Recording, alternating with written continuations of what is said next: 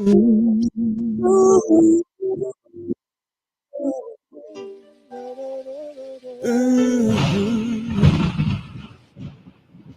was despised and rejected, spit on and disrespected, came to my own afflicted. Why didn't they listen to me? The greatest sacrifice no other man could ever give. I gave my life and soul, knowing it would make you live. Spirit was willing, with my flesh I had to overcome.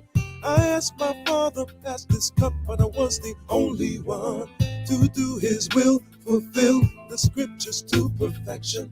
Lay down my life in hope of reconciliation. Christ is on his way. Will you be waiting for me? Christ is on his way. Will I find faith in thee? Christ is on his way. Come to the end of this confusion. Christ is on his way. Establish eternal righteous ruling. Christ is on his way. Will you be ready for me? Christ is on his way. Or will I find iniquity? Christ is on his way. I bear the sins of many. Christ is on his way. How could you do this to me? Of all the families on earth, you only have I known. My sheep was lost in this world. To you my love was shown.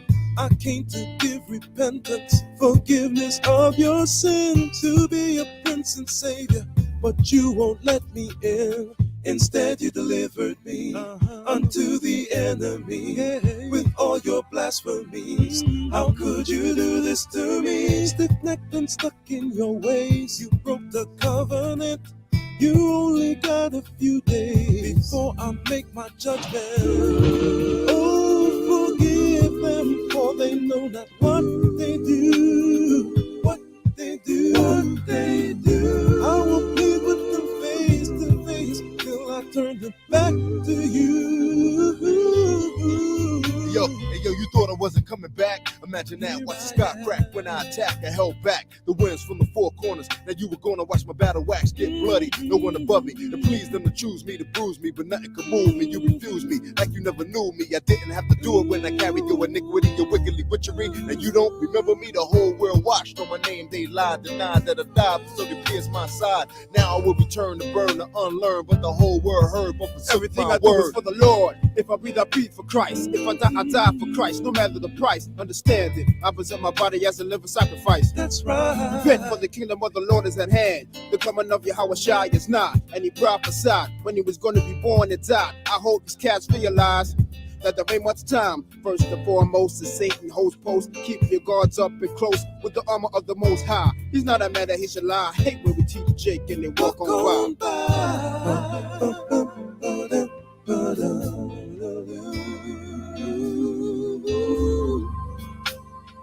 Christ is on his way. Will you be ready for me? Christ is on his way. Will I find faith in thee? Christ is on his way. Coming to end all this confusion. Christ is on his way. Establish eternal righteous rule. Christ is on his way. Will you be ready for me? Christ is on his way. Or will I find iniquity? Christ is on his way. The sins of many. Christ is on his way. How could you do this to me? Christ is on his way. Are you ready for me? Christ is on his way. Ain't gonna take this no more. Christ is on his way. Come out in the circle. Christ is on his way. Ain't gonna take this no more. Christ is on his way.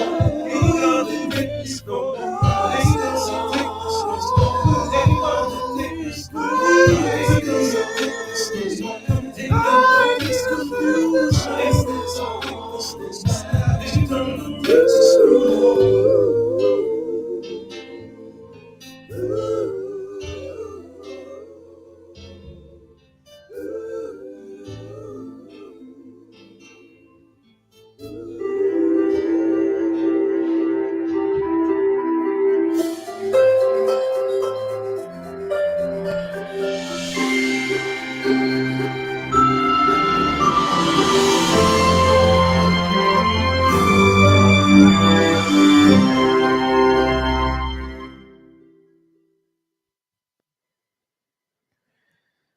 Welcome, welcome, welcome, welcome to the village.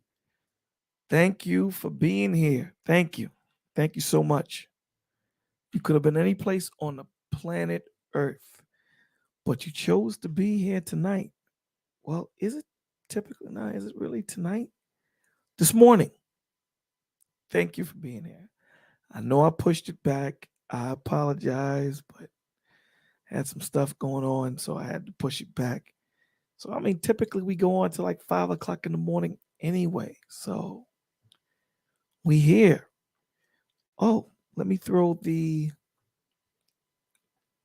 link. How you guys doing, man? I won't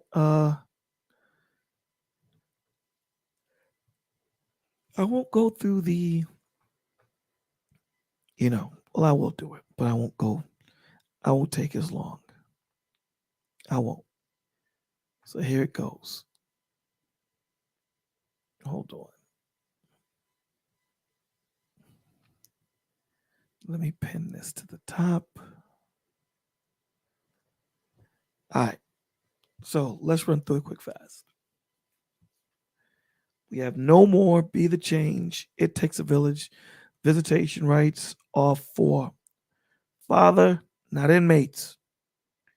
We have the AAA, acknowledgement, acceptance, and application. We then move into the mirror, your reflection, introspection. I know you guys know it, man. I'm sorry.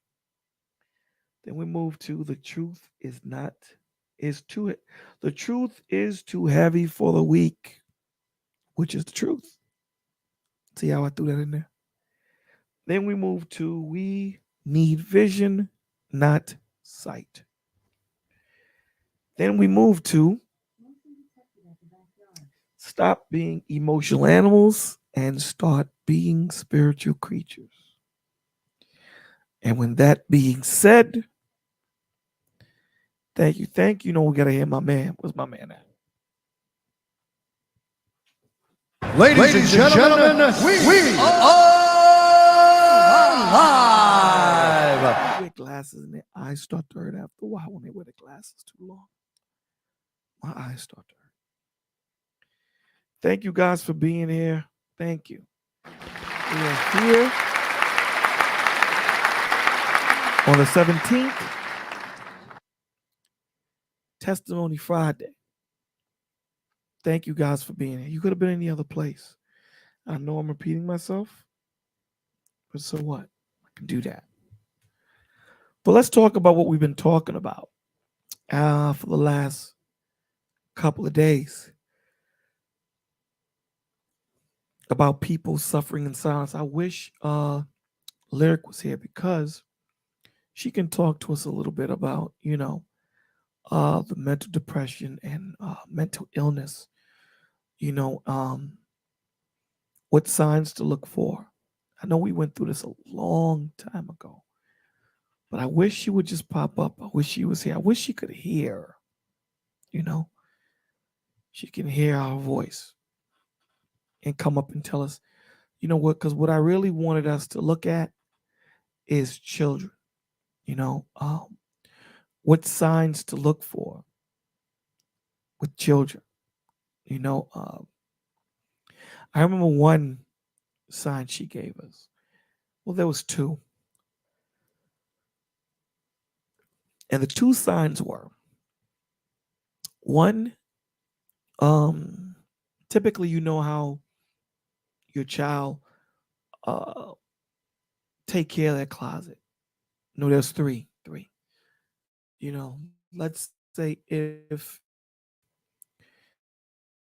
they start cleaning out the closet or closet to leave one side of the closet with nothing in it. Yes, we are live, butterfly, that they might self-delete by hanging. And I know I'm jacking up these things to look for, but the next is if your kids or child is giving away their prized possession, right? Things that you know that they love, things that you know that they hold dear, near and dear to their heart. When they just start giving these things away, saying bye to everybody, that's another sign to look for. And the last sign that I remember her telling us in the village was if you go into your children's room or child's room and all the pictures are facing away, like they're turned around, that's not a good sign. All of these three that I've given you, they're not good signs. So I know there's a whole lot more, and she could break it down better than I could. You know, my expertise is limited here in this space, you know, but let me take that back. Um, it's a little. She writes teddy bears adults. Can you hit the link, please? Can you hit the link? I know you see it.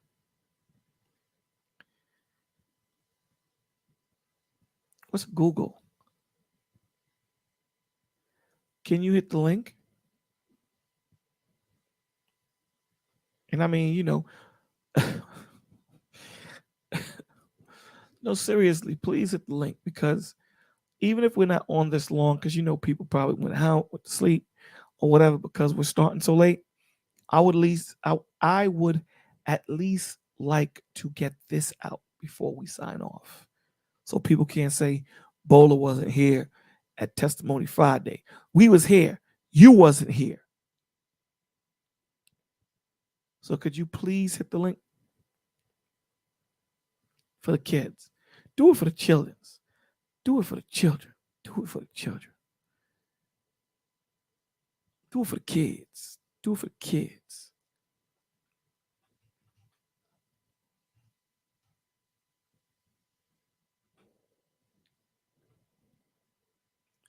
I'm gonna put on the music. No children.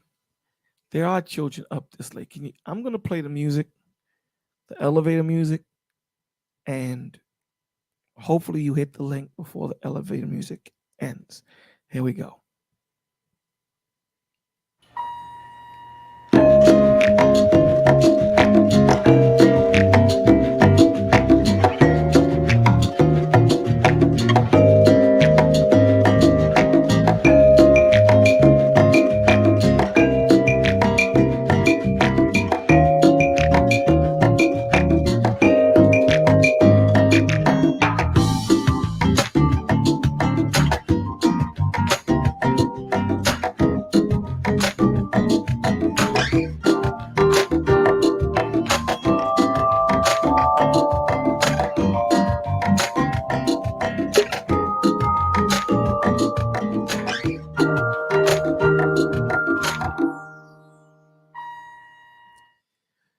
Welcome. Hey, Miss Lyric, how are you doing? You're on mute. Hello. How are you? Fine. Well, first we have to greet you. Bang, bang, bang, bang, bang, bang, bang. How's your day been? It's been fine. Okay. Did you wish the kid a happy birthday? Who's the kid? Did you wish the homie happy birthday? Who's the homie? Did you wish the solid dude happy birthday? Who's the solid dude? Did you wish the cat beyond cats happy birthday? Who's the cat beyond cats? Did you wish the dog beyond dogs happy birthday? Who's the dog beyond dogs? Did you wish the G What game behind are we G? playing? I'm just asking a question. Did you wish the G beyond G's happy birthday? I don't know who none of these people are. Are you serious? Mm-hmm. Are you serious? Mm-hmm. What? That's crazy that you don't know who we're talking about. I don't. That's crazy. Whose birthday is on the 17th? There's nobody's birthday on the 17th. It was this guy's Today's the birthday. 17th. It was a guy's birthday on the 16th. It was a guy's birthday on this. Let me go into my files Look at your files. to see whose birthday it is. God, go. Please go. Oh, so it's your birthday? Huh? Happy birthday. Happy belated birthday. It's not your birthday anymore. Fred's birthday. We officially have to sing happy birthday to Fred. Today's Fred's birthday. You just made that up. I didn't. You did. Butterfly, When I was butterfly writing reminded, birthdays down, when I butterfly was writing. reminded me. She reminded me. You want to see it right here? She knows today's Fred's birthday. Okay. So let's all sing happy birthday.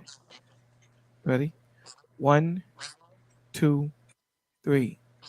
Happy. Hello. Mm-hmm. Are you gonna sing with me? I refuse. Happy birthday to Fred.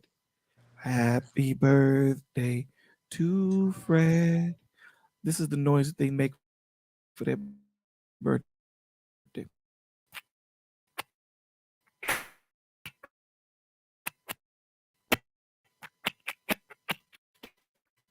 Happy birthday, Fred. All right, Butterfly, thank you for reminding me that today's Fred's birthday. Um, we're talking about, ever since hey and they, Twitch, Steven Twitch, I forget his last name. Bond, I believe it is. Could be wrong. Boss. Boss. Thank you. Um, Uncle Stu did a great show on covering it. Um, so I wanted to talk about some of the uh what's the word? My mind is sleepy. Some of the what's the word I'm looking for? Some of the things to look for. What's the word? Signs. There you go. There you go. Some of the signs to look for. So let's start with children, right? From the ages of, let's say, well, just children. What I gave three I signs. think that, I mean, for me right now in this era, that we're in this age, yes, we can go to, the signs of children and adults as they've been put into books and fit into these boxes, but nowadays I would, we can go to the clinical signs, the clinical diagnoses of sadness and what it looks like, and as we you progress into today's age, and sadness, even happiness doesn't fit into these clinical forms anymore, and things don't fit into these check boxes. They don't fit into check boxes anymore. You can't just check off and say, okay, someone is isolating, someone is wearing oversized sweatshirts, and it's 100 degrees outside, and they're wearing these heavy clothing, and their outfits don't match the weather, or their makeup is darker, or people aren't fitting in these boxes anymore. We look at someone like Twitch and we see him online with his family, and they're dancing and they're smiling and they're playing, and I know that we only get these small clips of happiness, and we can look like anything in front of the camera, but here you have this 40-year-old man that seems to be successful, seems to be happy, but melting on on the inside. So, how do you fit that into a box? How do you ask somebody, to pay attention to that? Because even though we know that behind closed doors, things could have been different or things could have not been different. There's so many people now that their spouses, their friends, everyone around them they're truly left confused because you have some people that have been given this clinical diagnosis of yes, you're a depressant, or you have manic depression, or you're bipolar, or schizophrenia, whatever you want to say, and they show you that they're battling mentally with themselves. And then you have these people that they're strong, and no one will whatever people define strong as, they're able to cope with life, they're able to get through things happen to them, and they bounce right back. And then these are the people that we have that are taking themselves out of this life because they're like, I don't have the strength to do it anymore. So I can tell you, signs and things to look for. But what I can't tell you to look for is that person that seems to have it all together, and they're rolling with the punches of life, and they're doing what they're doing what everybody thinks is a good way to live, and they're living that life, and they're the ones that are dying on the inside to the point where they're like, I'm not going to do this anymore.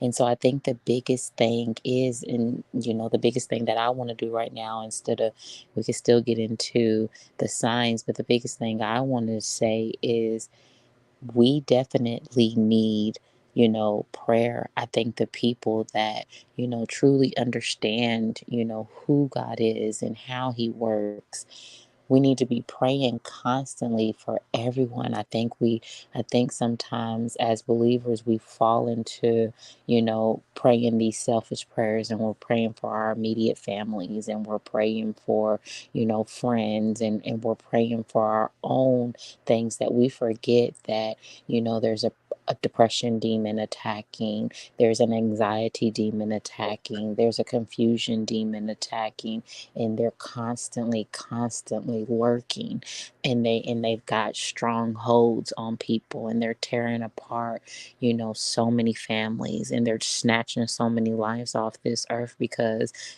Satan's out to win. He wants more souls, than God. And I hate to bring it to that, because I know that's not what you asked me, but that that is just where my heart is, because I do think that Twitch was a strong individual, and he didn't, I don't think that he showed his wife, signs of, this is where my story is going to end.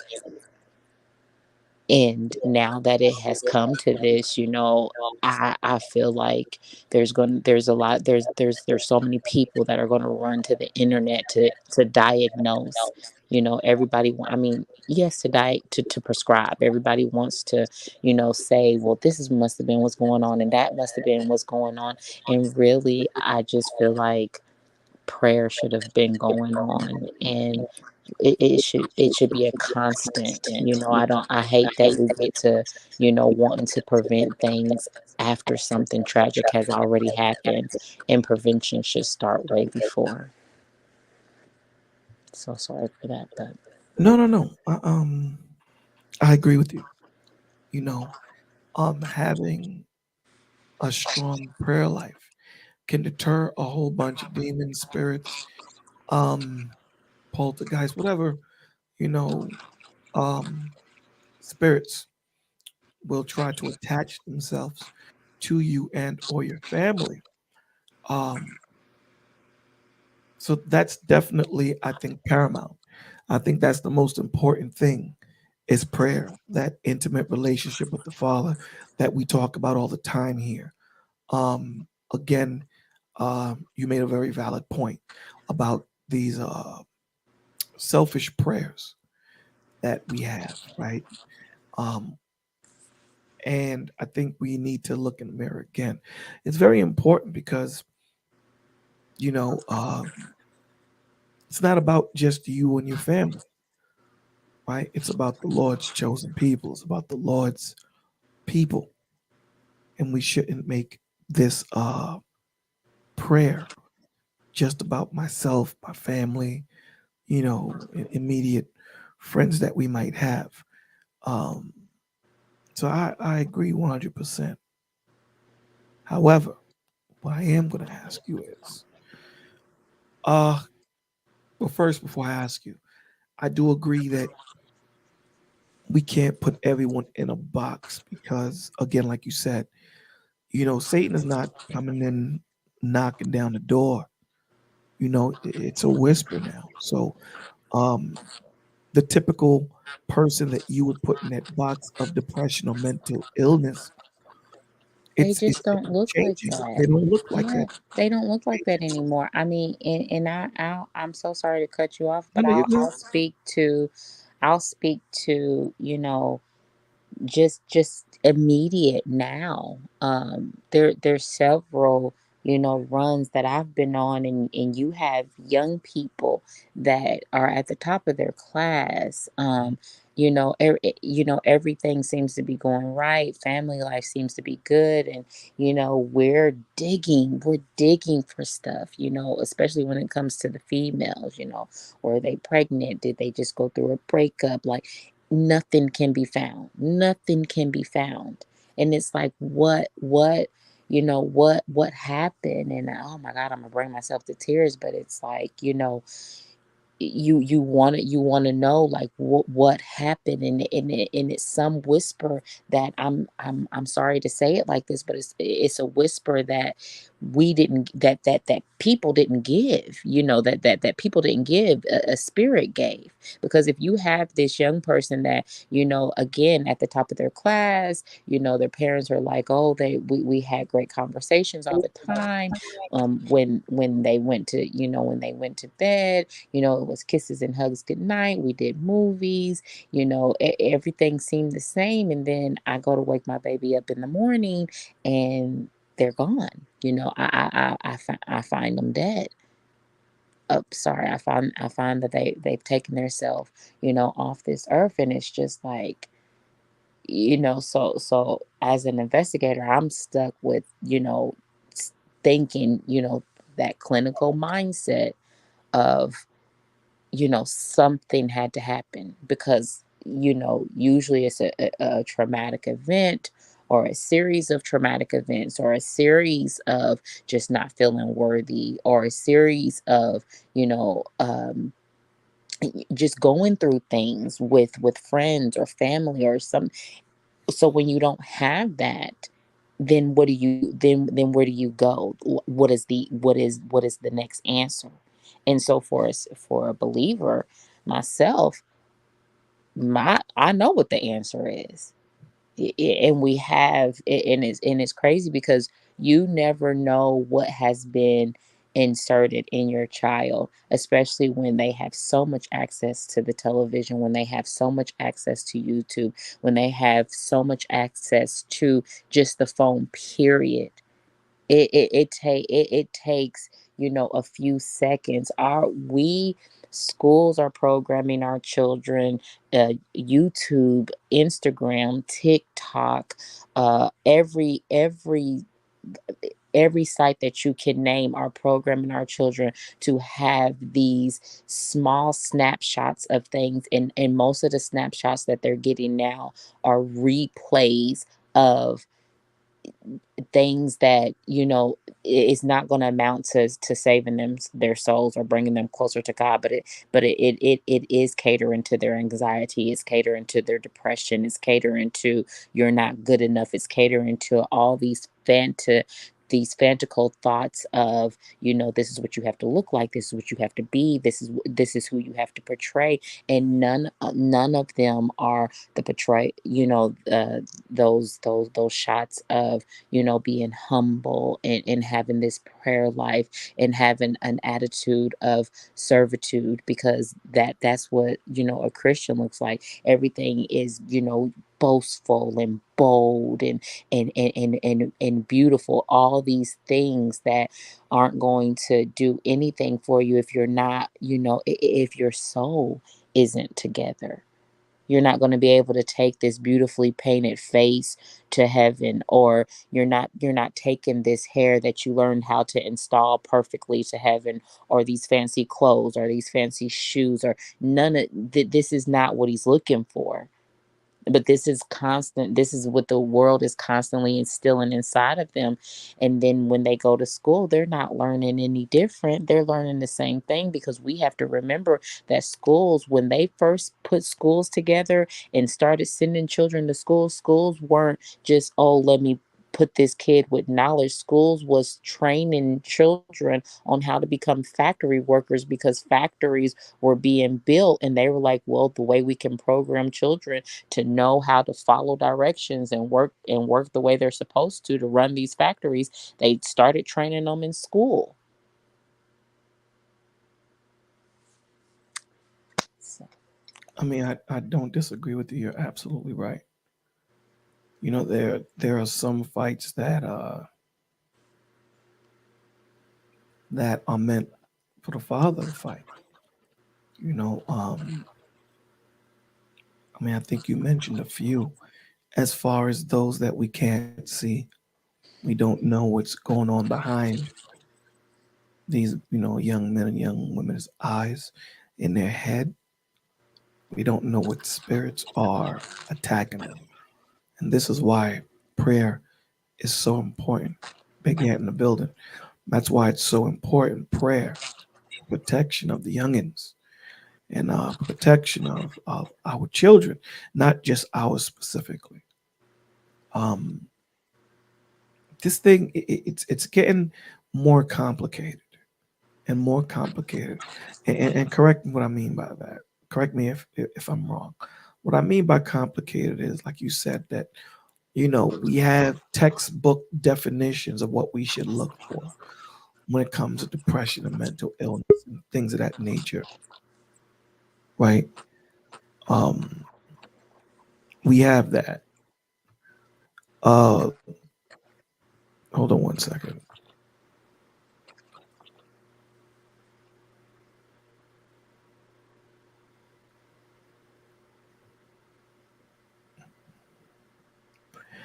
So we have textbook of what that looks like. But young parents that are coming up today, you know, there is so much that they need to take in this world that we're growing up in now, right? This world that we're growing up in now, these kids are attacked on so many different fronts. You know, I would just like to know if you could just give a few. I know I'm bringing us back. Just a few things to look for. And again, I know that a lot of nowadays now there's some of this depression you can't see, right? You can't see. But I'm talking about something, something that they can see. You understand what I'm asking? I I think know your I'm asking. question, I do think your question is wrong. I mean, you're saying don't give clinical examples, but give clinical examples. So I will give them, because you're asking for them.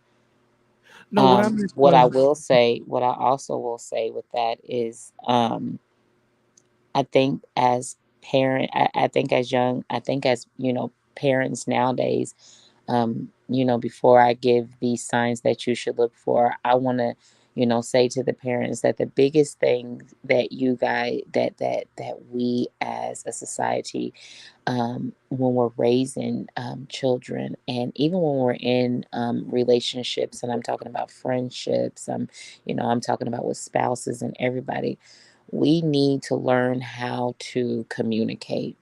I think that communication has been lost for so long.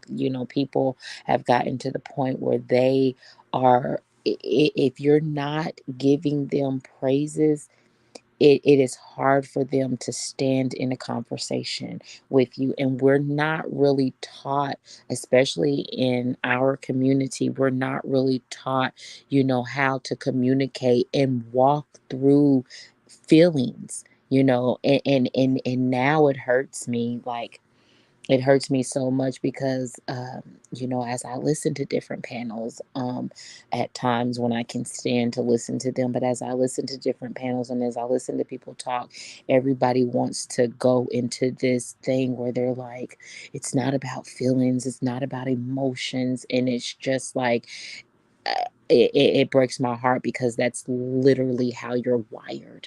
Like, when God put you together, he literally wired you, to be emotional, because that's how you're going to connect with him. Like, you are wired like that, because that's how that relationship with him is going to start.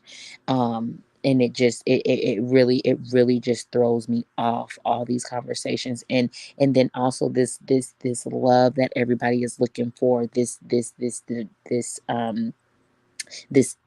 dependence on, a spouse that's going to be able to indulge and give you what you need and fill every void that you think you're missing, and just be that right hand to you when you're down.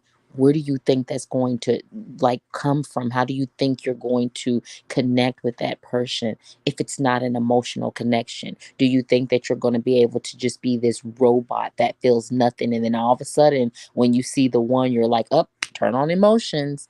Like, that's just not how that works. That's not how that works. So I definitely want to say communication is good. There's going to be conversations that are not going to be comfortable, and no one's perfect. So you're going to hear sometimes, that you're not doing something right, but that's okay, because nobody's perfect. And getting that corrective criticism is good, because it's only going to make you better. It's only going to make you stronger. And when a child is coming to you and they want to tell you something, don't be so quick to say, be quiet, go sit down, go over there. Grown-ups are talking. Just take the time to kind of listen. So if we're looking for clinical things that our children are going through and we're not paying attention, isolation is the biggest one. Teenagers, preteens, they all get to a point where, they are trying to define themselves. They're all trying to discover, like, who they are, and they will start staying in their rooms more. They will start isolating themselves from the family more. But this looks different than the isolation of a child that's really thinking about, am I worthy of being here? Are people paying attention to me? Am I loved? This looks very different than a teenager trying to, just figure out, life, and they're just kind of cruising through, and they need their space a little bit. Um, our children are inducted with a whole bunch of hormones at once, and sometimes the brain can't the chemicals in their brain, they don't balance as fast as they should. And a lot of the times when they don't balance as fast as they should, the a child does begin to worry a lot, and depression and sadness kind of comes into that balance, kind of takes place. Um and and and things balance out, and they begin to realize that everything that they think is bad, it isn't that bad at all. But during the time that they're going through this, they're very emotional. Teenagers are very emotional, so that's why a lot of the times with teenagers, you'll get a whole bunch of, you'll get these outbursts, and you'll get them just not really understanding what you're talking about or what you're going through, because their world is just on fire right now, because their body is raging with all these hormones, and their brain just is like, "Ah, I'm on overload here. I'm trying to keep this little human together," and they're not doing a very good job balancing. So communicating is really key. So if your child is isolating to the point where they never want to interact with their family, there's something going on there that you need to talk, that you do need to step in and talk to them. um if you notice a change in their mood to where they don't have a lot of conversation, they're kind of giving you one word answers or maybe two-word answers, and you're trying to figure out, like, give me some more here, what's going on. That is a big concern. If you know that your child had a huge vocabulary, and that vocabulary has shrunk, or they're just not trying to find out if they're just not communicating with you, or if it's just a mass. Sometimes they'll do it uh, massively, and they'll stop communicating with everybody, teachers, friends. And so if it's just you, parents I mean children go through things with parents where they're like, I'm just kind of cut you off, shut you out of my world because I'm growing up and you just don't understand me. So if that's the case, then you guys can work on that. But if their teachers are saying, oh, they've gotten quiet, or if you don't see their friends that they used to hang out with anymore, then that's a huge, that's a problem. You do want to look for, self-harm wounds, and those are going to be on the arms, the upper part of the legs, a lot of the times on the belly, because these are places that, believe it or not, they can hide. And these are places also that kind of bleed more, and bleeding to them is a release of stress and a release of things that they're going through. So you'll see small little just cuts, just in those areas. So the forearm, the upper part of the leg, so the thighs, and in the stomach area. Sometimes they'll cut their chest, but it's mostly arms, upper thighs, and belly. Yes, you always want to pay attention to, like, their closet. That is a huge sign. Just if they're like clearing out space in their closet. Sometimes, a lot of the times now, a lot of teenagers likes to redo their room, and their closet space becomes like their hiding space, and that's kind of been a thing for a couple of years. But this is different. They're not really using it for a hiding space anymore. Like, they're doing things in there that you just kind of want to just jump in there and just start asking a whole lot of questions about, like, just what's going on. And just keep a close eye on things when it comes to that. If you ever walk in your child's room and they have teddy bears, and you notice that the teddy bears are like facing the wall, or dolls are facing the wall, and everybody's just got their back turned towards your child's bed, you might want to start asking a lot of questions. Just jump right in there and start asking questions, and try to understand them where they are. I think the biggest mistake that we make as parents is we immediately start telling them, what not to do when it comes to that, and trying to, instead of trying to understand their feelings, because we want to save them. And that's normal, that's natural. I'm not telling you that that's not natural. But the biggest thing is to try to get them professional help. And especially, you want to try to talk to them and get comfortable with them enough with that conversation to find out if they have a plan.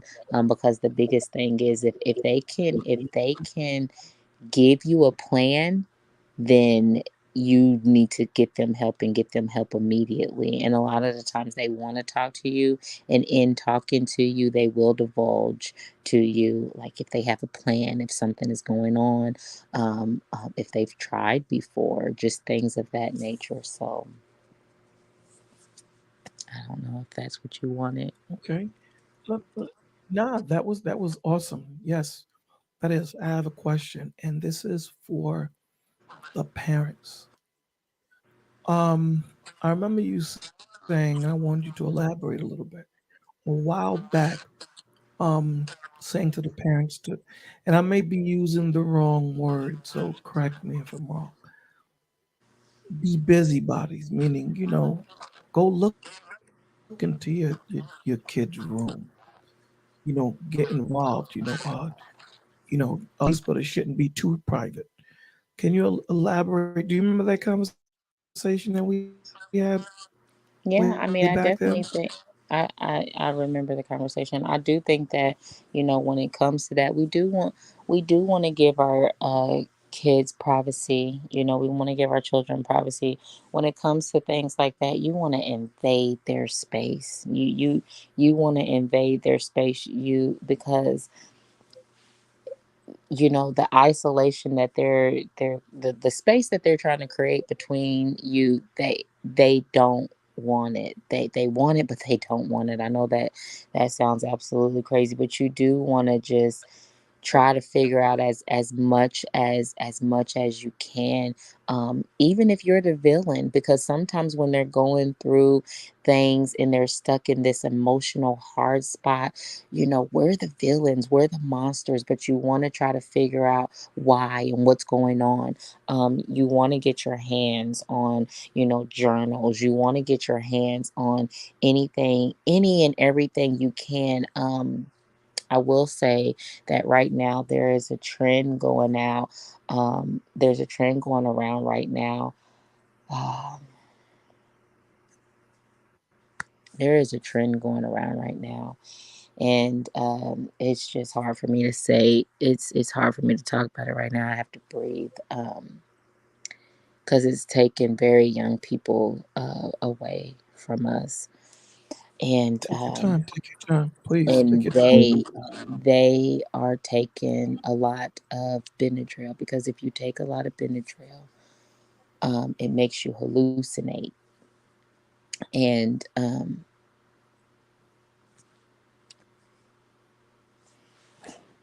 there's a lot of parents right now that is just finding massive, like boxes and boxes of Benadryl, under their kids' beds, in their closets, under their pillows. I don't even know how these kids are getting a hold of all this Benadryl. Um, So you want to invade their space because they're doing a lot of things with their friends that they think is cool, and it's not really cool, and it's the craziest things. It's the craziest things. And I know that they're seeing this stuff online, and I mean, we know as adults, Benadryl is strong. It's strong for adults. It's strong for me. I can't stand Benadryl. Um, but you want to invade their space. You want to, when it comes to things like that, if you think that something's going on, don't pace in front of their door and not allow yourself entry in. Go in, because when it really really comes down to it, and that first intrusion, they'll know, I do have somebody I could go to, I do have somebody I could talk to, I do have an outlet. And allow yourself to be present, because what I was going to say earlier too is we get so caught up as parents that we become so busy ourselves that we think that they got it together. We say, oh, I put you in this good house, and I'm doing all these, buying you all these things, you have a good life, you have more than I had, I'm doing all this stuff for you, you're fine. And they didn't ask for that stuff. They didn't even ask. Some of it they did ask for. I know people are like, yes, they do. They ask for, they ask for everything. And yes, they're children, but we brought them here. More than anything, they want us. And you do, as parents, we do have to be available. And I know, a lot of us were just like, hey, I'm taking care of them, I'm gonna do this, and they can't, they can't question me, I'm the parent. You have to be present, and you have to be available, and you have to be there, for your Oh, children. let me ask you this: what if they like? What would be like? What if they give you pushback on you invading their space? I mean, explain pushback. Like, why are you in my room? This is my space. Why are you reading my diary? This is my personal space. This is for me. This is my thoughts. Why are you in here reading my diary and looking around in my room when I'm not here? how do you convey to Right. I them wouldn't, I that you're wouldn't, I, doing? w- oh, I'm sorry. Yeah, I wouldn't do it when they're not. I mean, if it's gotten that bad where you say that you have to do this when they're not there, hey, you know, do it and present them with all the evidence and let them be angry. Let them be angry with you. Let them yell, and then you draw the conversation back in and say, this is why. You don't you don't be afraid to tell them the truth. I'm afraid that you're going to do this. I'm afraid that this is where your thoughts are, and I don't know. So I need you to give me these answers. And then that's when the anger is going to come out, the tears are going to come out, and then guess what's coming next? Go ahead, guess what's coming next. Yep, it's your guess. The conversation, the conversation. The truth. Hey, mom, I've been feeling this way. Hey, dad, I've been feeling this way. But they have to get there. They have to know that they could get there. And if I gotta drag it out of you, if I gotta confront you with all the ugly before we get to the pretty, then let's do it. Because if you drop to the floor, I'm dropping to the floor with you. The only thing that I won't do with you is take it into a scream, because I don't want you to think I'm angry to where you got to run out the door. No, I'm gonna stand here patiently, and I'm still gonna tell you that I think this is where you're going, and I don't want you to go there. Because even though you don't like me right now, and even though you're upset with me right now, I don't see my life without you. Because every time I go and I clock into my job, or every time I go away from you, or every time I go to the store, I'm going there to do this for you. Now, can you continue to give me you?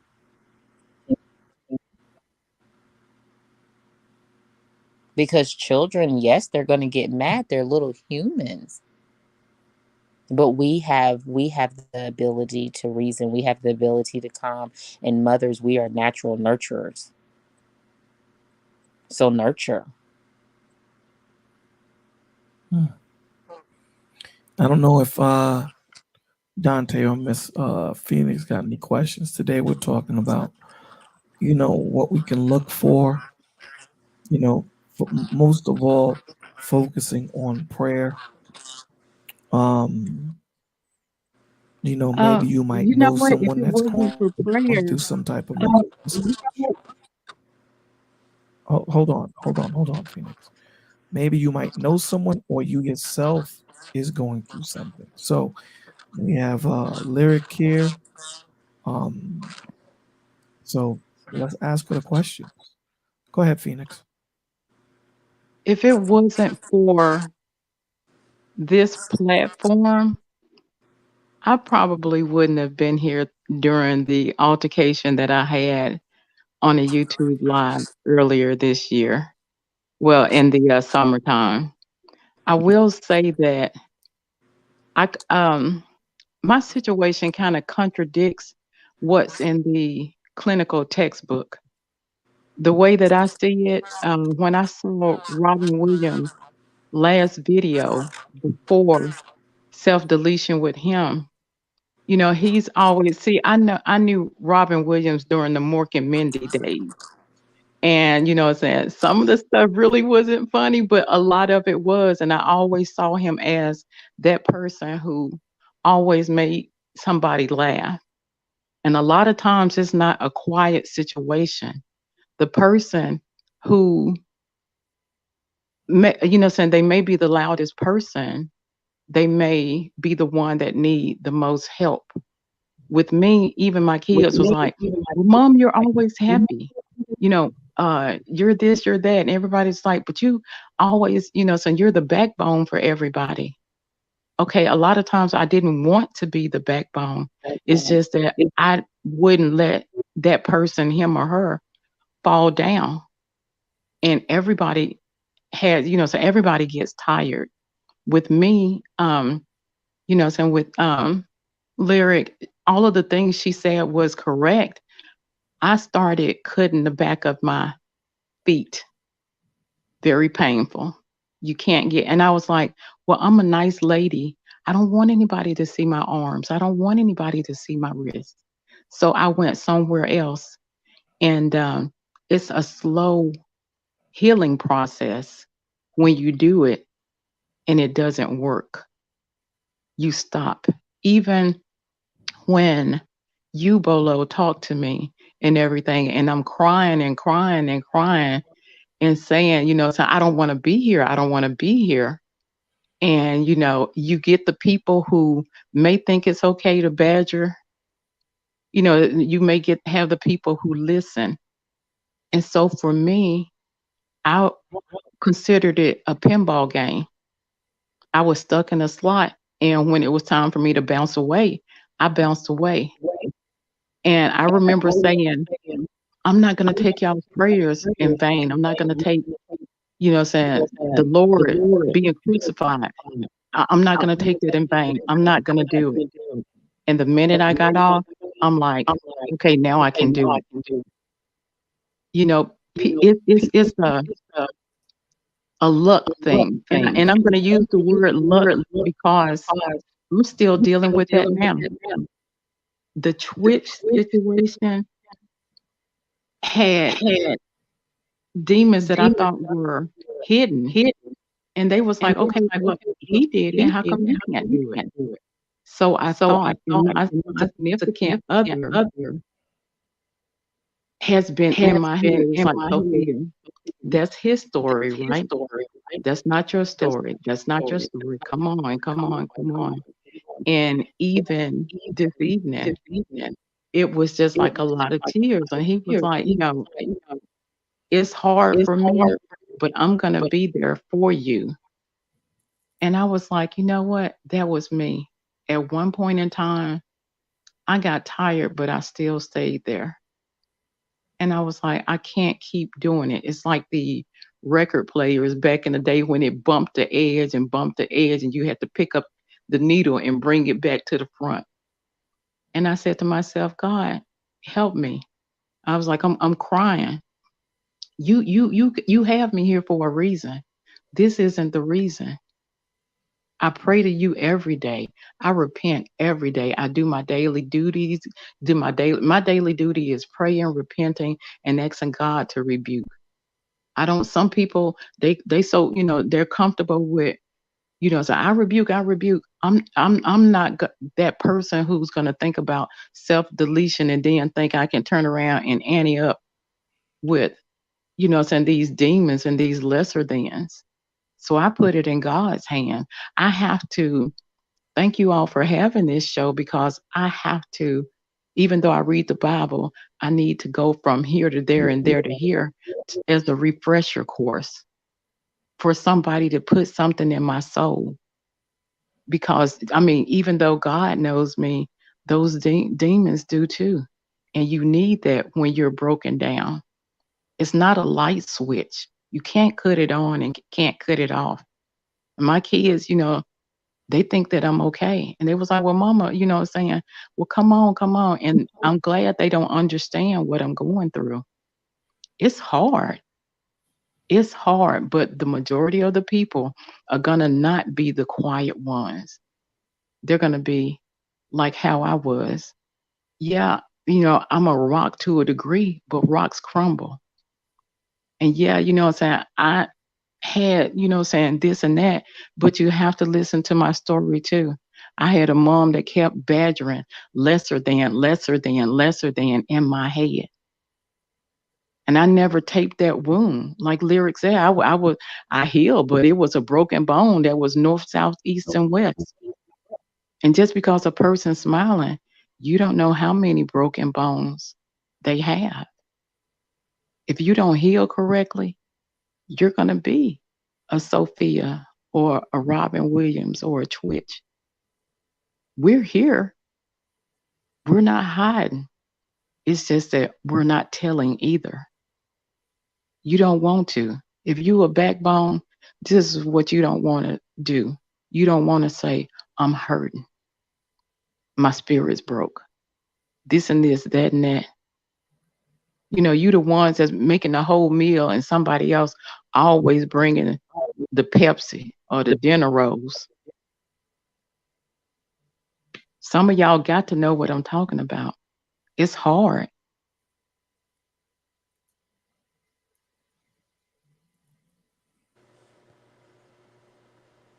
Still to this day, but I'm glad I had that foundation, Bolo. Thank you so much. And I needed that. I needed that around me to where when I fall down, where that sand was, and my house ain't on that sturdy foundation, I can climb up. I can't tell you how many times I done climbed up on Lyric or on Shay or on Anthony or on Sweat Bread. Like I said, y'all seasoning. Some people need it. You don't think your input mean diddly swiddly. Some folks actually need it. Well, let me I'm say not this. gonna I'll hide let in the chat. I need you so much. I'm gonna turn around and always reach for y'all. let me say this to you, and then I'll let Lyric jump in because I know she wanted to say something. And the only reason why I'm saying something is pertaining to what you said, pertaining to me. In luck, you got to get that out your vocabulary. There is no such thing as luck. The father is a tactician at what he does, and he's very proficient at what he does. And again, like I said, it's not until we've gone through something that we totally understand it. Again, that night, I typically ain't up at 2, 3 o'clock in the morning. I mean, I am, but I'm not. That makes sense. Typically not up 2, 3 o'clock in the morning. Pushing 4. I'm not up that time. So when I tuned in and saw what was going on, that's why I kicked in. This is the father. The father allowed me to stay up. The father allowed me to just be channel surfing. It has nothing to do with luck. In my mind, I'm just channel surfing. I'm just channel surfing. And then we bump into each other. So it has everything to do with, again, like I said, Lyric has mentioned this a lot of the times before. We see things in snapshots, and it's about getting the whole picture, right? The whole panoramic view, to take it all in. It's not until after everything is done I can say, listen, it was meant for me to be up. Had nothing to do with luck. It had everything to do with the father. Everything to do with it. So I'll leave it in Lyric's hands because I know I interrupted her. Go ahead, Lyric. I'm sorry. No, you're good. You guys are having a great conversation. I think that we haven't let Dante speak, so Oh, I've spoken enough, so I'll be quiet. Big Dante. Yo, That's a good picture, baby. I know you probably took that picture 3 different times to make sure you got it right. not this one time. This one time.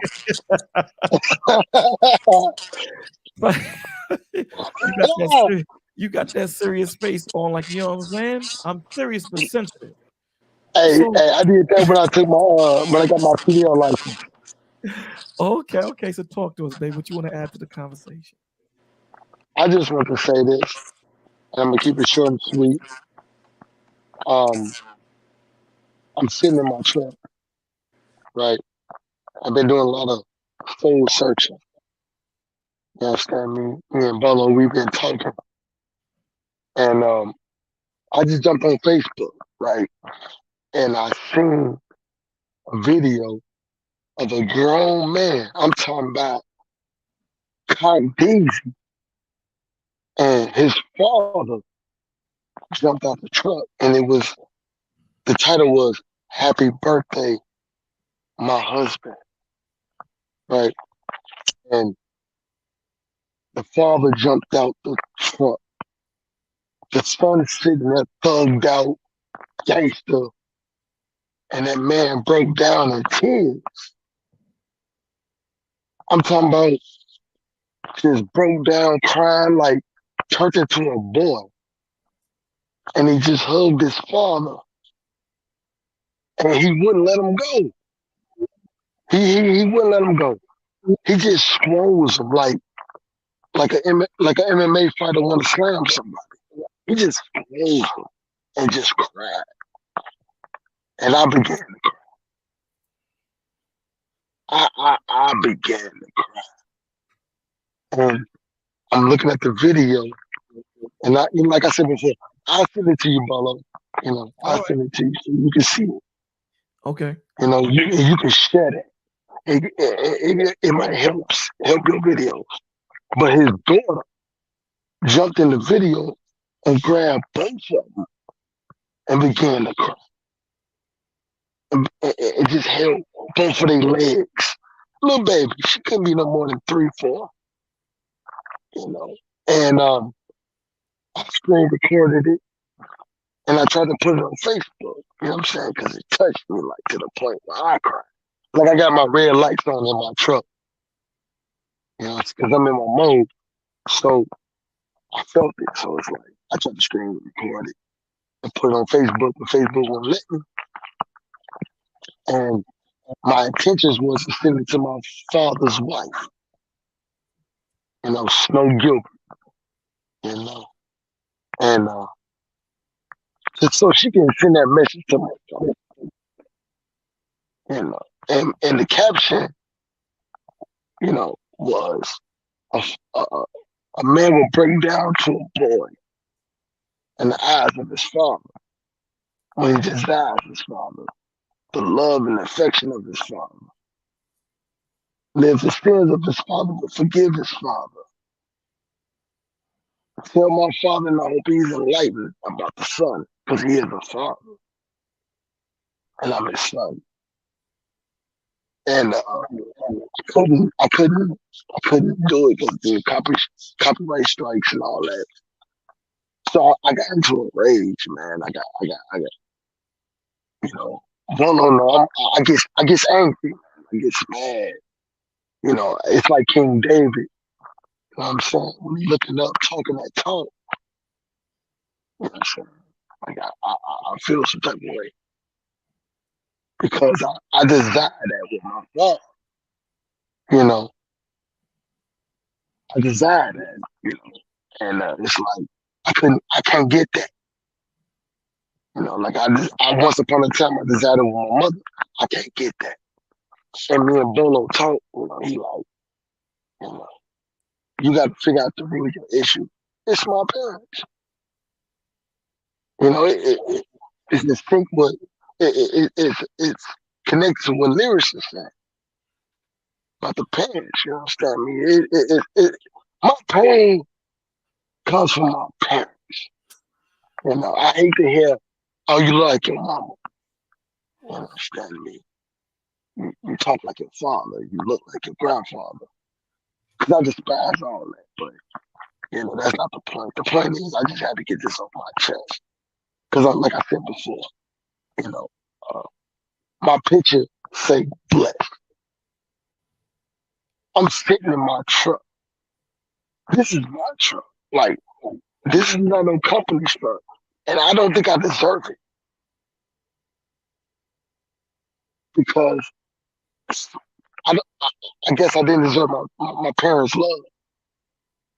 So I'm struggling with this blessing that's mine.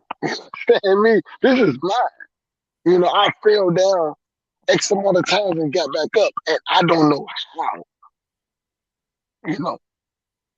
So I guess God been blessing me, but I don't know why. But it's so crazy, Dante. Oh, What's so crazy is, and you and I talk a lot, and I'll say to you that a lot of the times, you know, and I have this problem also, so I don't act like I don't have it. We don't listen to what we're saying sometimes, man. Right? So you're gonna say, I'm gonna try to replay what you said. You said you got I this. can replay it. Okay. um. Okay, go ahead, replay it. Right. So you said that first of all, There's double. you It's echoing. It's echoing. Somebody, Hold on. somebody gonna mute. it's Somebody Hold gonna on. mute. Hold on 1 second. Hold on. I got a window open. Is that better? Yeah, Am I that's him. able? That's him. Okay, go So ahead.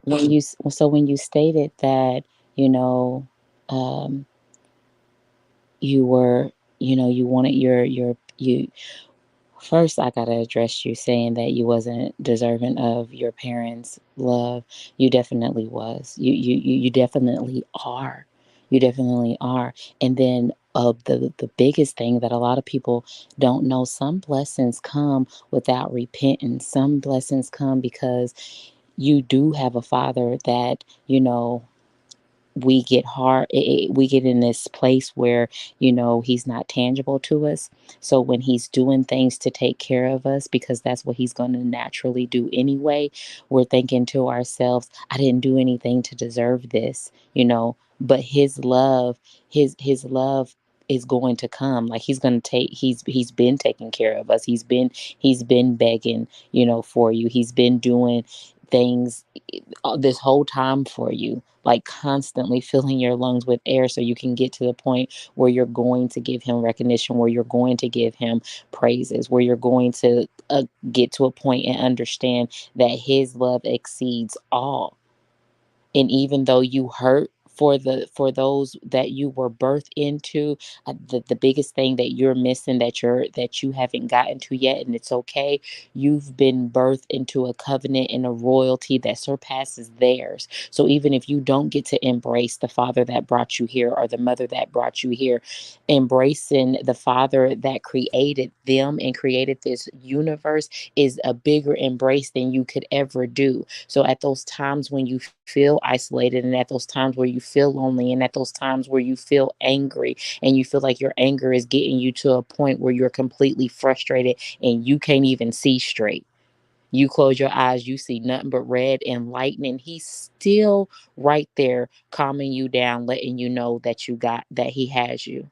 Because there is coming a family to you that you wasn't born into, but that he is going to place strategically for you to give you all that intimate love that you felt like you missed out on, and you keep on saying Dante is not worthy enough. When you get to the point where you truly understand love, because a lot of us don't understand what love feels like, so a lot of the times, he has to get you to a place where you're able to hear it and then receive it. Because a lot of times you can meet a person that is ready to pour all this love onto you and give you that embrace that you was looking for, that you seen in that video, and you be able to shed those tears of just all the years of everything you want them to come rolling off. You'll be able to shed those tears, but you got to be in a position where you're ready to receive it.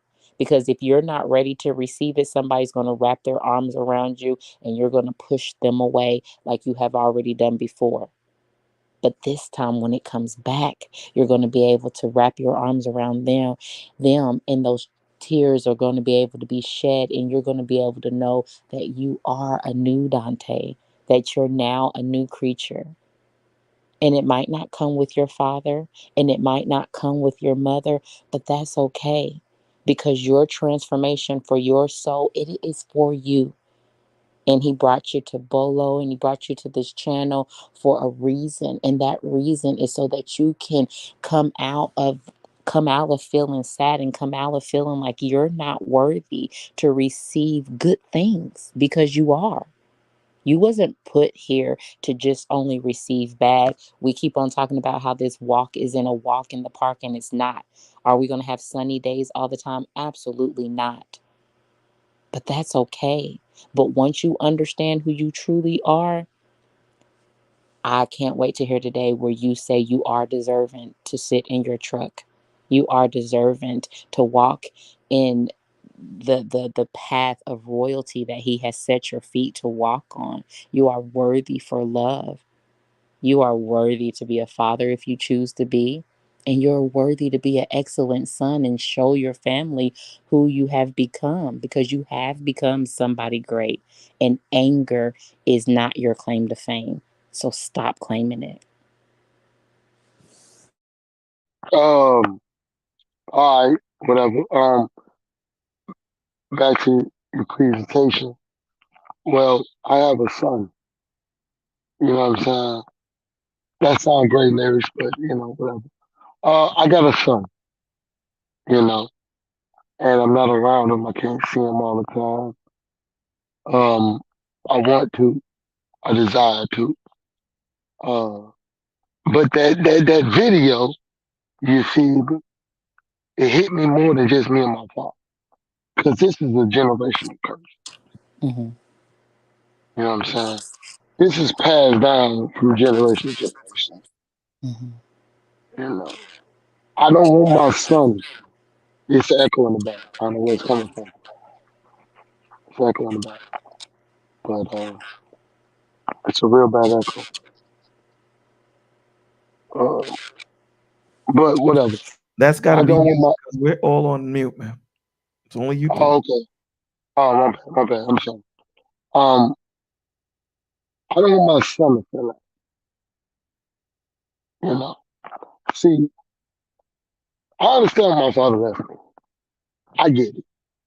I'm talking about children. I get it. He couldn't deal with my mother. I left her for the same reason. I don't talk to this day for the same reason. I ain't. Thanksgiving passed. I didn't say nothing. Christmas in the past again. I'm not gonna say nothing. All that sound good, but this is what it is. So I don't want my son to feel that about me. You know what I'm saying? And I'm trying to get connected to him. I'm just speaking my pain, not to get a rebuttal, but to get it off my heart, so I don't give it to the world, or self destruct. This is this is therapy to me right now. I don't really, you know, want no comments. You know what I'm saying?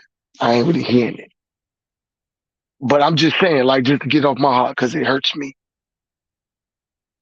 You know what I'm saying? I don't want my son to go through that, and I don't know how to get beyond the situation to get back to him.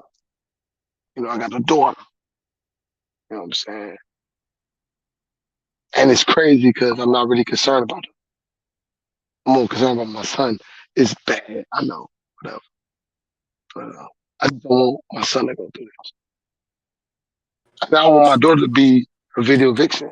You know, I'm gonna get schooled about saying what I said, whatever. I'm just telling my heart. So, I just want to add on to what Lyrics was talking about. For what she said in the beginning touched me. I'm saying about the parents and how they, you know, uh, how they entwine with the child, checking the rooms and all that. You know, I just want to be there for my children, more so my son, and I wish my parents could rock with me so we can break this generational curse, because it builds anger in the child. Like, bruh, I can really be successful. Like, I don't, I destroy everything, everything. Like, I don't, you know what I'm saying? Like, I almost destroyed this today. You know what I'm saying? But Dante, the conversation that you and I continuously have is, Mm-hmm. you know, um, and I know this is easier said than done, but you know half the battle, brother. We have to start looking at things from different perspectives, right? So you want to have that relationship with your son. Do everything in your power to make that happen and leave the rest in God's hands. Control the controllables. Control what you are capable of controlling. And everything else you leave in God's hands. But making sure that you have that connection with the Father. You have that relationship with the Father. Maybe the Lord don't want you to be around your son because of the anger that you feel. And these kids that we have, they're not stupid. They see things, man. Maybe the Lord doesn't want you to be around your son so he can pick up that anger. Because we've talked about that, you and I. Is your I don't know if he wants to disclose that. Is Dante's son a teenager or a preteen? A preteen. A preteen. Yeah. And What, preteen is a 13, 14-year-old a teenager? yeah, 13, 13, 14. I don't know like but I would the think, well, here he comes. You can ask him. the root of the word is teen. Yeah, but I mean, Just there throwing you that go. out there. They new in, man, but they're new into the world. Okay. They are new, So, but it is still a teenager. yo, Once you get past 12, you are a teenager. yo, Dante, your son, is he a teenager? No, not at all. Okay, he's a No, not at all. preteen. Oh, How he's old is he? young. How old is he? He's My, my son is 9. oh, 9. your son's 9. 9. Oh That's yeah, a good not age. so.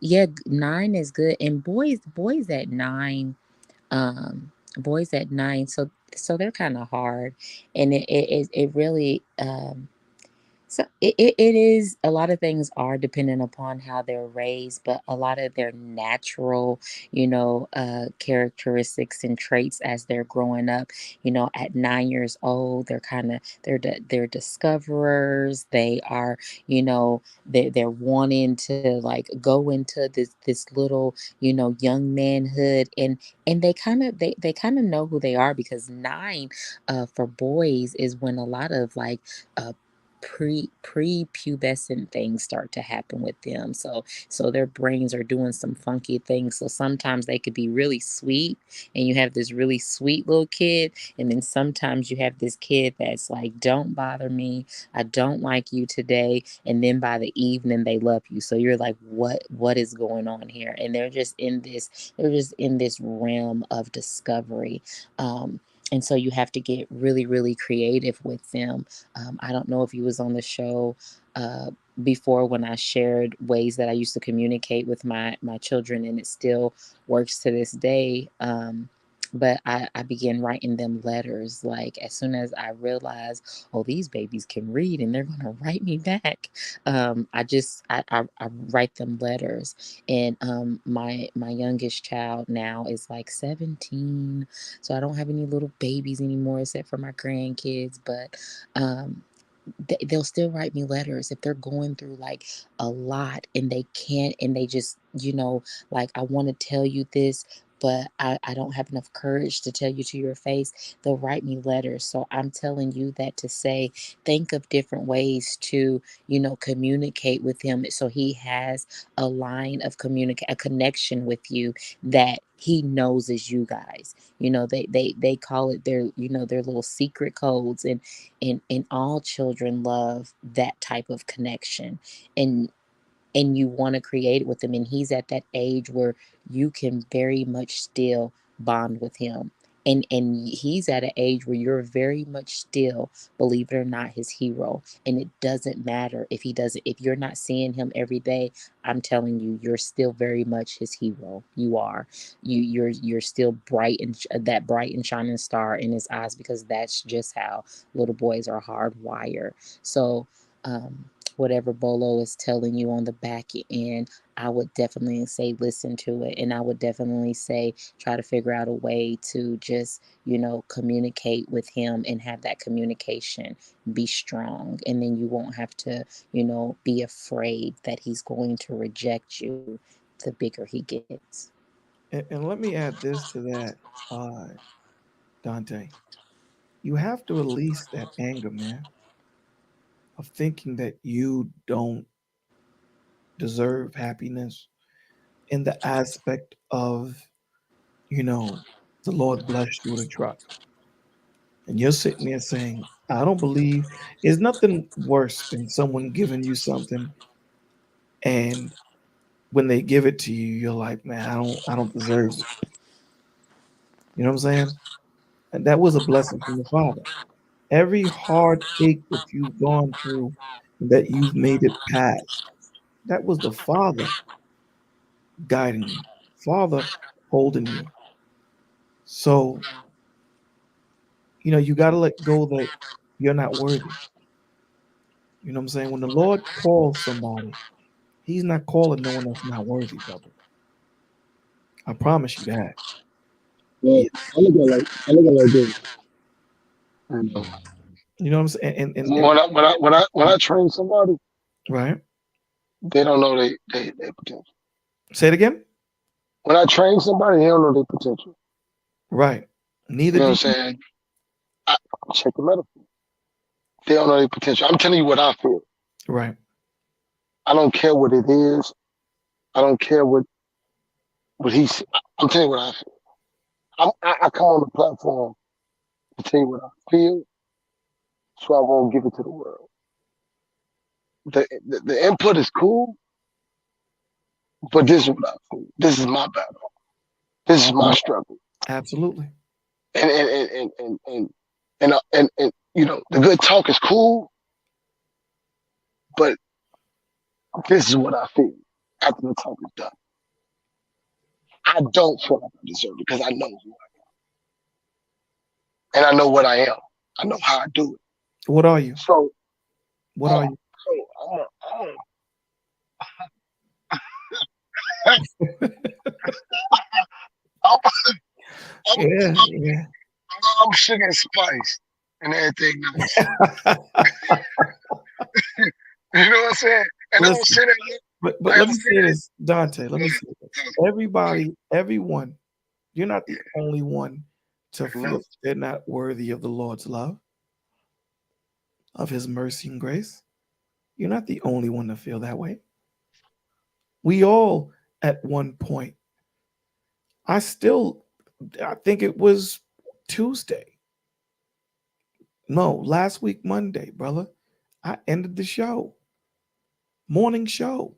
I played the last portion of the Passion of the Christ, and it just hit me in a way where this king, this creator, did that for me, bro. Nothing that I did. He chose to do it. That hit home because you sit there and you look at yourself in the mirror and say, I'm not worthy of such a sacrifice, of such love. I'm not worthy of it. But you know what the Lord said? Yes, you are. So although you know you're up here testifying, which is awesome, you got to look, stop looking at things from your perspective. And it's hard to do. It's hard to do. It may be impossible to do. Maybe I'm asking you to do something that no man can do, no woman can do. But the Lord saw something in you. He sees something in you. Maybe we should start looking at it from his perspective instead of ours. Because if we continue to look at it from our perspective, it's doom and gloom every day. It's doom and gloom. Why should I do this? When my mom passed, the first thing I said is, why should I go on, man? Why? What's the purpose? That pain that I felt, dog, I wouldn't wish that pain on my worst enemy, brother. I wouldn't wish it. But, being taught to look at things from a different perspective is so paramount, brother. It is so important. Because if I had continued looking at it from the way I was, every relationship that I've had would have been destroyed eventually because of me, not because of the other person, because I would poison it. So here is the Lord saying, nah, you're worthy, but you keep saying, no, I'm not. The Lord is saying, you are worthy. No, no, I'm not. You should be dead. We've had that conversation before plenty of times, but you're here, right? And we talked about it when that young man comes to you and say, I want you to train me. And that young man doesn't see any good in himself. That young man only sees bad. But you see something in him, right? yeah, facts, facts. Okay. That's the same thing with the Lord, brother. You may I mean, walk into the room not seeing yourself worthy, but the Lord says, I'm gonna take you under my wing and I'm gonna train you because I see something in you. And when I'm done with you, the way you walked in is gonna be totally opposite in the way you walk out. like I don't deny that, bro. Like I got a woman that I say the same thing to that you saying to me. You are worthy of this, and I see something in you, and yeah, we answer higher up. God over Christ, Christ over man, man, woman over child. I get it. I get it. I'm not here for that though. I'm just speaking my emotion, and I'm just trying to release it. I get what you're saying. Nothing that you're saying wrong. One end out the other though right now, because I'm just speaking something so I can wake up in the morning. You just venting right now. That's it. That's it. That's Oh, all I'm doing. oh That's okay. all. Okay. That's all. Like I got a woman, bro, that You I punch say in the the bag. same thing. You So punch in the so bag. so I understand what you're saying. How God look at me. I get how I look at her, and how I look at everybody now. My last woman, you know who she was. I I look know. same thing. I look at them like you could be better, and I speak to myself. I get it, but right now I ain't hearing it. I'm in a dark place right now. I'm just not feeling none of that. Like the weekend made a song called uh, um, um it was called I'm gonna send it to you. When he was talking about his mama can only love him when he's in his dark place. You know what I'm saying? And I was watching a cartoon called Baki, and the son went to fight the father. All this is coming to me, bro. Uh, hey, Mr. Dante, may I say something real quick? Not to step yes, on your toes. Let me no, tell you, you. you Let me can't. tell you how much the Lord loves you. The I don't Lord care. loves the Lord loves you so much that it's only one you. And I know what's even up. if somebody wanted to be you, they can't be you. I At und- this I moment, und- I at this moment, I don't understand. even care. At this moment, I don't even care about that. See, I'm I just here mean, to. I'm just here to speak my heart and get there you off. go. There you That's go. it. And That's all I want to do. I don't even want to. you do it. I don't even You want to. I'm. This is therapy. yes, I Right. don't sir. even. I don't. I Right don't. now, I just. what he's doing, Phoenix, right now is I'll put it in gym terms so you can understand. Right now, what he's doing is just taking out his anger on the punching bag. That's it. I'm just He's because just, I got I got you. I got to you. the village because the village. Bro, I'm hurting right now. So I just want 2 minutes and I'm gone. Nah, nah, nah, nah. We don't want you to go. There's a rule that once you come up on stage, you can't leave. All right, well, I ain't gonna leave. I'm just gonna shut up. Okay. Well, You know I what I'm love saying? Well, you, you and can't shut up. You got to get it all out. You But want to I just at wanted vent. to these two say this minutes, part. I love you, brother. after I these just 2 minutes, wanted I'm to done. say this part. I'm just Okay. saying that after this, Go ahead. after Hold these on. two Let minutes, I'm done. let him go. I'm Okay. just, I'm just saying, like, there's a generational curse, cuz, and this is not no laughing matter to me. I see it with my woman, my ex, me, my child, and I'm on some. How do we break this? Not how do I break? How do we? You know what I'm saying? I just don't want my son to go through this. You know what I'm saying? I hope he hear this one day that your father loves you. And I understand the father, God loves me the way. Got it. I understand. The way I look at my son, he look at me. Got it. I understand. I'm just speaking from a human, a single man that's lost. There's a song by Hannah Miller. Uh, uh, how she how she dropped her story. How she dropped her story, sinking in the sinking sand. Oh my Lord, must have dropped my sword somewhere in the sinking sand.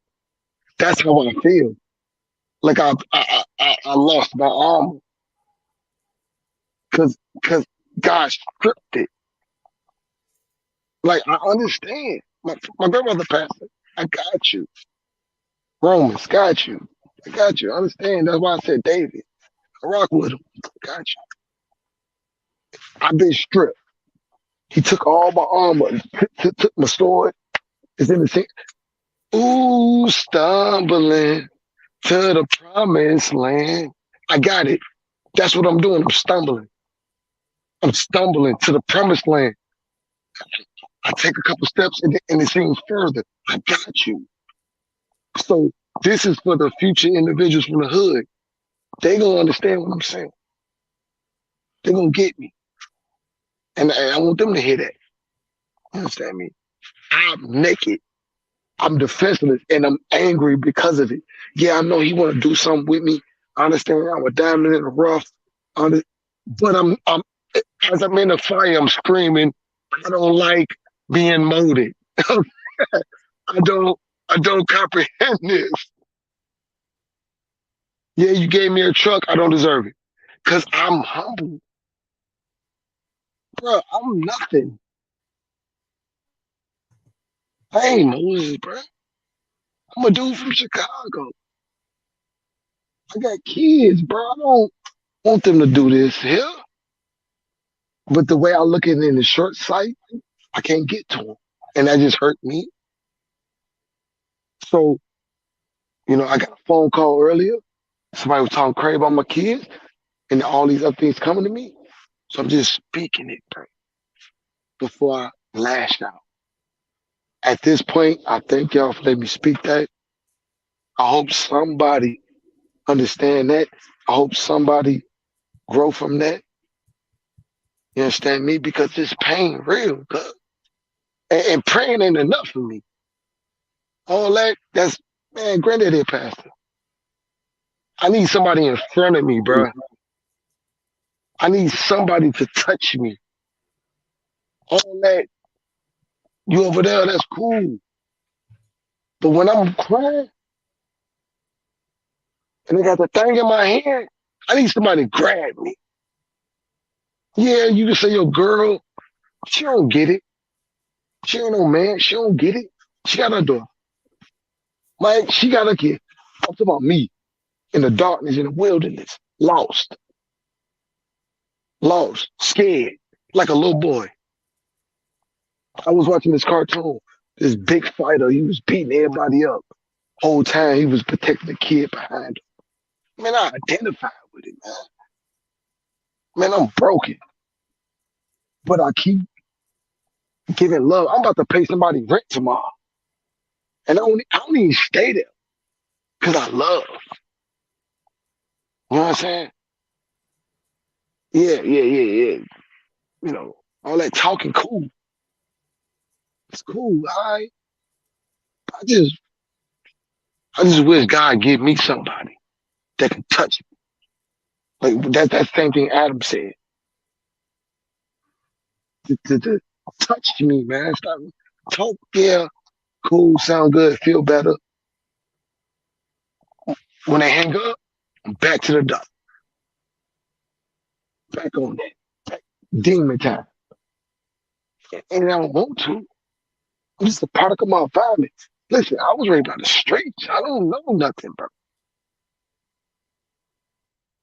And I'm scared. I'm scared of what I could be. I'm scared of the change. I don't know what that look like. Wearing glasses with a suit. What that look like? I got on Louis Vuitton right now, G. And I'm at work. Louis Vuitton boots, Louis Vuitton pants with the belt, with the black neon hoodie. I'm at work. I don't know how it look like to be suit and tie. I don't know how it look like to serve God. I don't know how that look. I'm scared of that. That's why I understand my woman. I don't know what it mean to be a wife. I don't know what it mean. I get you, Shawty. No. I hope she hit it. I hope I don't feel her like I did my last. I apologize for all my mistakes. God forgive me for everything I've done wrong. I'm a sinner. I don't know no better. I know not what I do. What I want to do, I can't do. But what I don't want to do, I seem to do. Boy, you know where that come from. Yeah, Romans. I know. Yeah. Yeah. So I just want to get that out, man, because I got to. Everybody be talking, and I don't talk. Get it out, brother. Floor is yours. Continue going. No, I'm about done, but I'm just saying, like you say, Dante, let that anger go, bruh. That's like saying, Dolo, cut your tongue out. No, that's a difference. There's a big difference. Nah, it ain't no difference. Let me tell you why. That's Let me talk to tell me. you why there's a big difference. Talk to me. I hate this. The big difference is you are not just anger, brother. I'm not just the tongue. If you cut my tongue out, I'll still be able to communicate with you in a different way. I'm not just locked in to being able to talk with you just physically. Now it's going to be a spiritual thing, an emotional thing. You feel what I'm saying? You're not just Yeah, I anger. get this. You're not just that. You're making yourself that. I'm making Right. You are. how I'm how. going to tell you how because at the end of the day, right? Okay, let me say it to you this way. We were having a conversation with Joseph, and I'm talking, anytime Joseph and Sweatbread come up here, the conversation's gonna go for 18 hours. Anytime them two come up, you gotta go get 8 cups of coffee because we're gonna be here at 5, 6 o'clock in the morning. Period. You know what I'm saying? And that's a good thing. If they genuinely have questions, we're gonna do our best to genuinely answer them. Okay. We were having a conversation with Joseph, and it gets to a point where we can't browbeat you. In other words, God tells you, man planteth, man watereth, but it's God that gives the increase. God gives the increase. So no matter how much you water that plant, no matter how much you nourish that plant, give it sunlight. If God don't want that plant to grow in 8 days, it's gonna grow in a ninth. It's the Father. Period. It's not about us. So you have to realize that you're not just anger. Is that a part of it? Like Lyric said, absolutely. The Lord don't want you to not feel that feeling. He wants you to hold on to that feeling. Why? Because Dante has to reach people. There are going to be some people that Bolo just cannot reach. Yeah, the word is going to be good. The word, the way he speaks, it's going to be cool. But there's going to be something that you say and how you say it. It's going to click with them. This is the beauty of the village. Because if Lyric is connecting with the people or Phoenix is connecting with the people, I'm going to shut the hell up and let y'all rock. Because the Spirit of the Lord is not always going to come through one man, it's going to go through different people. That's just how it works. So what you're doing is you're using pain to be your existence when the Lord is saying, nah, I want that to be something that you identify with so that you're able to grow through it. But you keep holding on to it. Like you see the way the Lord in Psalms, it says that the Lord wears his majesty like clothing. You're wearing your anger and your pain like clothing when you need to take it off. Stop wearing it. You're choosing to pick it up. When I was going through the pain and anger of losing my mom, I chose to pick it up. That was for me to do. You know, I chose to pick up that pain of losing my mom day in and day out. And day in and day out, the clothes got heavier because of my tears. The coat got heavier because of the pain, because of the sweat that I was putting in. And it got heavier until I was taught to look at it from a different perspective. Stop focusing on the loss and focus on the life. Right.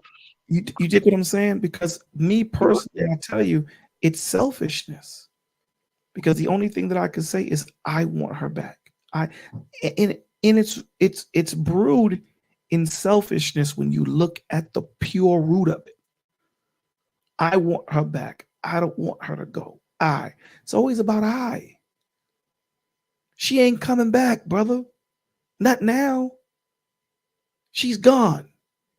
So now you can stay here and wallow and lose yourself even more. Or now the Lord's going to tell you, okay, you ready to learn now? You ready to focus on her life and not focus? You're minimizing, okay, 46 years of life with your mother, 46 years of life that you had, lessons, times, vacations, beautiful moments when she poured into you, and you're minimizing into that 1 hour of her death. That don't make no damn sense. And I had to be taught that. I had to be taught that. And don't get it twisted. There's still times it hits me hard. She ain't here. Yesterday was my birthday. She ain't here. Happy belated birthday. Thank you. She ain't here. My dad is not here. My son is not here. They're not here, bro. So in as I'm celebrating my birthday, I still got this thing in my heart. They're not here. 50 is a milestone. 50. Half a century you're on this earth, especially with black men. 50 is something you rarely see. My mommy is not here. So you know, I can look at it, and again, like I say, there's times when I feel like you feel, brother. There's times I wake up crying. There's times I wake up upset. There's times I'm pissed off. There's times I'm angry with God. I'm angry with my father.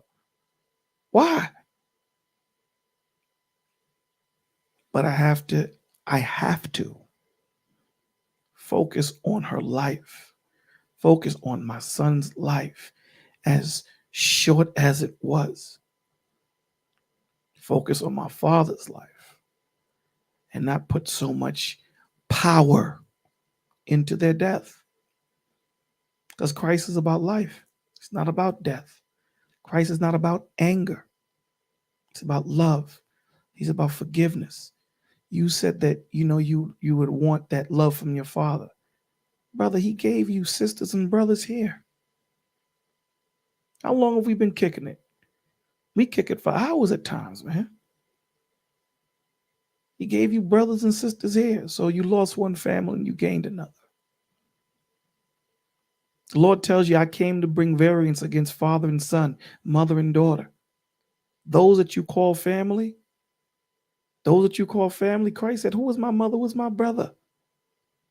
Pointing at the 12, it said, they that follow my father's law, statutes, commandments, they are my mother. They are my brother. This ain't about blood, my G. This ain't about blood. This is about the spirit. That's what this is about. So we're going to be here to let you beat on us. We'll be your punching bag. We here for that. That's what we're here for. But here's the thing too. After you finish punching us and you're tired, allow us to pour into you. That's why Lyric said you got a lot of talking to do. Because you said, I'm here to talk and let it out. You got a lot of talking to do, so don't stop. Because if you continue to hold us in, it's going to continue to make you look at yourself like you're not worthy. And the Lord is trying to tell you, dude, you are worthy. I chose you. What are you talking about? What are you talking about? And I told you this before. That same example, you are a quintessential example that's living every day because you train young men to box. You train young men who do not have no discipline. You train young men that do not have self-esteem. You train young men that have been bullied. You train young men that don't have any parents that love them. You train them. You become their parent. You become their self-esteem. You take it from you and you instill it in them. But for yourself, you can't help. But the Lord is telling you, brother, The way you're helping them is the way I'm helping you. Stop fighting. But I know it's not something that, it's easier said than done. Especially when you're on the outside, right? Especially, and again, boxing, I use this example all the time. When you're outside of the ring, the best person that has the best view is the ring corner guy, not the one getting punched in the nose. The one on the outside telling you duck, move. He's the one that has the best view. He got Righteous Rollo internet. He got that phone. He probably bought the phone from Righteous Rollo.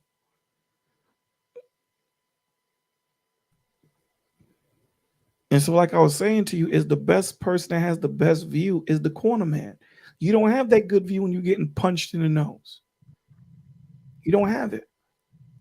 So the Lord is telling you, yo, listen, you are worthy, man. Stop telling them you're not. But I understand you got to get things off your chest. So I'm going to shut the hell up and let you finish. No, I'm done. Listen to what you say, bro. Like, So you I'm going to know, let Lyric get in here because I know she wanted to say something and I'm talking too much. Go ahead, Lyric. I'm sorry. Can we please get the likes up, guys? There are 50. I'm sorry. We're good. Go ahead, Lyric.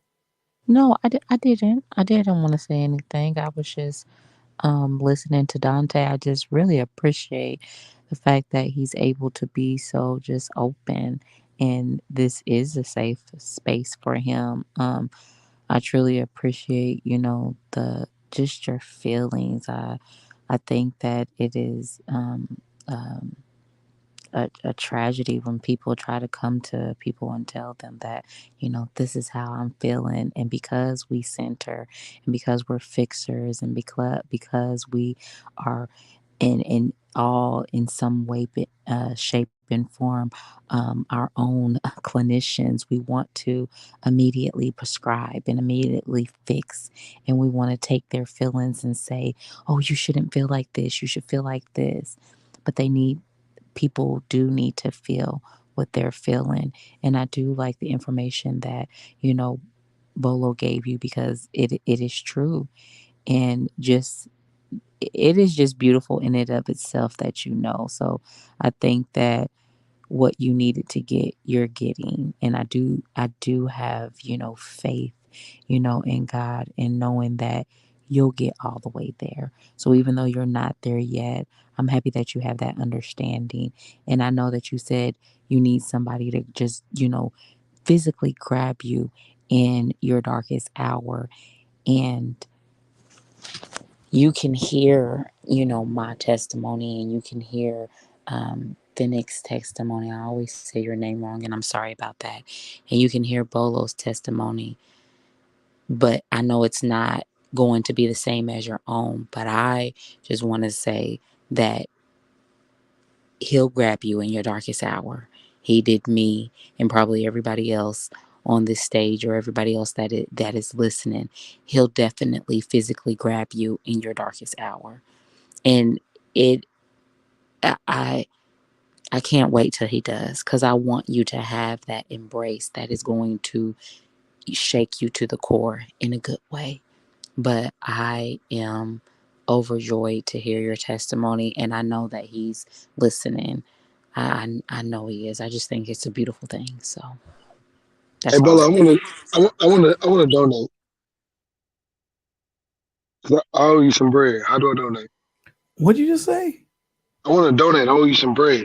You don't owe me nothing, brother. Man, I owe you some bread. I'm gonna say it again. I'm gonna say it again. You people, I'm gonna say it just like this. You I people owe be you some bread. mad. You don't owe me no bread. The only thing I ask you guys to do is pay attention and pay it forward. However, if you want to help the village with Bibles and things of that nature, the Cash App is on the bottom. I'm gonna hit that. But Lewis, thank you. Like, and everybody on the panel. Y'all know my punching bag. I'm just a man, right? So I'm not able to talk to nobody. Now, I know Bolo cool, yeah, we talk. But I'm talking about on a daily basis. Yeah. I'm just not able to do it as a man because who cares? Hey, we would man up, you know. Yeah. Uh, the men don't feel like And that's the tragic part of society. that's the crazy part. And I hate that, and I hate that it's gotten here because there's so many.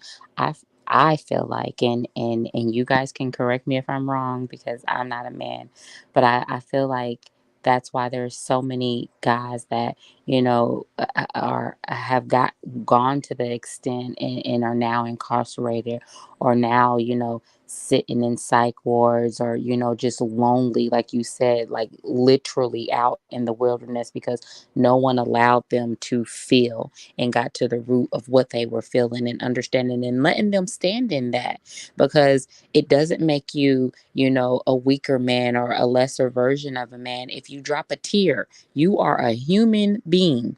And I hate that society is like, suck that tear up, put your boots on, pull your big boy pants up. Listen, I don't have big boy pants right now. I am upset. And I think that it was very courageous of you to say, listen, I identify with the child standing behind the man fighting because I'm weak right now. Because everybody is not strong all the time, as Phoenix was saying. We don't wear our armor all the time. Sometimes we're on the battlefield, on the front line with nothing on. We're not shielded at all, and that is when he wants us to put on his armor. But you have to get there, and you have to understand how to get there. And we're always told to get there, but we're not told how to get. Tell me how to get there. Tell me how to get to the point where I'm standing on the battlefield fully armored. How do I get there? For me, I just talked it out, and God bless everybody for listening. And Mr. Homer, there's nothing wrong with you being grasshopper every now and again. Sometimes we need to be away from everything else in the world and everything. But for me, I had to discipline myself. I couldn't go everywhere. I had to go in one place. And this for me was the place for me to go. And like I said, when I was crumbling down, I had some sturdy foundation. Here in the village, everybody got their own season. And it's like Bolo said, if it's not Lyric or M Mills or Vaughn or Sweatbread or even, St. Anthony or Bolo themselves, it's going to be somebody's seasoning that you pick up on. And that's the joy of the village. So, the Bible is a free for all. Pick it up, Google whatever you need and everything. But if you need some help, the first step is to open your mouth. When I fell down, I was dragging on my belly, and thank God people were here because uh, M3 could have just turned around and just quiet me or muted me, but it was people to listen because I opened my mouth. Close And My mouth in and effect. I said, and when I know everybody has their point of getting there, and they're eventually going to get there. The reason why I stopped with that question was because there's so many people that they're not eating meat, as a seasoned Christian would say. They're not eating meat yet. They're still babies, and they jump in with oh, this is what you should be doing, and they throw all these scriptures at them, and they do all these things, but they fail to tell them how to get there. Like, honestly, they failed to tell them, and they paint this picture as you're doing something wrong, if you're not getting blessed, or you're doing something wrong if you don't hear him talking to you. And they forget that there are some people in the dark. There are some people at their lowest point, and they cannot compute what you're saying. Like, that it what that portion of what you're saying is not computing to them. Does that make sense? It does. Cats need to stop talking in parables and start giving it to them straight. Just give it to them straight, because there are going to be. Straight. I can tell you that I've been in an actual dark room with monsters. Like I've been there, and it's like it and it's like, okay, are you coming? Are you gonna come save me? Is somebody gonna come save me? And he did come. He did come. But sometimes when you're in the midst of that, the things that people give to you to say this is what's going to help you, a person that's in that low. I'm gonna just use Paul as an example. When Paul fell down, I'm pretty sure, like, the stuff that people would have gave him, it just wouldn't have sufficed. It wouldn't have been good enough. But God was like, you know what? I know what to give you. I know what to give you. And that's why I'm always saying, far be it from us to think that we have the words and we have the power to just save somebody. We can give them just a little bit, but then we got to step back and let God, because he's going to be the one that's going to meet them, you know, on their knees or in that dark place. Like, he's going to be the one to meet them there. It's going to happen, and it's going to happen, through him. And I don't know. That's just how I see it, but I also could be wrong. No, you're absolutely right. We have to take ourselves out of it and know that we're not one that cures the sickness. It's the Father that does that. Our job is to shine a light. Here, man, here's the phone number to the doctor. You know how you have, what do you call those people that go into foreign countries and help them, like, find water, or doctors? What do they call them? Anybody? I don't know. I don't know what you're Like, saying. what they call it, like when you're a doctor and you go to, like, Africa, and you help them for free. You donate your time. The only thing I know about is missionaries, but that's more of a Right. But there's something else. Something Mm. else. Okay. All right. Well, missionary or whatever. Our job is just to go out there, go into the money witch doctor.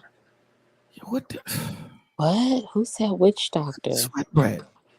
Did I he don't say? know. He did say, I'm scared. I don't know what it is with it. Sweatbread, who want a witch doctor? Come on, man. I said doctor, dog. I didn't even say. I had said nothing about magic, brother. I said doctor will help get water. He wants to ask a question. That's what it is. Um, no, our job is, I guess, okay, so we'll use, for lack of a better word, missionary. Our job is I to think go it is missionary, though. I think she's right. okay. So here, oh boy, here comes Sweatbird. So we'll be this Out, mission. out I, there in Africa, it's called witch doctor. no, it's not called a witch no, doctor. it's not in Christianity. We ain't even gonna accept Oh, it. I'm sorry. Cut that out. Right. Wrong, wrong We way. get some switches. Yo, brother, what are you listening to, G?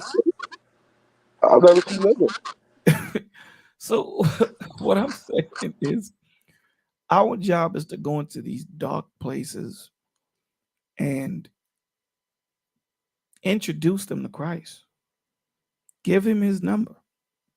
No, here's his card. Call him. This is what he can do. Let me show you what he's done for me. Here's his card. Call him. It's not about us.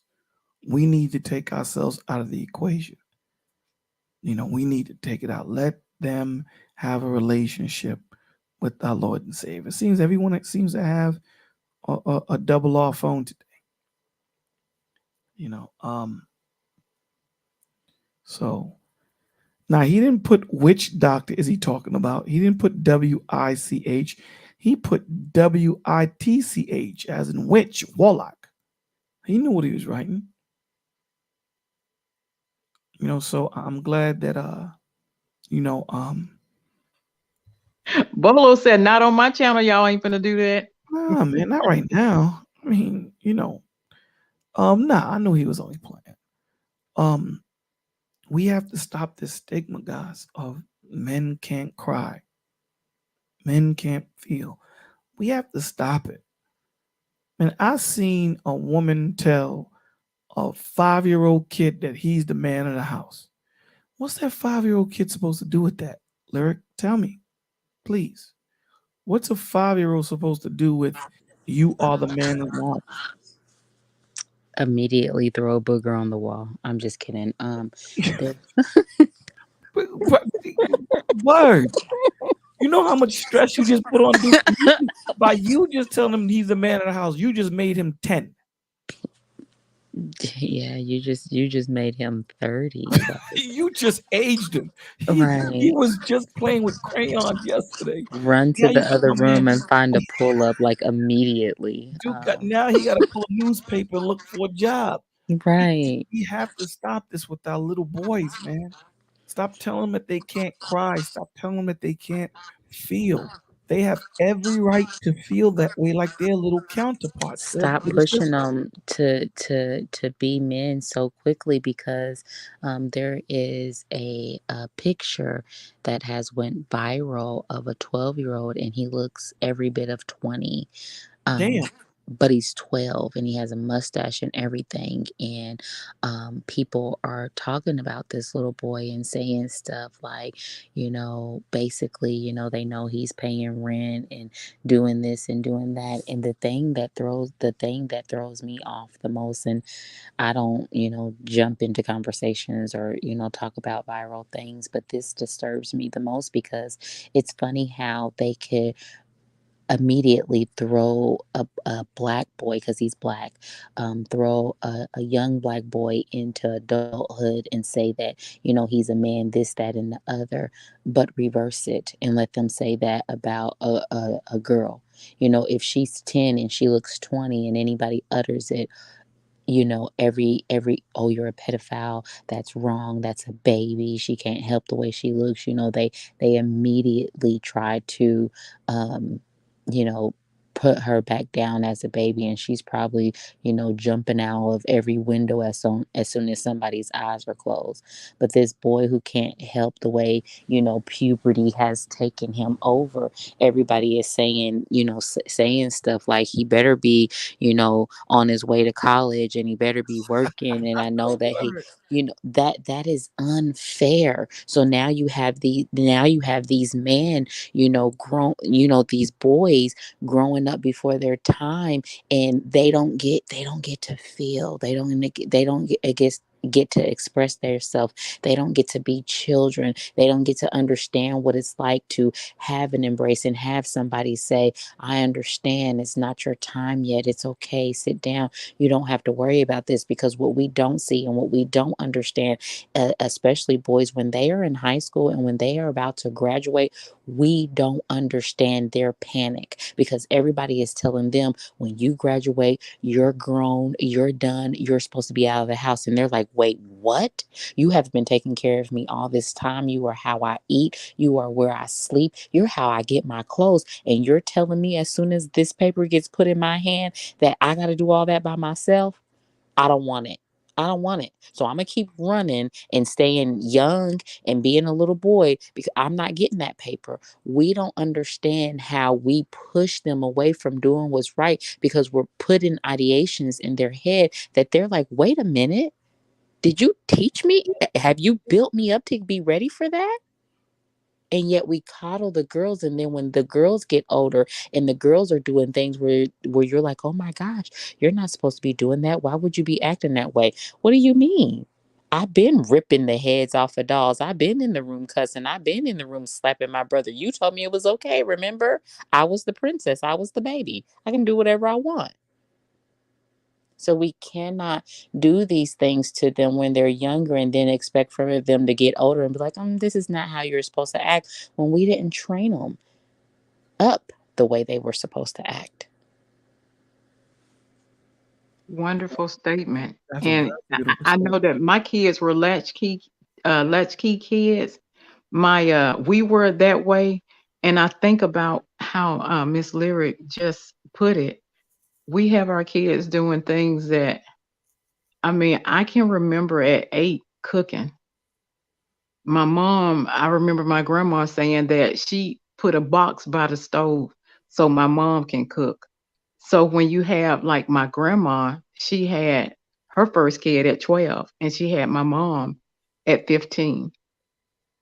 So, so we do stuff and we put kids, young boys and girls in position, and then we wonder, okay, well, you look fast, so and so, this and that, or boy, you doing this and that. But he been, saying his money from his job is taking care of the family. The little girl is cooking for the family. Their child support is paying the money. And like Lyric say, when they turn 18, they don't even have a savings account or anything. And they don't know what budgeting is because we as parents haven't even showed them that much. So we've got to stop. We've got to do better.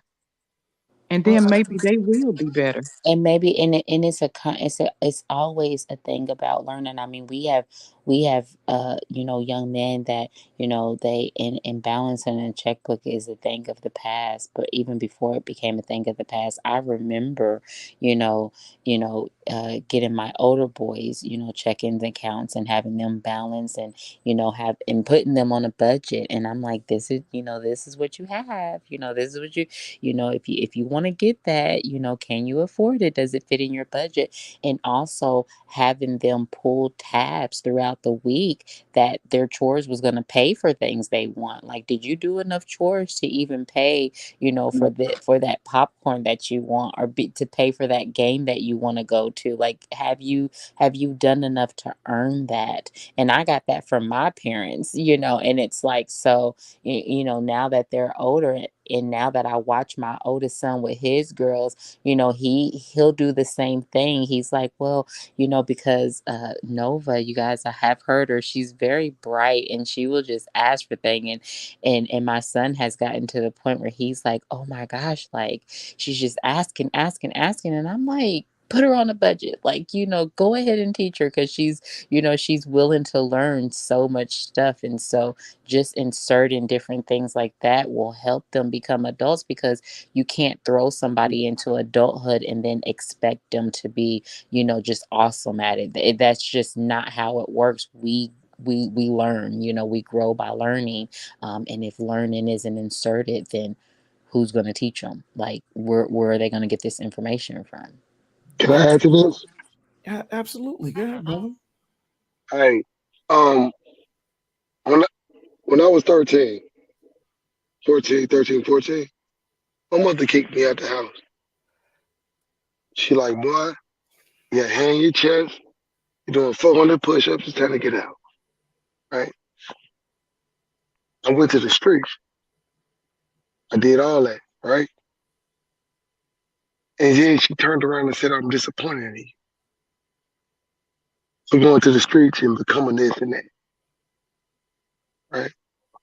And then I grew up and I heard plenty of young men say something similar. And, you know, RP to Kevin Samuels, is one thing he say, we're not raising to be.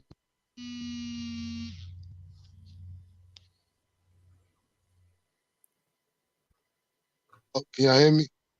We can hear you now. Hello, can y'all hear me? Yeah, we can hear you. Yes. Yeah, my bad. Somebody tried to call me disconnect my earpiece. But, you know, we're not raising boys to be men.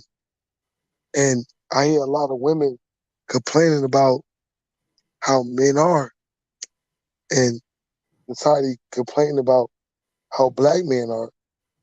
But the thing is, when you ain't married, when you ain't married, and you have a child, and you develop them, and I'm talking about myself too. I made this mistake, and you develop them in a one parent household. What you think you're gonna get, huh? Like it's a good thing that God wanted man and woman to be married before a child, because if you do that, you know what you think you're gonna raise a dependent individual. So this whole society messed up, man. You know, brothers say, huh? Hello? We're We can here. hear you. We're here. We can hear you. That's crazy. I can hear y'all. I can hear like I hear y'all on my phone. But at the end of the day, it's like this, bro. You know, a lot of people get mad at men for not being prepared. But how can we be prepared when we wasn't trained by a man? You know, respect to the single mothers, but you can't raise a man. Wow. I like that. You speaking the gospel. Now that's facts. You can't do it. You're not a man, so you don't know what it takes to be it. Mm-hmm. You dictated by emotions. We dictated by logic. So you can't do it. It takes two. You know, I can see my son. He don't have any emotions because he don't have a mother. So at the end of the day, man, I just had to tap in on that because that was powerful. That society, and they did it on purpose. They broke the family up on purpose so we won't be men Mm-hmm. because men lead the society. We lead the household. We lead the family. We lead it all. We are the leaders. We are a So kingdom without a king. I'm sorry, We are a kingdom without a king. preach. And it's you're absolutely right. It's a systematic attack on masculinity, and this goes to show you the system that Satan has built, the system that Satan has put in place, and how it rocks out. This is when you look at how specific and how much of a tactician this demonic dude is, this force that we're dealing with is. It's crazy because when you talk to most men that have been raised by a single parent, single mom, they have more of the attributes that they attack of a woman than they do of a man. It's hard for them to articulate themselves. They're very emotional and their attention span is short. So, you can't even have a decent conversation with these cats without them flipping out or getting emotional. There is no logic. And again, just because we're men doesn't mean that we don't have emotion. It's supposed to take us a little bit longer to get us to that point where we're erratic and just don't think. But these men come out the gate thinking this way. Even when you go to these different platforms, you listen to these dudes, they complain more than chicks do. They complain more than chicks do. They don't look at trying to solve the problem. What they do is they go to a different country. Now, I'm not saying all of them do, but the ones that are lazy and don't want to do the work do. See, men, society is a weak excuse for a man.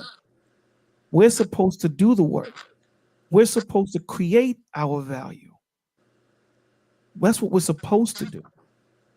And we're doing a poor piss job at doing it. And then we turn around and say, submit to me. It just doesn't make sense.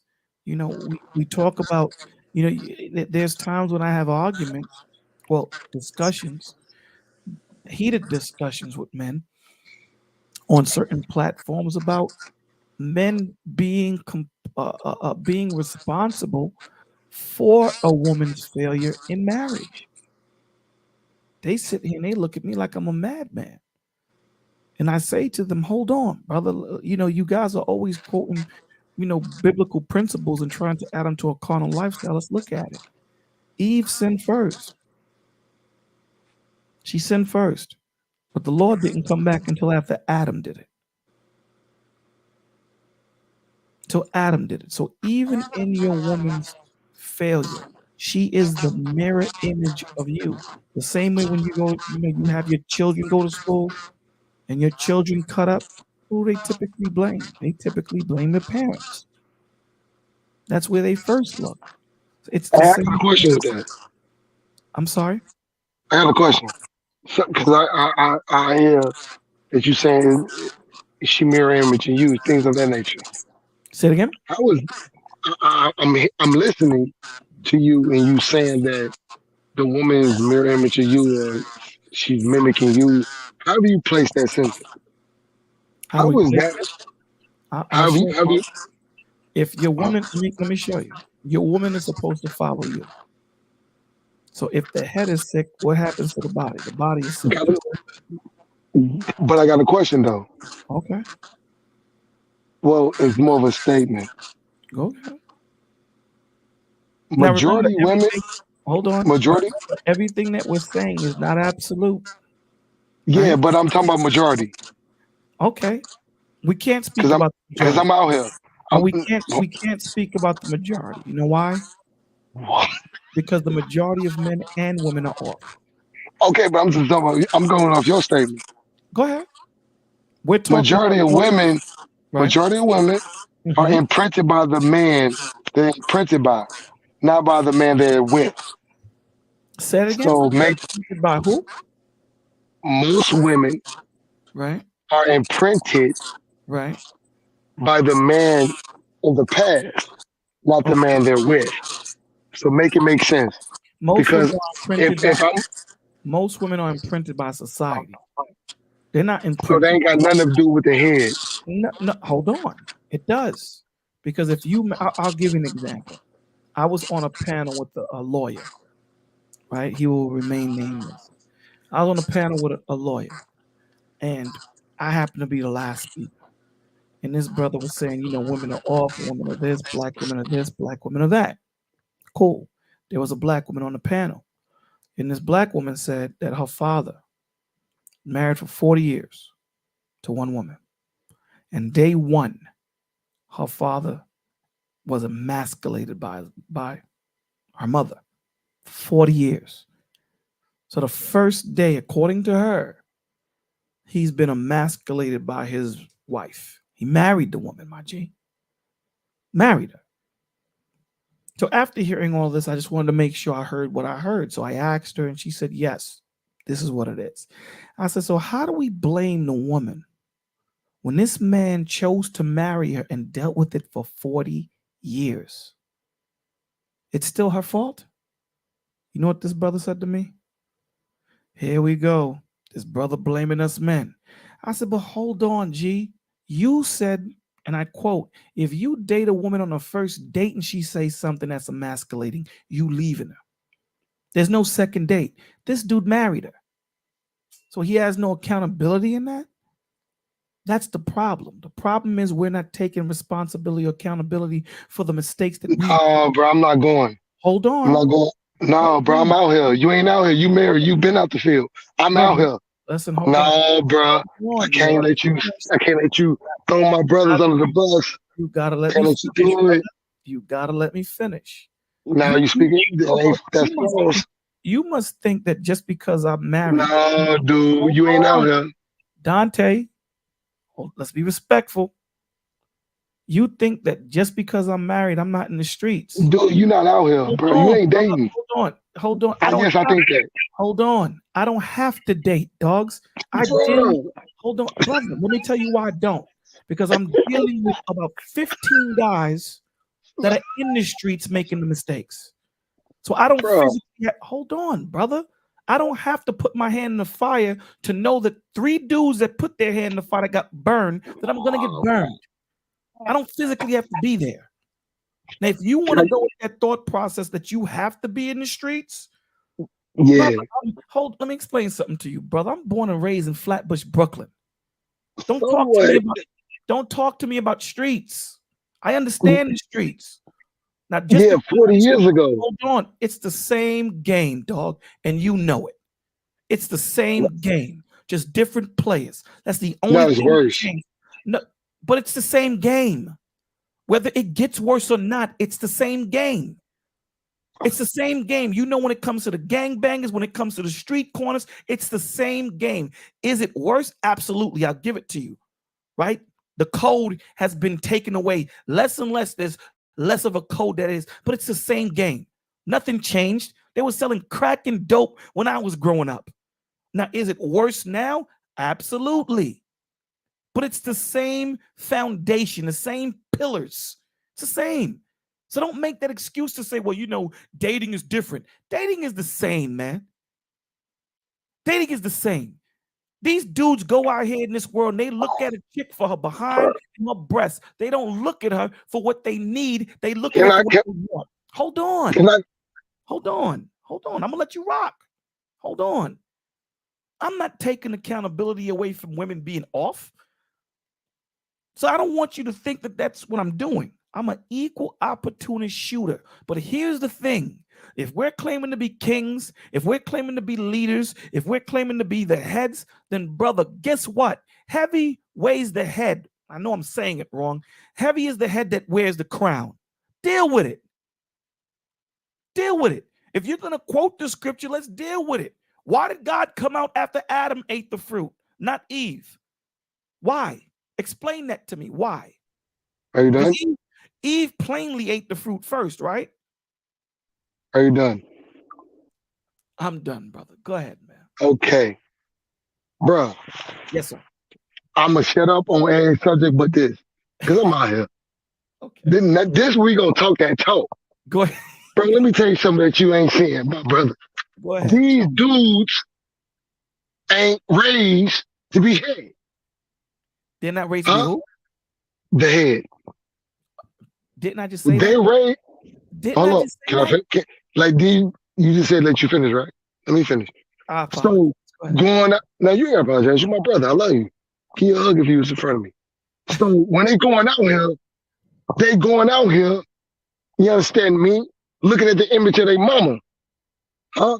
Looking at the image of their aunties. Huh? Which is a sexual nature. Huh? So, they go out here looking for sexual attention. Huh? Right? So that's what they doing. Society is playing into the man's and woman nature, which is man sexual, woman emotional, making them overzealous in both. Huh? Right? So man going out here looking to bust something. He don't know nothing about no head. He don't know nothing. So you can't put responsibility on him because he in his nature. Can I ask you Hold a on, question? hold on. Ask him in a couple seconds. Go ahead. He don't know nothing about that. Okay. He know about getting what he get off. Right. He don't know about being no father. Right. He don't know nothing about, because what they do, they remove the man Right. out the house when it came to what was it? When it came with the low income, and you know what I'm saying. I understand. So at the end of the day, men, listen, 30% of men in America ain't getting no women. Okay, the top 20% of men in America getting all the women. Okay, and it's 80% of marriages is divorced by the woman. Huh? I'm not going for that. Let's talk numbers. Okay, numbers don't explain everything, right? I'll give you an example. I talk to people all the time when they talk about rings, right? They'll say rings, rings, rings when it comes to basketball, right? Harvey Grant has 14 rings and he's garbage. So numbers don't say the whole picture. It gives you a good direction, but it doesn't give you the picture. Okay. Let me ask you this. Does not knowing the law absolve you from the repercussions of it? No. Okay. So now we're cooking with oil. So just because as a man you go out into the world, I just told you, society is a weak excuse for a man. I understand that these men, I'm an advocate for the men having mentors. Remember, we spoke on that. We spoke in depthly on that. Okay. At the end of the day, it's still not. It still doesn't absolve you from being who you naturally are supposed to be. It doesn't absolve you, brother.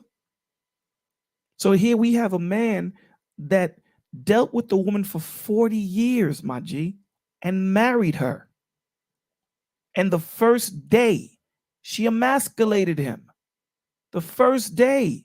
Who's to blame for that? Her?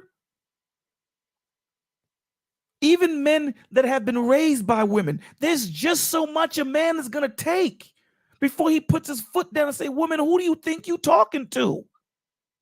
He's taken it for 40 years. Who's to blame for that? Yeah, laugh at that. That's not funny. You being biased. You being biased, What I'm Bolo. saying is, but I'm saying is not what I'm saying the truth. No, I don't agree. So I don't you're agree at all because saying, I'm so out you're here. saying to me, okay, hold on. Were Mr. you raised? Gilbert, can Were I you say raised? something? Hold on, Phoenix. Were you raised by your father? Kind of, sort of. Oh, so that means no. That mean kind of, sort of. Kind of, sort of. Give me a yes or no. Ain't no yes or no. It's gray area. Okay, so okay. Ain't no yes or no. Yes and no. It could be. He was there. He did his parts. Yeah, but he wasn't fully in the house. All right. So you were raised by your dad. You were raised by your dad. He didn't do everything a dad was supposed to do, but he did enough. Yeah, he did. I agree with that. Cool. Okay. Yeah. All right. I go for that. Okay. I go for that. We're cooking with oil. Cool. We're cooking with oil. So you're okay. Do you believe that there's an innate state of being in a man, of being manhood? Do you believe in that? No. No. Because I see too many of these dudes. I see too many dudes. Listen. Right. Not only do I teach about the box. You seen too many dudes do what? I seen too many dudes lost in the sauce. They what? They lost in the sauce. How are they lost in the sauce? Give me a break. They don't even know. Okay, prime example. Right. I talked to a dude a couple weeks ago. Right. Talking about his baby mama. Right. Don't understand nothing about that woman. He don't even know what to do. I'm talking straight beta. I see more beta than alpha, or a man being a man. Let's take away the alpha and beta. But here's my throat. And I understand your point. There are men like that. But here's my thing with this alpha and beta thing, right? You know, do you know that they would call you a beta for crying? Do you know that? Who? Do you know that in the manosphere that they say men should not cry? Do you know that? They saying crying is a weakness. You didn't misquote it. I'm misquoting? I'm misquoting? Yes. Brother, I'm in the manosphere. Brother. I do too. I talked to Alpha Manosphere. Alpha Manosphere. I talked to Kevin Samuels, bro. Have you ever talked to Kevin Samuels? I have. And? Kevin Samuels wasn't in the manosphere, brother. Yes, he was. No, he was not. I'm telling you, no, he was not. He told. There's plenty of times when Kevin Samuels would say, "Yo, dude, I understand," and I talk to people. What about media taking reviews? Media taking reviews, Alpha Male strategies. No, I understand. No, listen to me. Just because he associated, he associated not only with media tutorials, he associated with Dennis Sperling. Facts. So he associated himself with people that are in the manosphere or red pill. But he himself would say, no, I'm not a manospheric person. I understand some of the things that they're kicking. We may agree on plenty of things, but I'm not a manosphere. You can Google it and see him say it. This ain't something that I'm freestyling. This is something he would say.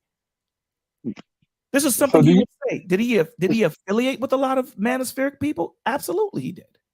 Absolutely. The point that I'm trying to make to you is this. This is the point that I'm trying to make to you. At the end of the day, mentorship is very important when it comes to these young men. It's very important because regardless of whether they were raised by a man or not, society don't give a damn.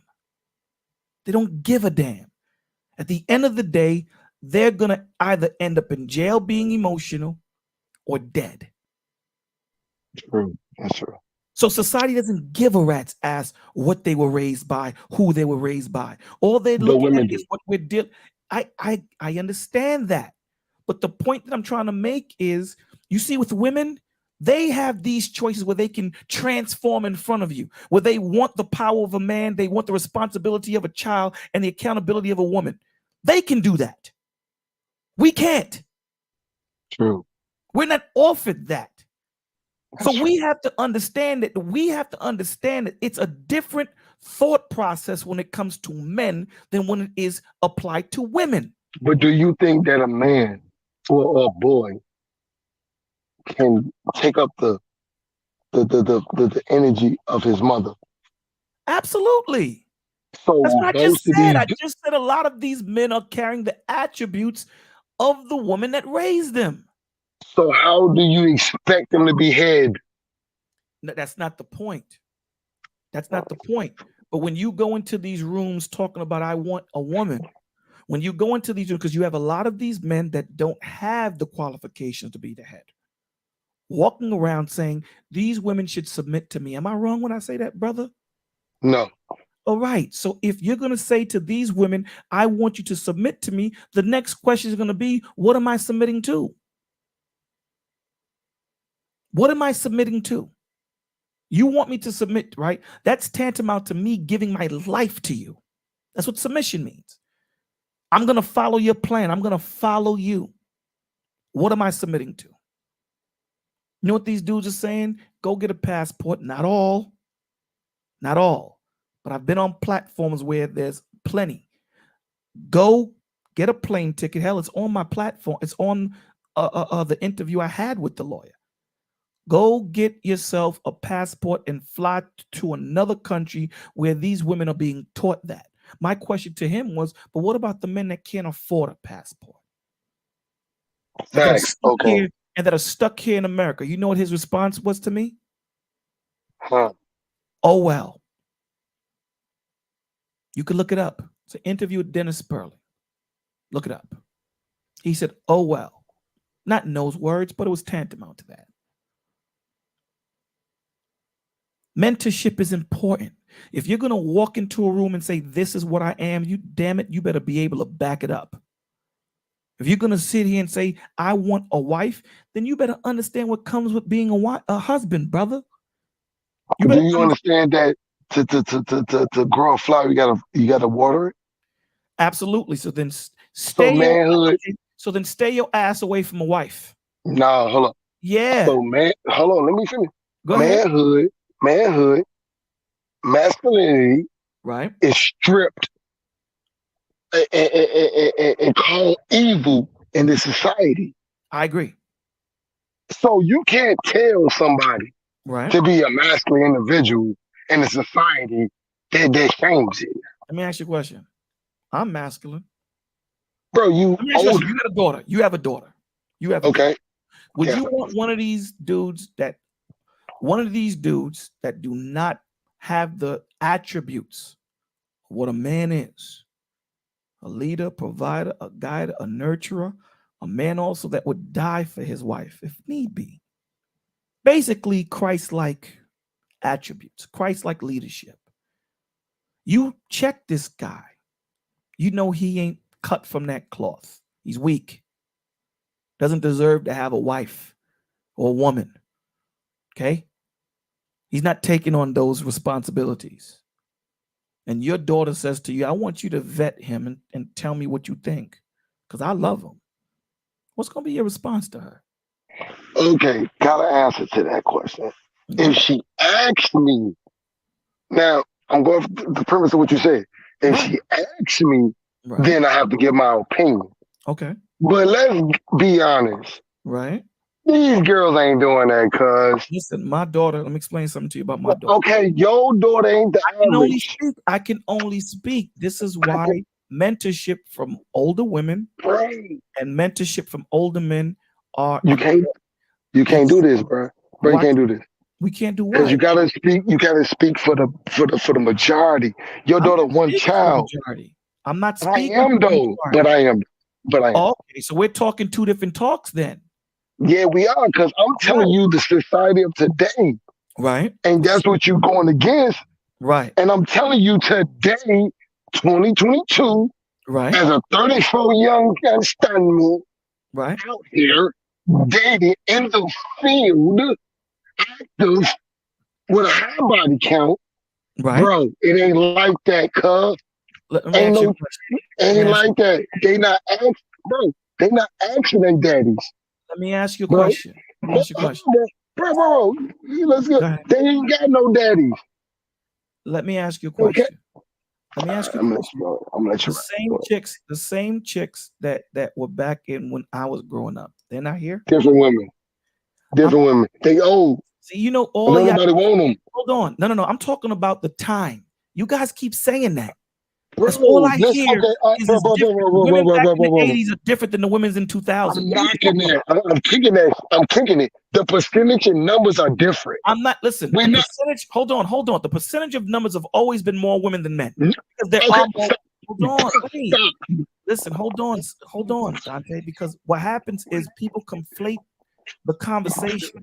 There's more women than men, so there's always going to be more women off than men because of simply there's more women than men. So that's not a good ratio Are you to done? go down that road. That's not a good ratio. Are you done? There's 10 women to a man on this planet, brother. Are you done? There's always, hold on. There's always going to be more righteous women than righteous men. There's always going to be more wicked women than wicked men because of the numbers, period. Are you So done? no, I'm not. Hold on. I want you to hear what I'm saying to you. I understand that wickedness is more abundant on the planet. So if that's your It's the goal, Revelations, dude. okay, This is the Revelations. brother, Like, I'm not, I don't doubt. What I'm saying to you is the Lord tells you, there's nothing new under the sun. Explain that. okay, can I? So can I talk? Absolutely. I want you to explain The that. number. I'm not debating anything new on the sun. Listen, they ain't took pictures of individuals in the 80s with iPhones. We ain't gonna play that. When I'm talking about numbers, math is different, bro. Women in your day, you had a better chance. And your day, you're not gonna tell me about my era. Cause you ain't in my era. You understand? You gotta stay in your lane, my G. This is my era, my bro. I love you to death. I swear to God. Right? I love you. Anybody touching in front of me, I'm man going. Listen, this is my era. Old school. Let me tell you something. Let me teach you something. You had a better chance in your era to find a wife than my men in my era. The numbers, hold up, let me finish. Go ahead, tell me. Go ahead. 60, 50 years ago, we was married at 80% ratio. I agree. Okay, what are we doing today? 24? 24%? Right. Divorce. Okay. I agree. So what they tell you? Hold on, let me finish. Let me rock. Let me not. King Griffey Jr. King Griffey Jr. Yes. Right? So who is committing the divorces today? Mostly women. Who doing it? Mostly women. So are they wives? Say it again. Are they wives? They were until they submitted for that divorce. Man, bro, we're not gonna play these type of games. We both know a wife is an action. We both know a wife is an action, not a label. I have a mother. Hold on. Say it again. Say it again. A wife ain't a label, it's an action. Absolutely. So I'm trying to. So they wasn't wives. So hold on. Now you're asking two different questions. You said that it's mostly. You asked me who's mostly putting in for the divorce. I said women. You asked me were they wives, and I'm going to tell you they have to be a wife to put in a divorce. Are you talking spiritually now? We talking. Okay. All right. Yeah. Okay. Let's talk. We're conflating two conversations. Are we talking spiritually or carnally? Are we speaking spiritually? We talking about yes, sir. We're talking spiritually. Yes, sir. Okay, so were they wives? I don't know. Yes. I can't. No, you do.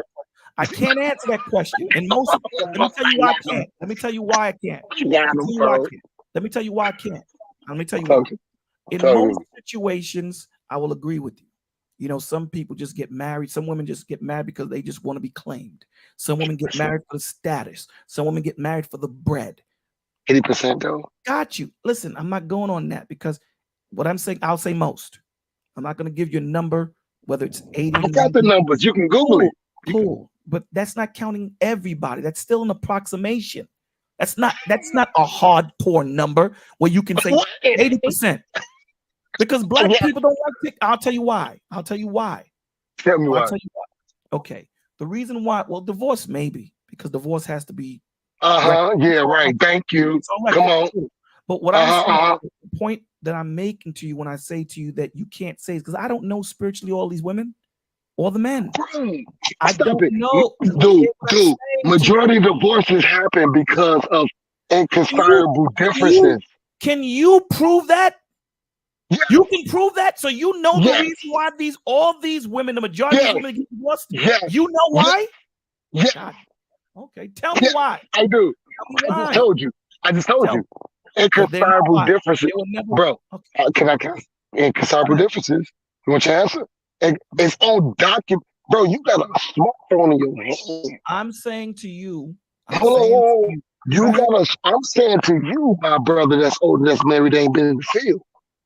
Say that Stay in one your time. lane. I didn't hear you. Say My that one brother time. that's older, my brother that is older, that's buried, that ain't in the field. You need to understand. I love you, bro, but you wrong on this, my dude. These Listen. women, no, I listen. Now it's Go time ahead. for the teacher to listen. I'm in the field. That's like you telling me how to throw a jab, dude. Not at all. No, Listen. yeah, it is. Yeah, Not it at is. Yeah, all. it is. Yeah, Not it at is. all. I'm telling you it is. Let me explain to you why. Bro, you get explaining a lot, but you ain't listen to a lot. I am listening to you. But you ain't in the field, G. Brother. Bro. So let me ask you a question. So if I divorce my wife tomorrow. Bro, you ain't, bro, I don't care about listen that. To my question. Listen to my question. If I divorce my wife tomorrow, you and I have kicked it, right? We kicked it deep, didn't we? Yeah, you can bang. Yes, you can bang. Yes. Cool. Nah, let's not even go there. You think I'm gonna have a hard time finding me another woman? I just said that you can bang, bro. Do you think? Okay, hold on. Do you think I'm gonna have a hard time finding a woman that's gonna be spiritual? Yes. Do you think I might? Excuse me? Yeah. Yes. No, I won't. Yeah, bro. You just talking. I won't. How do you know? How do you know? How do you know? I'm gonna tell you How do why. you know? Because the ones that are not, I'm not gonna pay attention to. Because listen to me, brother. The vibe that I push out is of spirituality. Your vibe will get denied. Hold on. I'm not telling you that no thought is gonna slip in. I'm not telling you that.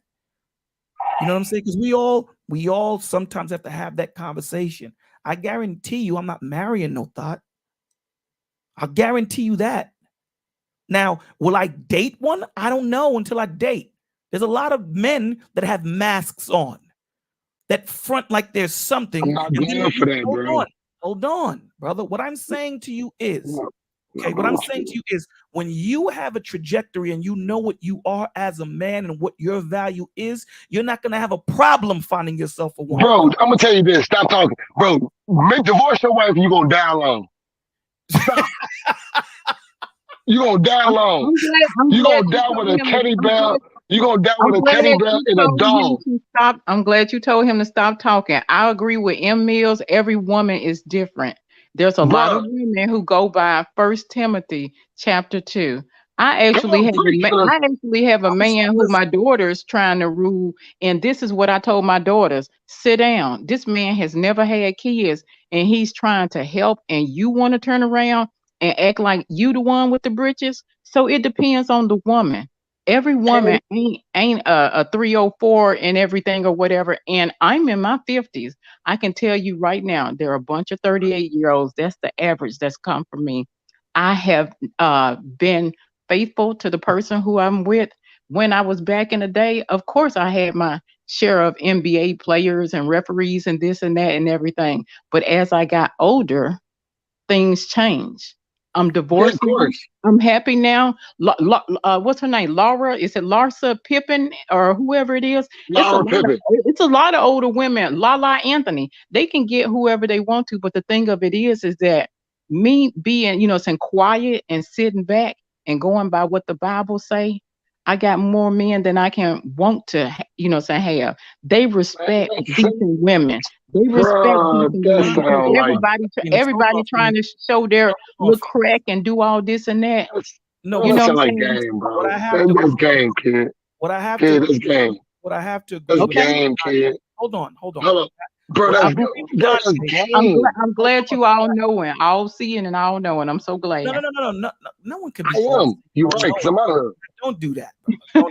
I'm all seeing. I'm out in the field. No, you're not. I am. When it comes to women, I am here. I'm in the building. I'm in the building. I have bad ones and good ones, fat ones and skinny ones. Hold on, Dante. I agree with Dante. I agree with Dante. And then we have to cover all corners. All corners have to be covered, right?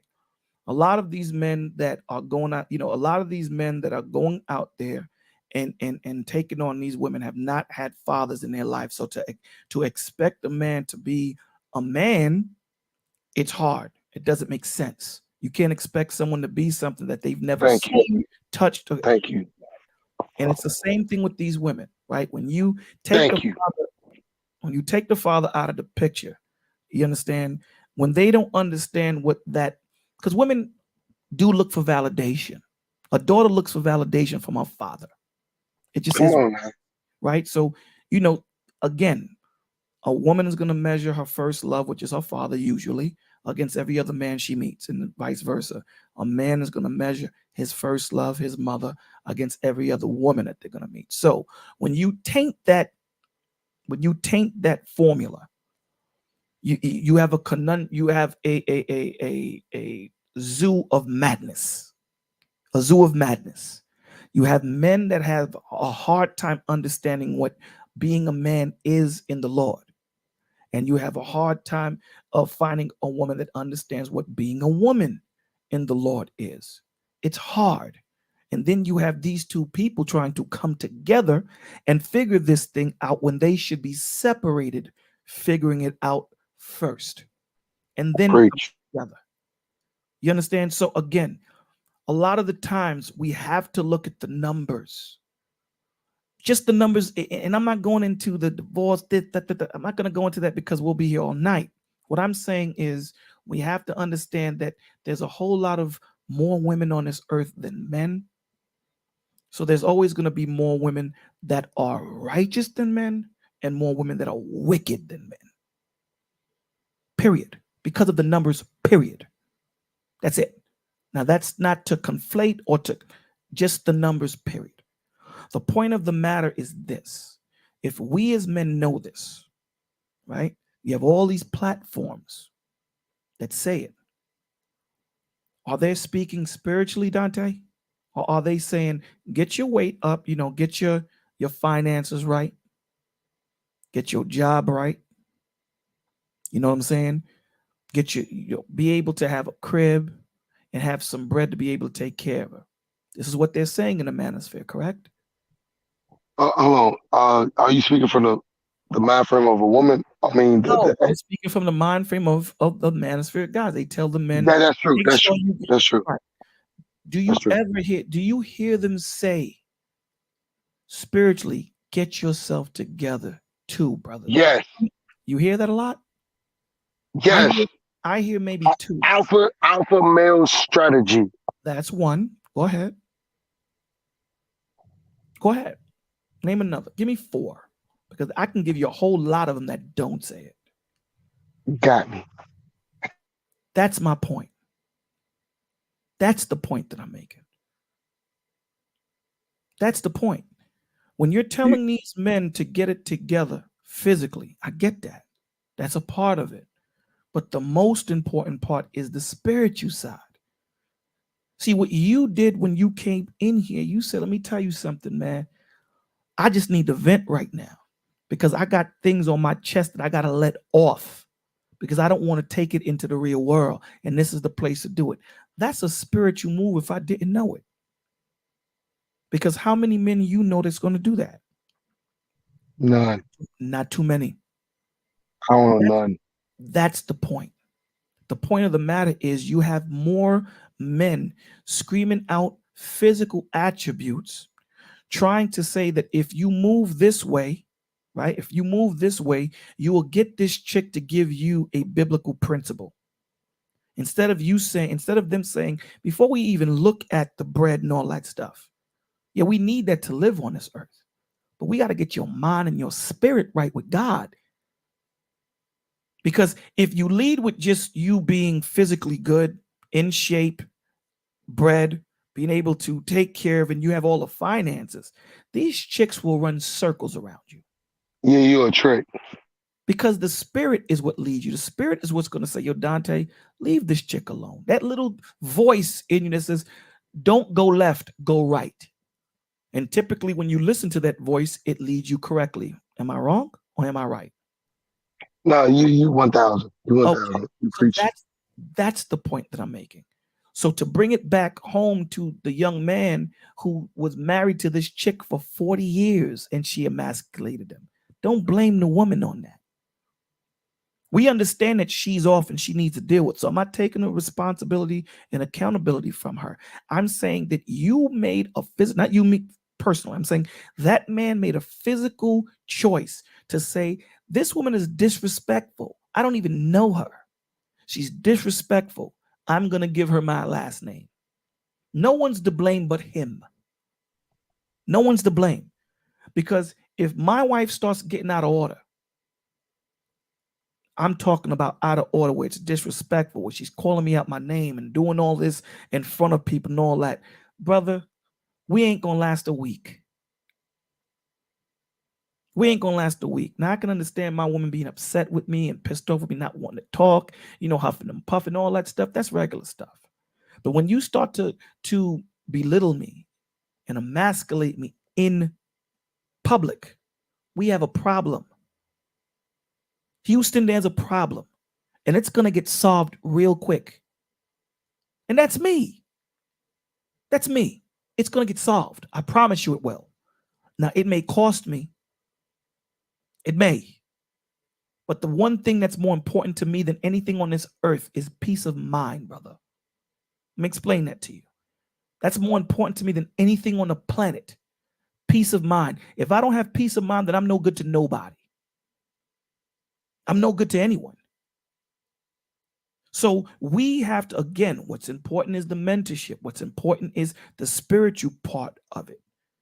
I don't have a problem with you flying to Jupiter to go find yourself a chick. Do that. But be spiritual about it. That's all I'm saying.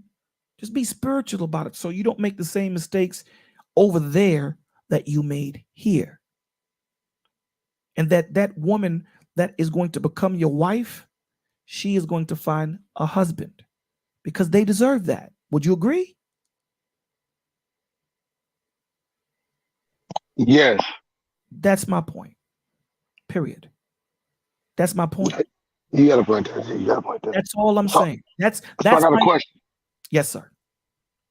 I got a question. Right? Yes. Because, okay, I'm speaking for a lot of men when I speak to this.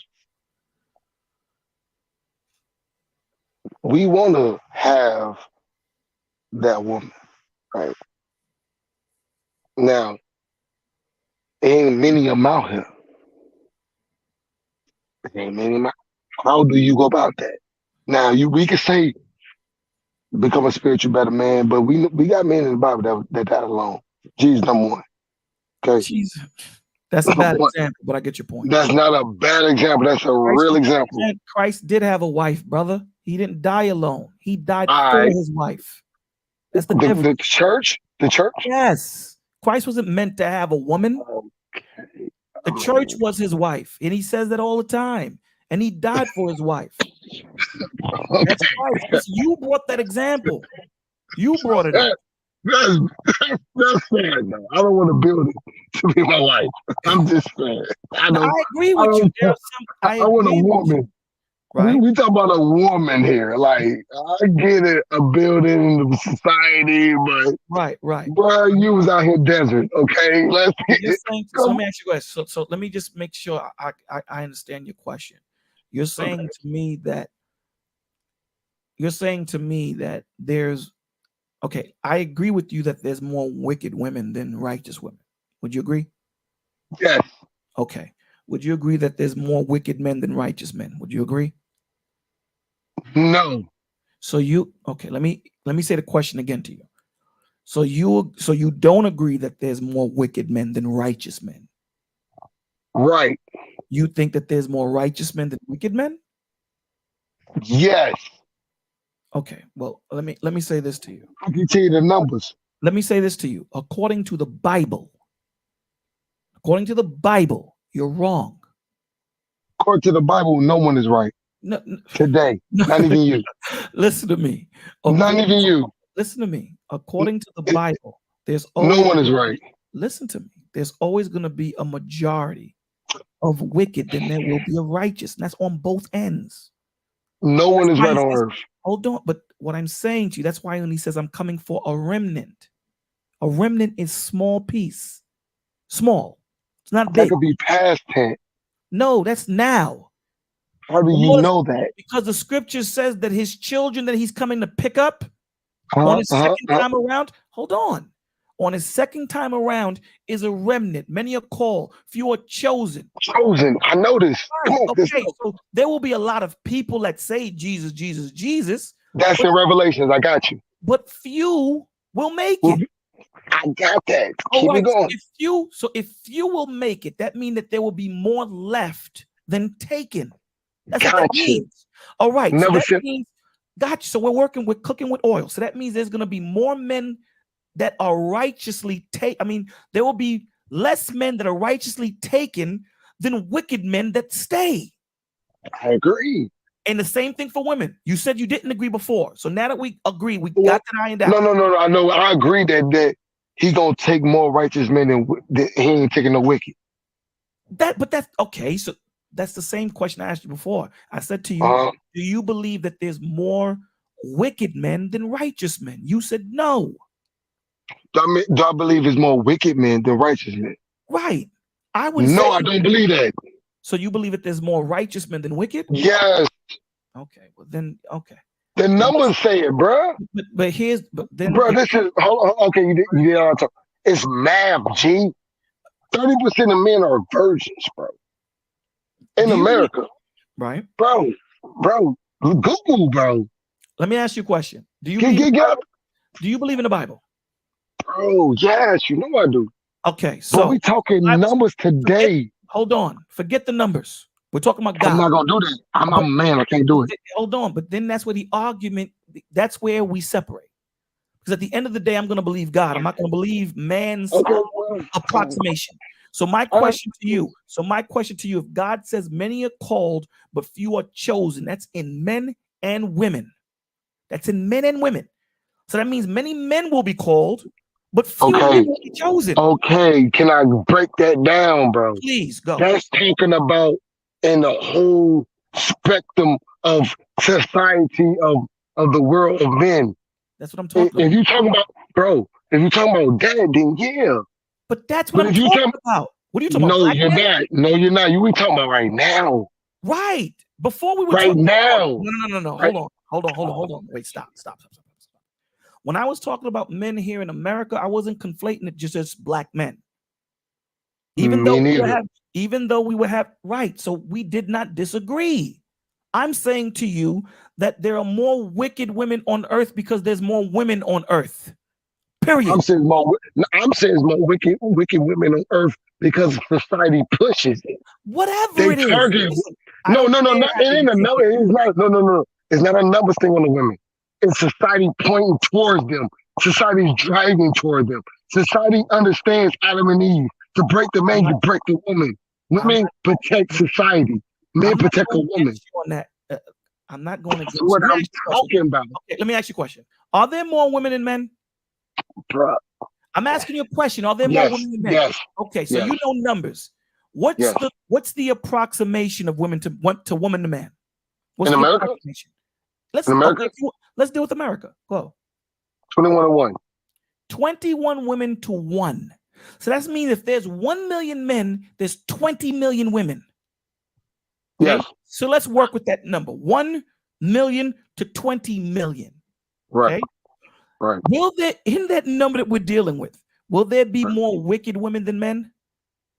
Yes, by numbers, yes. That's my point. Will there be more righteous women than righteous men? No, not today. I didn't ask you that. I'm giving you the numbers, the 1 million to 20 million. I say no. So you're telling me that in that 1 million men, there's going to be more. Wow. Yes, okay. I'm telling you that. Brother. Yes. Okay, brother. All right. That's exactly what I'm saying. Okay. Because let me tell you why. Please tell me why. Go ahead before we get Marcus. Go ahead. Because we have more men asking for wives than more women asking for husbands. You know what you're saying. Listen, I'm not saying that you're wrong. What I'm saying to you is your numbers is off. Because if you have 1 million men to 20 million women, and That you means can there's a say, lot of hold wicked on, women, bro. and I agree with you. I don't disagree with you on that because the numbers say that, right? So I agree with you. But what I'm saying to you is you're trying to say that there's going to be more righteous men Yes, than righteous women. yes, because Okay. we are the head. Yes, we are the top. Yes, What does that have to yes, do with we. us being Yes, yes. Agent of order and agent of chaos. Yes, I agree. Yes, it's okay. more of us that want to be husbands than that them want to be wives. What does that Yes, make? But listen to me. If 1 million women, if 1 million men, let's give an approximation. Let's say 500,000 of those men want to be husbands. Let's say half of that. Half okay. a million, 500,000 men want to be husbands. Mhm. Out of that 20 million women, how many do you think want to be righteous wives? None. Wow. 5%. 10 at tops. All right, 10 brother. tops. All right, At listen. 10 tops. Bro, I'm out here. Hold on. Oh, Stop. okay, Bro, listen. I'm not gonna okay, argue with hold you. on. Can I preach? Can I preach? I'm Come on. out here, bro. I'm out. Can I preach? You I know said that. all 20 million Bro, women. I'm out here. Yes. I'm I'm asking you. out here. Bro, Here's my stop it with question the again. semantics. No, I'm we out. gotta be hold on. When you're saying all, I'm gonna try it. we gotta I'm be gonna semantic. When you say, okay, oh, I never speak in absolute, brother. I don't know every woman. I don't know every man. we talking 90%. God, I'm where do talking you get 90, these bro. numbers from? Where do you get these Bro, numbers from? you got a phone in your hand So I that can you Google. talking into. I can Yes, look you up. can Google. I can You can Google Google. You wicked women. let me you bro. Let me give you your face. Stop. Don't. I don't play. I don't play word games. Go ahead. Google Right. men who want to be wives. I mean, men who want to be husbands, and Right. women want to be wives. And Right. Google it, Okay. I'm gonna Google bro. that. Google it. You gonna see 30% of men are virgins. You gonna see 20% of men are pregnant all the women. Bro, we that call rapper Future. Got 9 baby. Bro, stop it. I got a brother right now that got 7 baby mamas. Oh, hold on You one not second. finna sit Hold and on. tell me this. Ane asked a question. Hold on. Ane, a righteous man is a man that follows God. The same as a righteous woman is a woman that follows God. So The that. woman gotta follow the man to follow God, bro. Stop it. So what about those women that? Because the scripture says a woman cannot be married and still follow God. Did you read that? Oh, say it again. I'm sorry. Did you read that it says that a woman don't have to have a husband to follow God? Did you read that?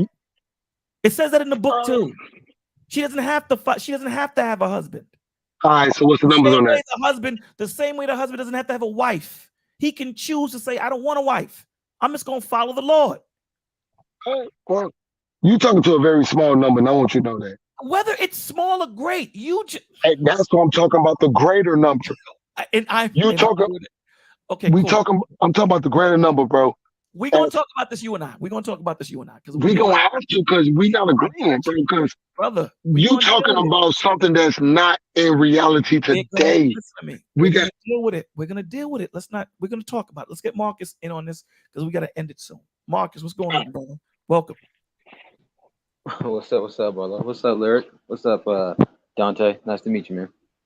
that's good. Yeah, absolutely. God bless. No, I was just coming up here because I was hearing the somebody referenced Larsa Pippen. I think it was Sister Sophia, and I guess you're talking about like I think some of those celebrity wives and stuff like that. So I just came up here. I wasn't sure what the exact context was, so I was just swinging by these YouTube streets. So y'all can fill me in real quick. Oh, I think I think the example that she was making is just that that there's older women that are good, and there are older women that are cougars that are not. Mm-hmm. I think that was the example she brought. Are they trying to make it that Larsa was good or bad? I believe bad. She's picking on. She's dating Jordan. Okay, I was just making sure because you can add some context to I don't that. think she was trying to say she was good. I guess she was. I mean, it is what it right. is. Well, I just if I could piggyback off that, I know it's your channel and stuff. I know it's your stream. So, oh no, you're good. You're good. Yeah, so like Larsa, for example, right? Because Scotty and Larsa, anybody who knows sports, because I'm one of the biggest sports fanatics, and I'm a huge Bulls fan, Jordan fan, and Scottie Pippen fan. So obviously, anybody who knew the '90s, you couldn't speak about NBA without referencing the Bulls, right? Everybody here in the panel, anybody who knows Chicago and what was happening, they were dominating NBA. But Scotty and MJ were teammates; they were close, and obviously Larsa, being who she was, met him. They must have met at maybe, I don't know, a club or social meetings or whatever. They end up getting together. They were physically attracted to each other. She knew who he was. He didn't know who she was. Obviously, baller. She was a physical elite athlete, and he was coming out in tabloids and magazines and all that kind of stuff and posters. But one thing she did was, what was the saying that you say, Bolo? Your vibe attracts your tribe. That's one of your sayings, and I don't know if he didn't vet her properly enough, or if the true skeletons are coming out of the closet. But once they separated, once they were, I guess, on and off or whatever, she ended up dating Malik Beasley, who was at least over 20 years younger than him, or than her, because she's in her late 40s now. She's like 48, 49 years old now. Malik Beasley right now is like 26. At the time when they were together, they split up like about a year and a half ago. Then she ends up getting with Marcus Jordan. Now, even though they say they're not friends and stuff like that, but they catch him at the concerts, very, touchy feely.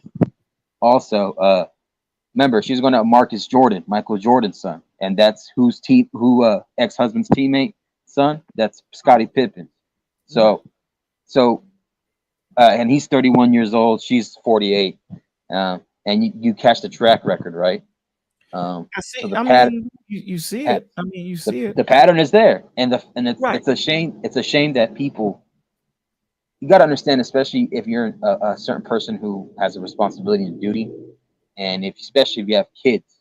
Imagine the ridicule and the embarrassment sometimes that a son will have to carry that, especially in the social media day and age. And Scottie Pippen Jr., which is their son, which is one of their 4 kids, and he's an elite athlete. He's being looked upon, 4-star recruit. He's been in college, I guess, for the last 3 years or so, I believe, 2 to 3 years.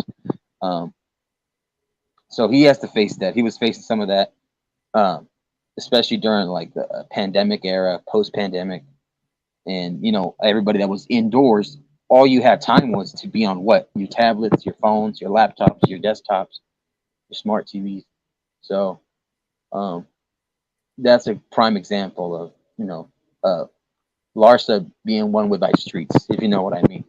Trying to throw stones at her, but the evidence, if it looks like a duck, if it quacks like a duck, it's usually what? A duck.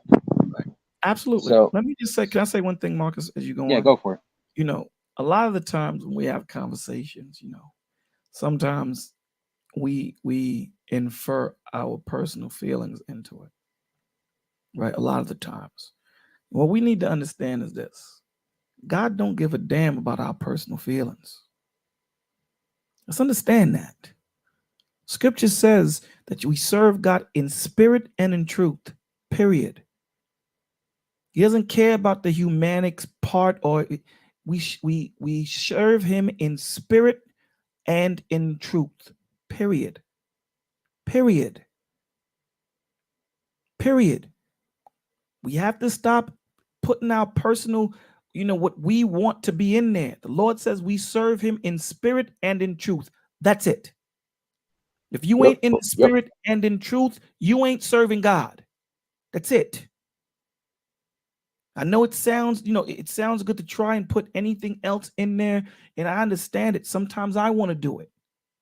I get it.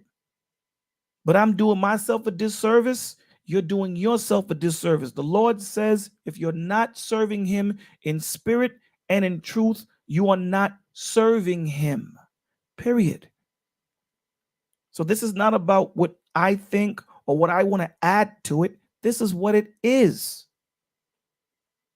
This is what it is. And this is what's going to make a lot of people fall off, because, we better understand that. Listen, we need to start reading, man, and start studying and start opening the book and understanding what the book says. Please. Not our personal feelings, not freestyling. What the book say. At the end of the day, we can't get away from numbers. You can't sit here and tell me there's 20 women to 1 and then say more men are going to be righteous than women. It doesn't make sense. Numbers don't add up. It doesn't make sense. And then the scripture says, many are called, few are chosen. That's on both ends. Yeah, that's true. So if we add that to the men and we add that to the women, there's more women than men. So if he's saying many are called in the women, but few will be chosen, and there's 20 to 1 in America only on the women's side. And then it comes here and he says, many are called, few are chosen on the men's side. There's only 1 million. Let's go with that number. How do you say more? The number of men are going to be small then. Right. More men and more children will be saved than men, because there are more men, more women, and more children. It's just the math. It's just the math. Now, again, I know that might not sound good because that's scary. It is. It's very scary, but it is what it is. So you either move in the spirit as if you listen, the Lord died for me. I'm making it. I'm there. I'm saved. Period. I don't think otherwise. I don't move otherwise. However, we better understand that we better serve him the way he tells us to serve him, not the way we feel. Not the way we feel. And that's our problem. So I just wanted to interject that, because I know sometimes, when we come across certain things and sometimes the way things are said, it doesn't feel good to swallow it. But at the end of the day, the Lord says what the Lord says. That's what he says. Mm-hmm. You know what I'm saying? So however you want to break that down, being spiritual, meaning follow him the way he tells you to. That's what that means. Having that relationship with him, opening up your heart and serving him the way he wants you to serve him, not the way we want to. So, I mean, I can't really speak to, I really don't get, I really don't really, I mean, I see those conversations with Pippin's wife and whatever, but Oh yeah, and like I said, I wasn't. You're a sports guy, so you're in it. Well, I wasn't here to No. be I'm glad you against gave us the anybody's side or explanation. nothing. No, I'm Yeah, glad I'm you not. gave the breakdown, but Yeah, I'm not. I wasn't here to get on Sister Sophia. I was No, actually trying to be on her side or nothing like that. Marcus, Yeah. not about that, brother. You good, Marcus. I love you. Yeah, I love you too. You gave us clarity. It's just because and then people no disrespect to the gentleman earlier too, but we got to understand too, celebrities, or that's what they call themselves, that they live different lives, and they live a life that certain things they sign up for. There are certain things called NDAs. There are certain things that are not.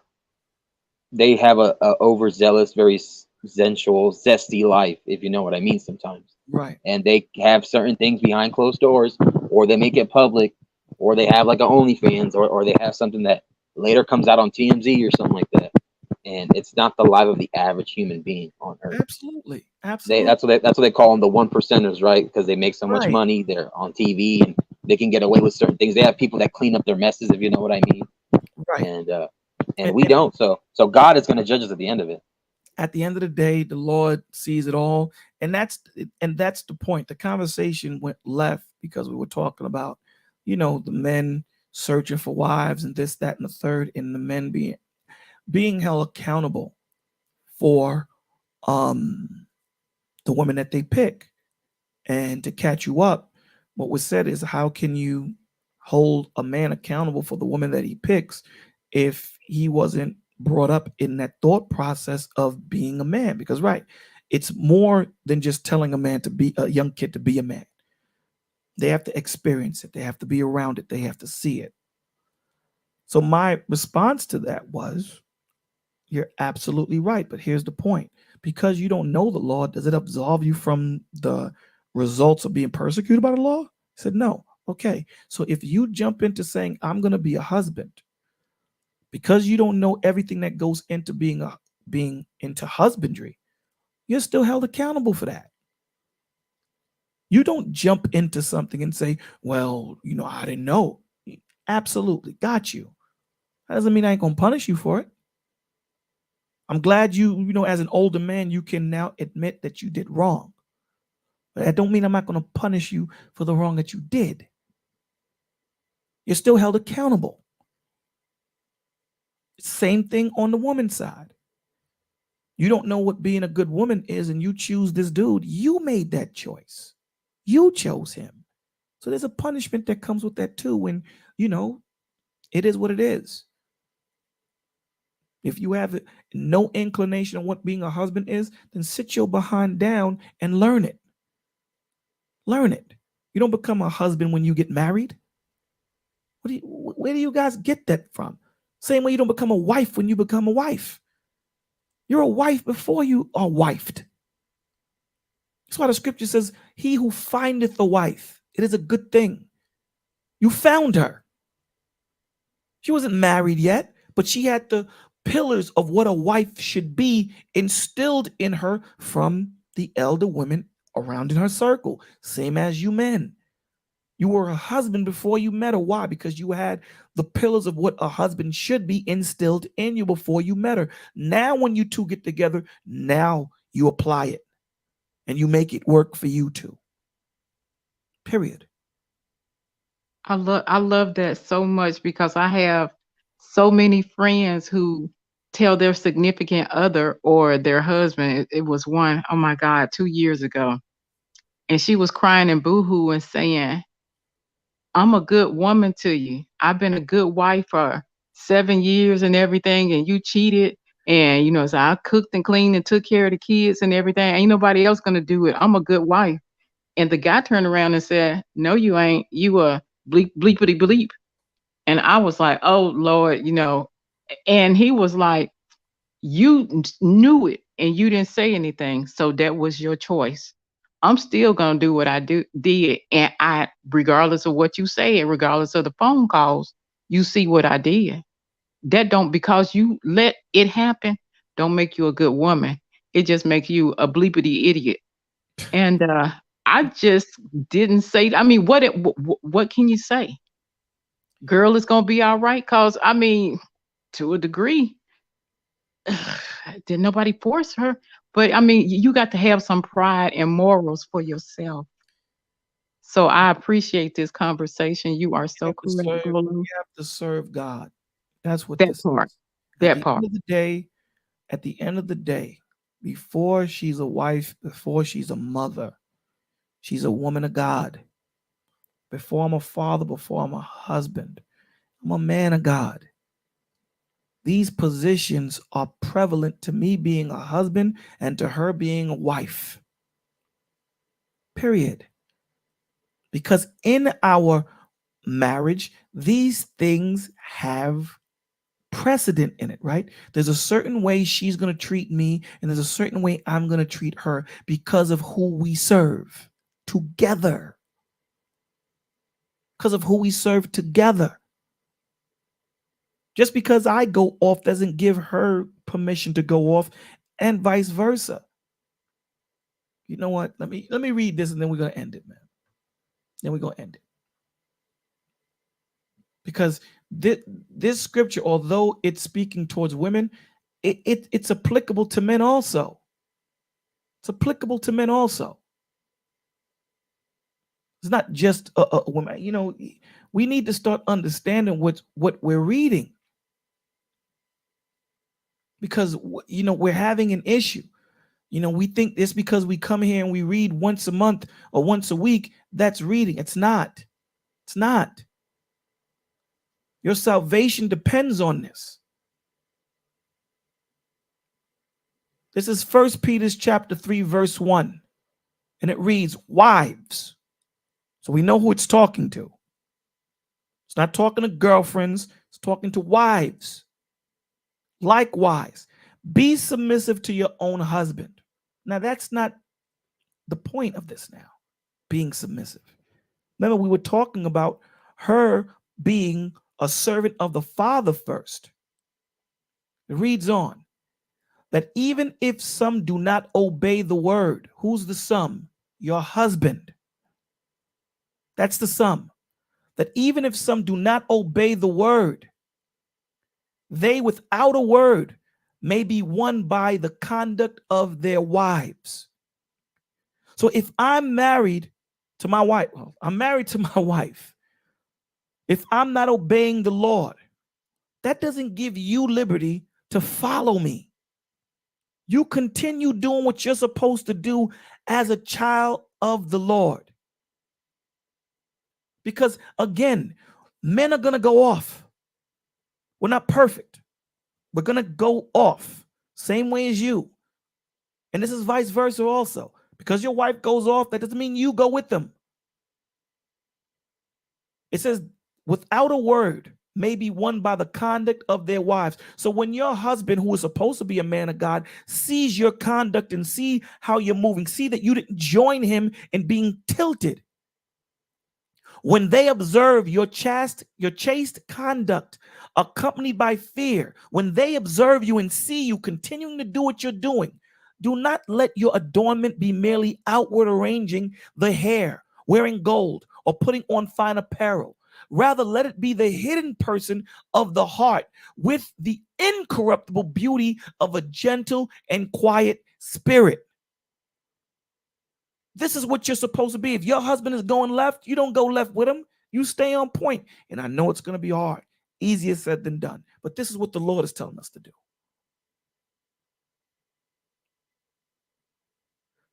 Then it reads on. Incorruptible beauty or a gentle and quiet spirit, which is very precious in the sight of God. For in this manner, in former times, the holy women who trusted in God, that's the point. This whole thing is about our relationship with the Father and our trust in him. You have to trust that he's going to get my husband back on point. I'm going to trust that he's going to get my wife back on point, because this is not about you. I don't get my wife back on point. He does. The Father does. She's not in fear of me. She's in fear of him. She's in fear of who I represent. Don't fear me. Fear him. For in this manner, in former times, the holy women who trusted in God also adorned themselves, being submissive to their own husbands, as Sarah obeyed Abraham, calling him Lord, whose daughters you are, if you do good and are not afraid with any terror. Because husbands likewise dwell with them with understanding, giving honor to your wife, to the wife. The Lord covers it all. She ain't less than. We all have a position. Yes. Are they equal in purpose? No. But are they equal in creation? Yes, they are. We can't do this without them. They are joint heirs, man. Joint heirs. Husbands likewise dwell with them with understanding, giving honor to your wife as to the weaker vessel. Listen to this, guys. As being heirs together of the grace of life, the gospel, as being heirs together. What does together mean? You and I, as being heirs together of the grace of life. And listen, if you don't do this, this is what happens: that your prayers may not be hindered. This isn't a game that we're in this on, man. We're here to serve the Father, not in the way we want to, in the way he wants us to. So all these talking points, they sound good. They do. Makes for good YouTube. It does. It does.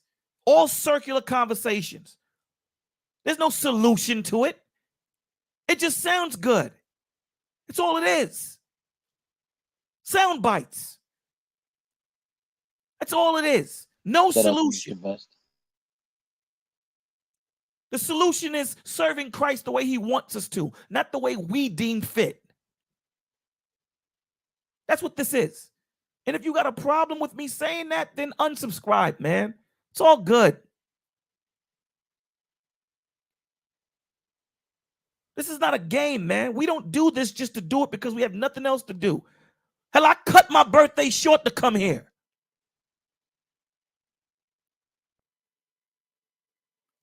I had one person telling me, party all night. It's your birthday. Nah, this is important. To me, the village is important to me. I love the people here.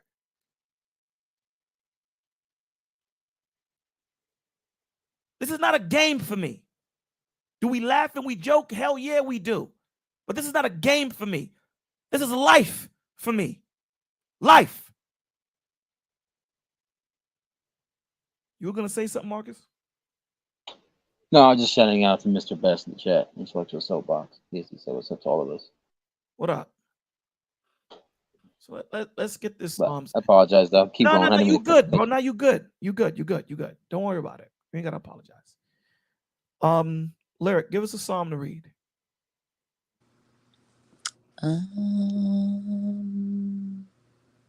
But before you give us a psalm to read, does anyone disagree? Anyone want to add?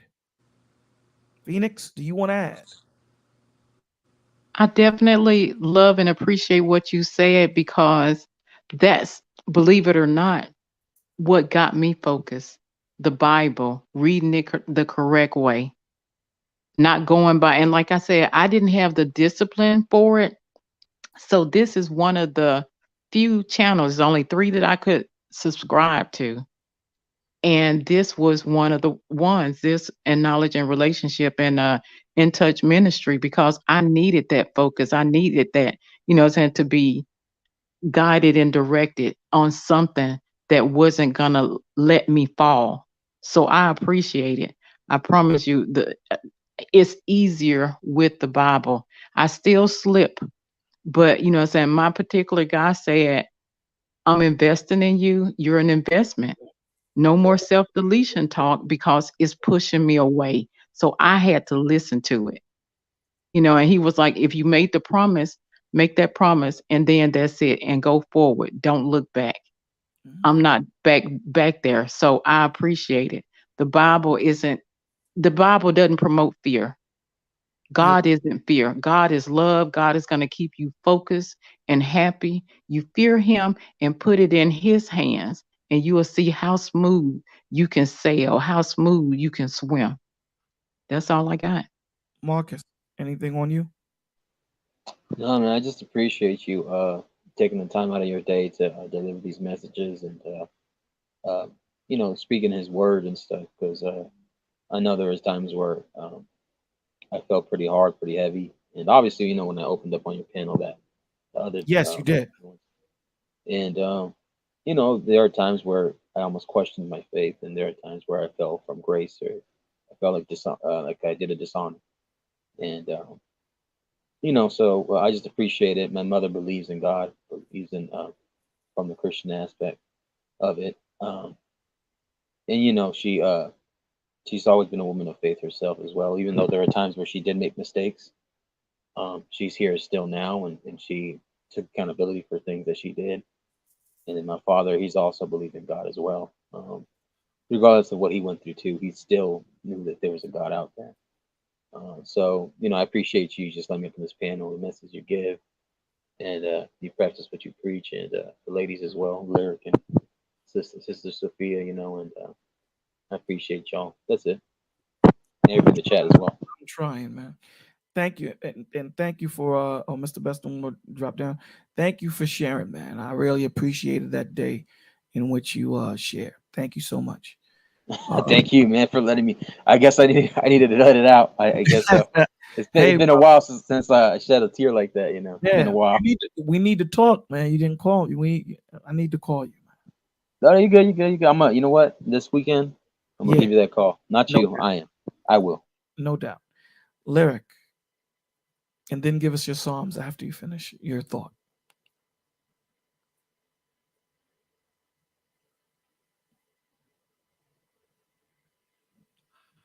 Lyric, you there? I think she divested from the panel. I think she No, knocked she out. probably. No, I'm here. Oh, there you No, go. she goes. Oh, damn, there. So, well, no, I think that it is a good space. I think that, not that I think, but I know I'm glad that people, aren't scared to, like, just truly testify and open up about like how they're feeling, how they feel towards God, just their journey alone. I think that it would just be, you know um it would be unfortunate if we all got up here and just shared, all these happy stories, as if, we don't get to spaces where, it's dark and we're not happy, and, you know we just tell how we gone through and then how we come out. I'm happy about that, and I'm grateful that you allow people, to speak and talk about just their journey, because the journey alone to me is beautiful, because at the end of it, getting to know him and being transformed in him is so amazing. So I'm just grateful, for the panel, and to you for allowing people to just, talk about his goodness and just share their stories. That is truly amazing. And I think that we can go with Before you give us your songs. Psalms, I wanted you to talk to the fact of picking and choosing how we want to serve the Father, and not understand and not serving him according to the word. Can you tell me your thoughts on that? I mean, you already know my thoughts. You laugh every time I say it, but you can't pick and choose. It would be like going up to a 39-story building and, thinking that you're going to defy gravity, and, just saying, I'm gonna jump and see for myself. You're walking around saying that you don't believe in gravity, and then, you want to test it out, so you jump thinking that, you have a way to, you know you have a way to control it, that you're not gonna smack the concrete or whatever's down there. You cannot choose what you're going to do or how you're going to serve him. You cannot avoid his law. You can't do it, because in the end you're truly going to see, who has control, who has the power. Okay, And when you're walking in a way in which you think that you can control him, you're going to quickly find out, who has the ultimate control. absolutely. What's your Psalms? And then 39. you said Psalms 30, 39. 39. Mr. Soapbox 84, what's the deal, yo? What up, Mr. Bass? Man, salute to all the family. Oh man, I love being around all y'all, man. For real, for real. Um, Bolo, man, as always, man. True indeed. You already know how we get down, brother. Much Yeah, love to I was you. supposed to Much call love. you. I forgot. I was supposed to call you. I got your message. I'm gonna call you tomorrow. Yes, sir. Yes, sir. Yes, sir. It's more business stuff as usual. You know how we do. No doubt. Um, you know what I'm saying? And also shout out to Lady Lyric Speaks. Lady Phoenix. Oh, good to see you, sister. You know what I'm saying? Marcus, what up, baby? You I know what I'm love you, saying? 84. Thank you, thank you, thank you. Um, mm, I want to speak to what Bola was saying about how, a lot of times there's circular conversation without any type of resolution or any type of meaning or things that people are trying to really do in order to really help uplift people. And I just, I know, today, was a hard day for some people in my team. We were seeking monetization. We didn't get it. We were told a reason that was not valid, but it is what it is. I just want to tell my team, M3, everybody, Marcus, everybody, Lady Phoenix, everybody that supports Bolo, Lyric, everybody that supports us, we're gonna hold our head, we're gonna keep our head, we're gonna keep going, we're gonna keep moving forward. Now, I mean, Mr. Brian, I see you in the chat. Thank you for supporting us. We're gonna keep going. We're not gonna stop, and we're not gonna stop our overall path and our vision. You know what I'm saying? And a lot of times you'll have a lot of negativity or evil, as they say, try to stop you from doing what you have to do. But we have to stay steadfast in, what we're doing. And Bolo, I just want to thank you for always staying steadfast, brother, for always continuing to do what you have to do, for continuing to put that positive energy out there, to put that love out there. It's definitely an inspiration for me. Like I said, you made me believe that I can actually do this whole thing, be an avatar, have a brand, do all that. It was you that I seen that did it. It inspired me. And I'm always going to look up to you. You're always going to be big bro. And you already know how we get down. So that's that. But I want to just speak to, to just staying encouraged, man, to not get caught up in a, like he said, circle of conversation, just trying to have, YouTube just for the sake of just having views and clicks and not having that integrity, not having that real content that really is driven to change the narrative, to give something to people that they can actually, use, manifest, and be a part of, yet entertain them as well. You know what I'm saying? And like I said, Bolo, I want to thank you for always having that space for the people. And I'm gonna be doing some streams, for the rest of the holiday to really help people, to really, help those who are in need, to get donations, and just to have people come up and share. Lady Phoenix, I want you there. I want everybody there. Come up. I'll be doing them on Monday and Thursdays before our flagship show. Bolo, come up. And it's called Healing for the Holidays, okay? I really want y'all to come up, share scripture, share good words, share your stories, share your holiday stories, share how your year been. I want to hear all of them. You know what I mean? I'm gonna definitely share as well. But yeah, like Bolo, thank you for always changing the narrative, man, and inspiring me and others. I appreciate that. And salute to you, man. Salute to everything that you've done. Salute to everybody here. So yeah, much love, y'all. Well, Shout out salute to you, bro. my response to you is thank you. However, I couldn't do this without you guys. So this, it's the Father. We have Lyric that comes up here. Um, it's a real pillar in this village. So is Anthony. And we have others. Nay, we have Butterfly, Vaughn is here, and Mills. Pasha, we still looking for him.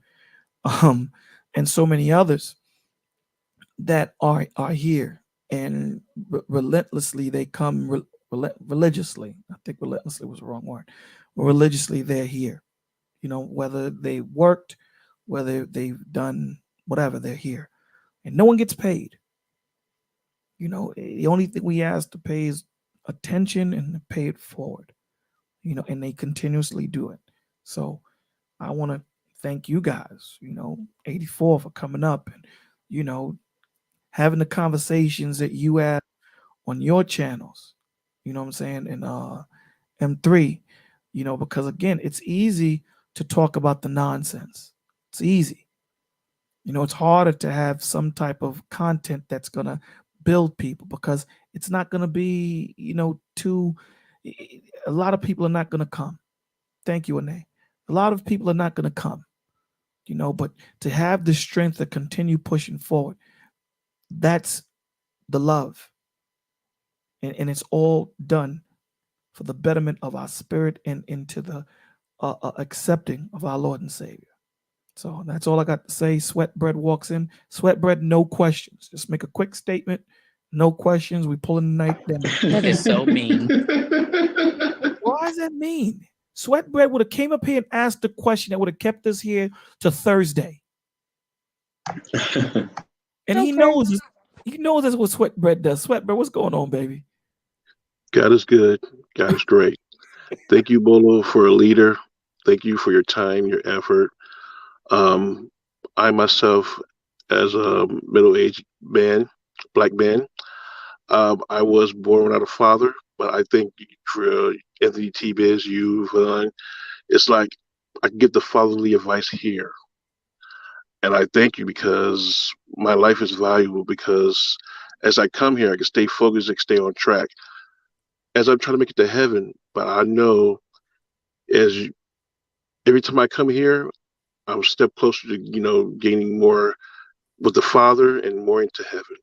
That's what I want to come in to say. Okay, brother. Well, listen, I'm going to always say this, and I know you guys don't like when I say it. I'm going to say it. Thank the Father. Thank Him because He's the one that does it. It's not me. You guys come up here and you guys add to it. Play. It's you guys. It's not me. Please thank the Father. And I appreciate it. I do. But it's Him. It's Christ. I promise you it's Him. Miss A, the person that always gets A plus. And she came up here hidden. Hey, I mean, sister, hidden. what's going on? What's going on, Ane? Hey, beautiful sister. Hey y'all. Well, I just wanted to come up. I know you said you agreed to get off, but No, say what you gotta say. No. one I wanted to say, happy birthday to you. Happy birthday to you. Happy birthday to Bolo. Happy birthday to you. Bang.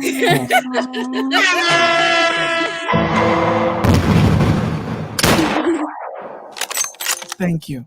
I appreciate that. Thank you so much. Thank And you. now to the translation for the SAP, the Spanish version. Here you go, Bodo. Feliz cumpleaños a ti. Feliz cumpleaños a ti.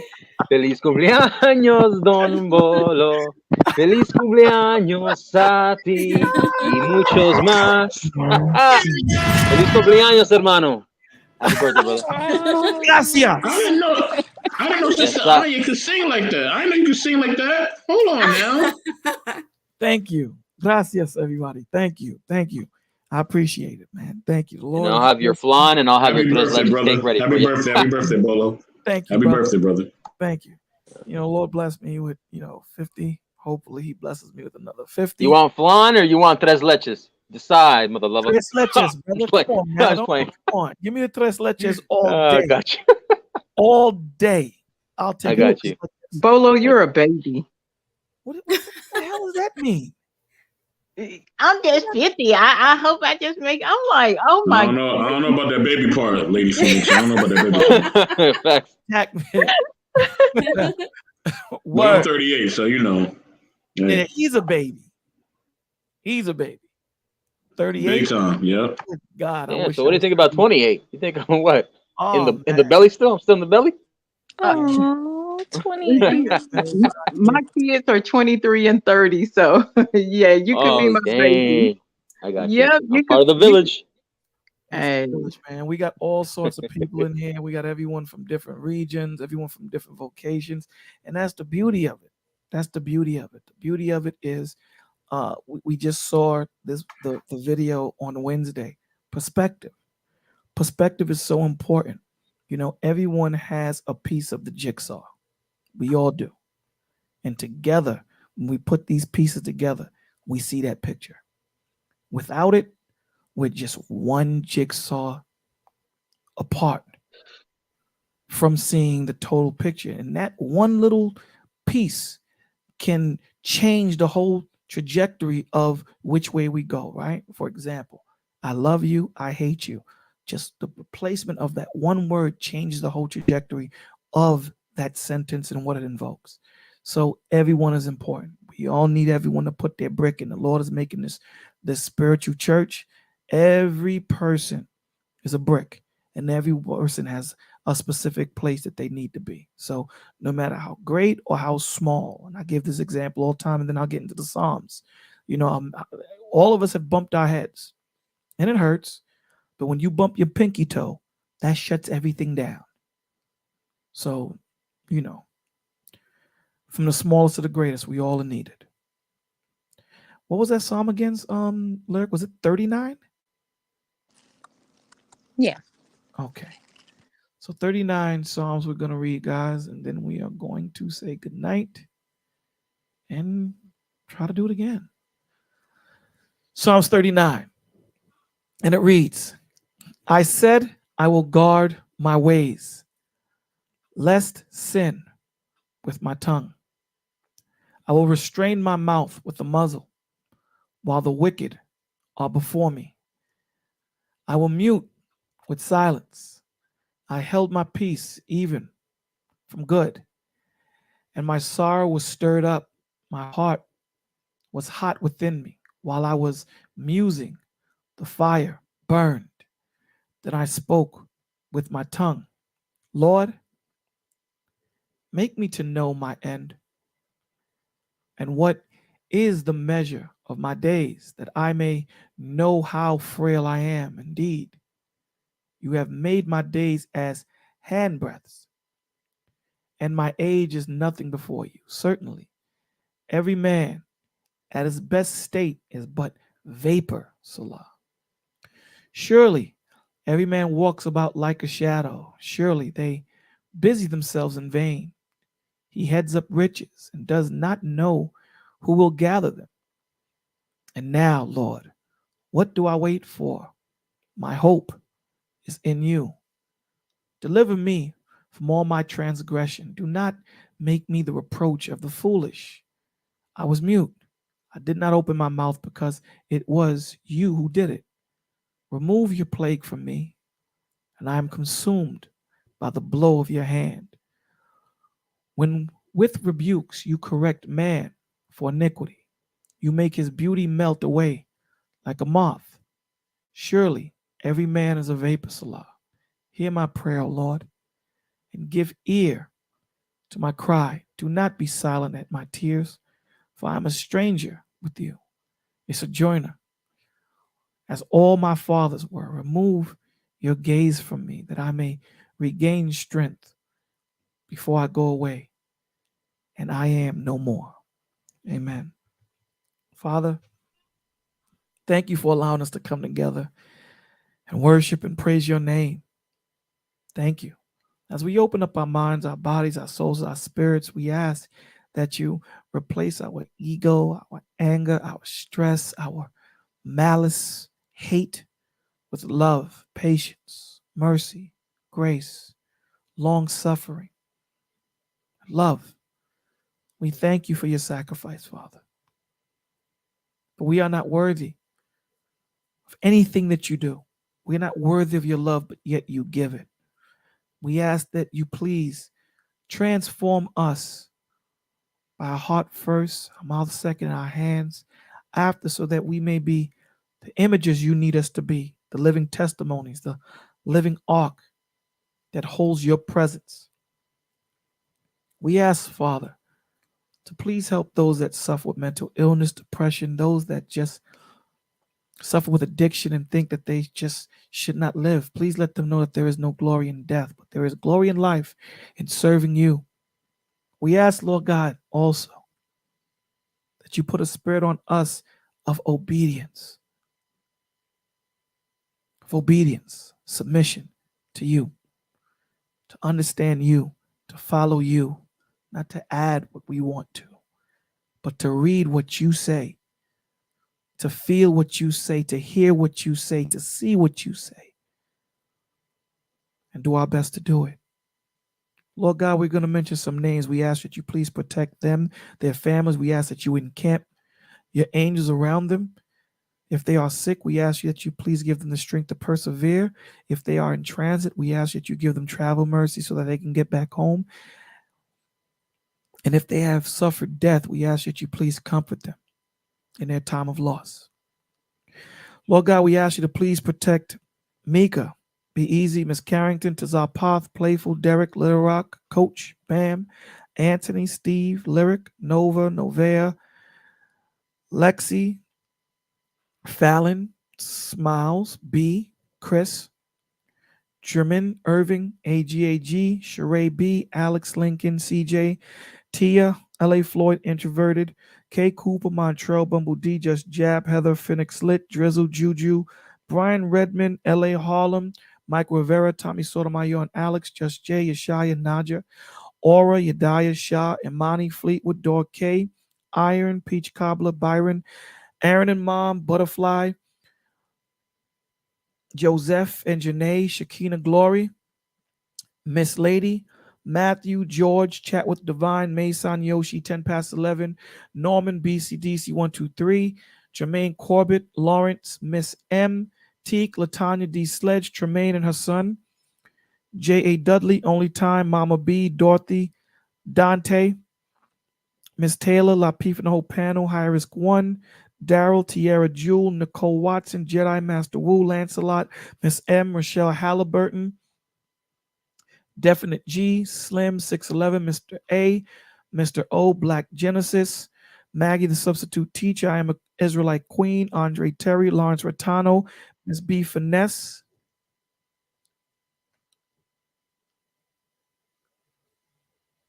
Miss B Finesse, you're not connected, Sweatbread. Miss B Finesse, Time Traveler, It Is What It Is, Jacob Lewis, Night Train, Darken, Billionaire Mentors Podcast, Anna Lee, Chaotic Truth, Let's Play, 84 Clean Cut, Phoenix, Princess C, Princess A, Princessa, Gary S, Alan G, Eric J, Bones My Hobby, Boss Trucker, Lady Hale, Sahel Speaks, Truth is Never Favored, Security Boss Unsolicited, Blackman Unfiltered, The Sheila Ingram Show, Icy Lemons, Ane, The BRE, IA Lewis, Let's Play, Taylor Made, Sonny Black, E Black, Nate, George Lewis, Zach Stewart, Richard Gordonez, Brolic St. Sean, O'Shea Lennox, The Clue Channel, Big Wolf, E Daughter, King Jen, Information Man Show, Willie Dean, Shanita Richardson, Blaze Brown, Byron Podcast, Nikki, King Rich, Amanda, The Windy City, Damage, Troy Kelso, Robert Thomas, Luke Hazley, CJ and Brother Tony, Mr. Docs, Nate, Alvin Davis, Mr. Lita Gore, Chris G, Simon Jewell, Travis Savage, Kim, Ebony, Shaniqua Dupree, Riley McCann, Mona D, Alexis, W911, Detroit, Karma, Zoe, The Real Erica, Erica Black Genesis, Armand D, Mr. A, Chalk K, Melanie, Melifant, Queens Forever, 2K, Chester Splash, L. Nixon, Prince of Petty, Sleeping Beauty, Stone the Builder, Miss Storm, Farley, Nikki, Datman, Brian Jehovah, Ricky Williams, Agent Black, Common Sense, Janoir Merced, Chris G, Derek Watson Jr., Sarah J, Rob B, Mr. He Said, Mrs. She Said, Lady Novo and Family, Lynn Love, Sandy 101, Motivation from Mind, Paulo Lennon, Gordon, Ronald, Tony, Jay Chasm, Snuggles, Enya, Pasha Blaine, Shake Rock King, Gene, Celestial Veggie Jest, Intellectual Soapbox, Wave Face, Aaron Miller, Samuel Aquidi, Sparkles, the Sean Antonio, Alan R, Sweatbread, Trash Can Ways, Elite Attorney, Lucky Marie, Randy Easter, Peach Cobbler, Jay Mills, I.A. Lewis, Kingdom Minded, Black Dust, Roy Rodriguez, I Can Cook, Furious, Ken Sean Holistic, Jay Takashi, AMF, Marcus, Over the Top, Snuggle 668, FY 100, FYE 100, You're Pushing 40, The 19-Year-Old Girl, Random Stuff, Amy Lewis, Jay, CMC Productions, Motor Love 1968, Ramsey's Red Lipstick, and Son Caleb, Crystal Woodside, Jeanette Knight, Dale Jackson, Brula Blades, Nikki Turtle House, Erica Murray, Strange Gnosis, Hardway, IXM, C. Poku, Crimson Samurai, Jedi Mike, OG Patrice, Just DeWitt, Love C, Selena, Black Dazzle, Rising, Tay Tay, Tyrone Church, Sexy Slim TV, Pierre Ledoux, Kobe Bell, Jamal Woodward, Provoking Thoughts, Mosaic, TJ Randolph, Ibra, The Last Saint, Bill With Me, Pillow Talk, Vaughn Bryant, David Williams, Masterpiece, Gary S., The Book of Genesis, Ardretta Wright, Miss Lady Sunday, Alan R., FFS, Randy K., Ronald Hot Boy, Jill, Chocolate Boutique, Sunflower, The Q Spot, Uncle Stu, Shelly Fallon, Nasira Wells, The Barber, C. Darius, Taylor May, Black Vegeta, Emerged, M.E., Brittany A., Brittany B., Shannon Rawls, Mr. A., Can't Do Right, Floyd Finklier, Just a Splash, Kevin Palmer, Audacity, Courtney Lucky Rilla, Anton Daniels, Juana Chica, Health and Healing, Community Solutions, Saska, Brother Clarence, Bravo with Sheila, Daddy O, Gail Lockett, Donna Mears, Sammy McFadden, Sincerely Scorpio, Young Echo, Seeley, Jamal Morgan, What the Funk, Miss Nurse Fancy, Sarah J. Kadar, Jenny Morena, Emerge Daily, Talk with Troy, Build with Me, K. Nicole, Neo Moses, Just Right Music, Tarek Martin, ARD, Star Baby, Tyree Patterson, T. Wagger, Mr. Rucker, Andre Terry, Just Me Coconuts, Lil Podcast, Community Solutions, Raymond Gonzalez, Black Man Travels, T. Blaze, Daryl Longsheet, We Here, Bovine Breed, Spiritual Logic, The Learning Code, Mr. Learning Curve, Mr. Best in the World, Fleetwood, Mr. Black 331, K Soul, Sheba Pisces, Von Eric, Houston, Moments with Nikki Red, Rulia B9 and Mills, Stephen Day, Big Bad Bull, Randy, Doris Myers, Ma'at Speaks, Edens.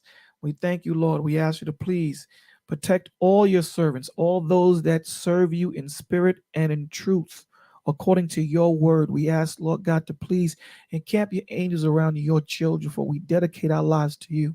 We are nothing with you, without you. Our homes are yours, our families are yours, our life belongs to you. Thank you for allowing us to breathe. Thank you for allowing us to walk. Thank you for allowing us to feel you and to see you and to hear you. In Jesus' name we pray. Amen. Amen. Amen. Last words on you, Amen. Mr. Best in the World 84. Last words on you, sir. Wow. Thank you for having me up here. I'm truly grateful. Thank you for all of y'all. Thanks for Bolo for always, having this great panel, and just having these great discussions, y'all. Please continue to support him. Please continue to show him that love, and definitely send that cash app, y'all. Send that cash app love. And definitely, if you need help, you need to talk to somebody, man, he's definitely there. Reach out. Y'all see the number at the bottom. It's real. All right, y'all. Holla at him. Thank you, Bolo. Much love, brother. Thank you. Marcus, sir. Last words on you, sir. Hey, appreciate you, Bolo. Everybody make sure you hit the like button, share, subscribe, leave a comment, hit the cash app. Help donate to the cause for the village, hashtag the village and the tribe, and Mr. Bolo TV. Shout out to Mr. Bass. Make sure you subscribe to his channel, all these content creators channels, Sister Annie, Sister Sophia, Sister Lyric, all the people in the chat land as well.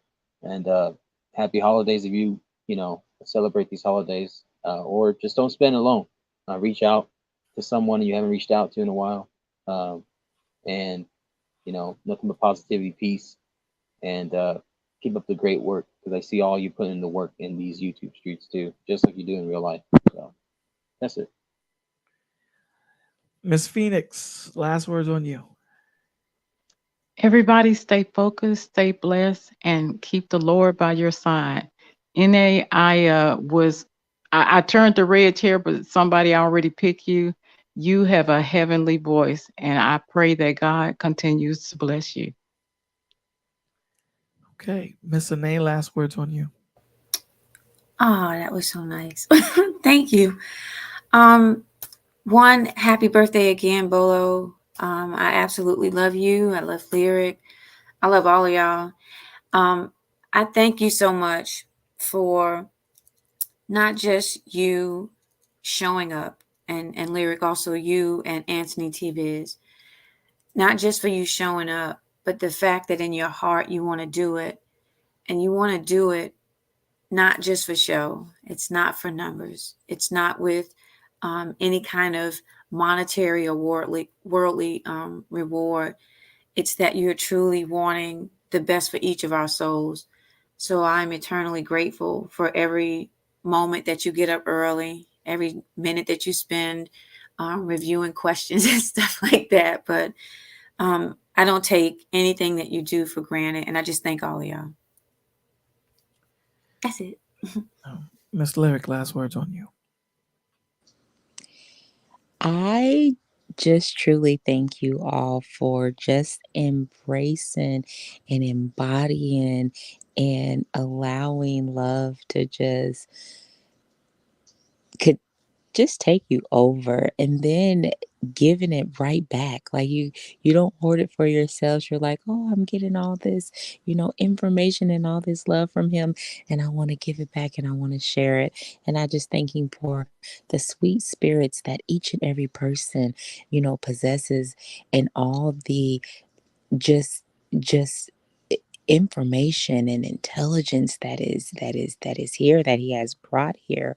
you know um every time I think that, I know a villager, I just get surprised by something else. We always talk about how sweet Anae's spirit is, and just to add the sweetness of her voice to that. I am so overjoyed right now. Intellectual soapbox is just intelligence and just the spirit that he has, Marcus and finesse. I just keep on learning more and more and more, and I'm like, I am so in love with the village. Bolo, your reps still suck, but I'm happy that it's your birthday and everybody got to show you love, and you continue to let us come back here and just enjoy God. It is such a blessing and it's so amazing, and I'm just overwhelmed with joy and so happy for that. So I love you all. Okay. First of all, I want to thank Marcus for coming up. Thank you, brother, for coming up here and sharing with us, and being genuine. Thank you. Soapbox, you know how we do, man. Thank you for coming up here. Thank you for um, getting down on the fight and having intellectual conversations that are progressive, not circular. And it's hard, man. When the world is so wicked and evil, it's hard to do your best to have these conversations that are going to be thought provoking and mean something and leave a thought process in someone's mind. Thank you for doing that. And thank you for continuing to do that.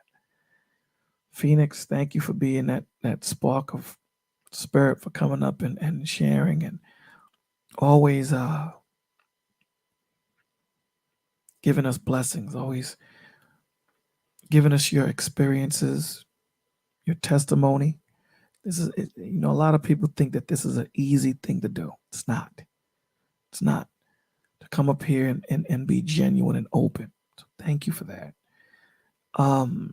Sweat Brett, thank you for coming up. Young man growing, thank you for all the questions that you have. Although we make fun of you sometimes, keep the questions coming, please. Anae, thank you for coming up, man. Thank you for your song. Thank you for, you know, answering the questions, for being genuine, for sharing. Thank you for being diligent. Thank you.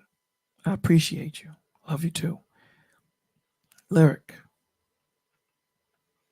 thank you for coming up here, man. Thank you for being here. I thank the Lord that He brought you here, you and Aunt, and everyone else. Um, there's days when you're tired. There's days that you are on your way to work. There's days when you come home from work and you jump up. Either you're in the chat or you're on stage. And the knowledge that the Lord has given you, the connection, the passion that He's given you, and what you speak in, it's a beautiful and awesome thing. And I thank Him for that, for allowing us to have this time, all of us here to have this time with each other. And he was in the building. I thank him, I thank the Lord for him daily. That yeah, I'm gonna be called a simp today, and it's okay. This here brings tears to my eyes, and I'll tell you why it does. Because no one's ever seen anybody, no one's met anybody, but the love is genuine. How could that be? How could that be? That we have so many people in here that will rock out, and if someone comes in, they'll pray for them and they'll talk to them in a genuine spirit. How can that be? It's only one reason. That's because of Christ. And I'm in awe of this every testimony Friday. Every morning, I'm in awe. And you guys wake up with us. You guys are here with us, It brings tears to my eyes, man, to see this. It does. You know, um, that the Father would allow me to witness this, to witness this, to see this happening. Again, you know, I'm happy. I'm happy. And I just want to thank all you guys for making this happen. Thank you all for it, man. I love you all. Big Ant, love you. Lyric, love you. Village, I love you. I love all of you guys, man. Thank you for doing what y'all do, man. Thank you. I know the conversations at times gets heavy, and I know sometimes it's uncomfortable. I know it is. Especially with the big words that Lyric is always using, that I'm still trying to add to my vocabulary. They're not easy, you know. But these conversations need to be had, and these conversations are progressive. These conversations are to grow us, to transform us. Know this, that we should not be stagnant in Christ. This is about growing. Listen, guys, I know we play and we joke, and it's good to do that because we're family. We love each other. But understand the day of the Lord is no joke. It's going to be scary, man. Hell, getting there is going to be scary. If you think it's bad now, watch what's coming down the pipeline. We're not going to be able to talk on the internet, man. The internet's going to be shut down. They're doing it now. So how do we communicate with each other? How does the Lord's children gather together? How do we know when to meet? It's called the Holy Spirit. You're not going to have no walkie-talkies, no satellite phones, no cell phones. The Holy Spirit's going to talk to you. Go here, meet here, do this here. So we got to have that connection. This is what we formed. My envision in creating the village was, yes, for the mental illness and the depression and for a place to come. Also for networking. Because there's going to be a time when we all are going to have to meet. I promise you there is. There's going to be a time we're all going to have to be around each other and be together. So I just want to thank you guys for being here tonight. Thank you. And thank you for your birthday wishes. Although I liked it, it still made me feel old. So thank you. And let me say this. My rap freestyles are getting better. Period. They suck. It's okay, but the people love it. I'm the people. They're just being nice. It's cool. You can suck. I can suck and all that. I'm the people's champ. The people love it. Because if I ask them to press 1 if they like it, or 2. It's your channel. They're going to press 1. They're being nice. Do you know how many times people have been rude to me on the channel? They're still being nice. Then you beat Bro Clarence, though? You beat Bro Clarence, right? I shut Brother Clarence down. I didn't just beat him. I waxed him. Oh, that is so cruel. Man. That was wow. Now it's cruel. Yeah. I don't think it's cool. He's asleep right now. He can't even defend himself. He just texted me and said he fell asleep. He said, because I text him, because believe it or not, Brother Clarence always texts me while we're on the show. That's just his. He likes to bother me. So I text him because I know he's 3 hours behind, and he said, I text him, "Are you up?" And he just fell asleep. Don't worry, I'll be through on Monday. He doesn't know I'm going to call him early in the morning. Now you can call it wicked. Read the chat exactly, Von Eric. His raps need prayer. What? Von Eric don't know what he's talking about, man. But if he would have pressed 1, then he would have known what he was talking about. BCDC press, because BCDC understands. I told you I'm ahead of my time. Y'all guys don't understand it. That's why my raps always come out 50 years in the future. BCDC's sleepy. Is that he's younger than Marcus. He don't know no better. Queen, what's going on? You heard us call you? You said your name in the prayer. I did. What's going on, dear? Not much, not much. Just wanted to come through. Hey, Say Queen. hello. Hi. Oh, hi. How are you? I miss you. I miss you too. Good to My hear from chain got you. repoed, so Uh-oh. Uh-oh. What you How's got to add everyone to else this, Queen? doing? What you got Huh? to add? What you got to add to this? Um, what I got to add to this? Hey, look, I just thank you that, you have a space with not all the nonsense and the BS and man versus women and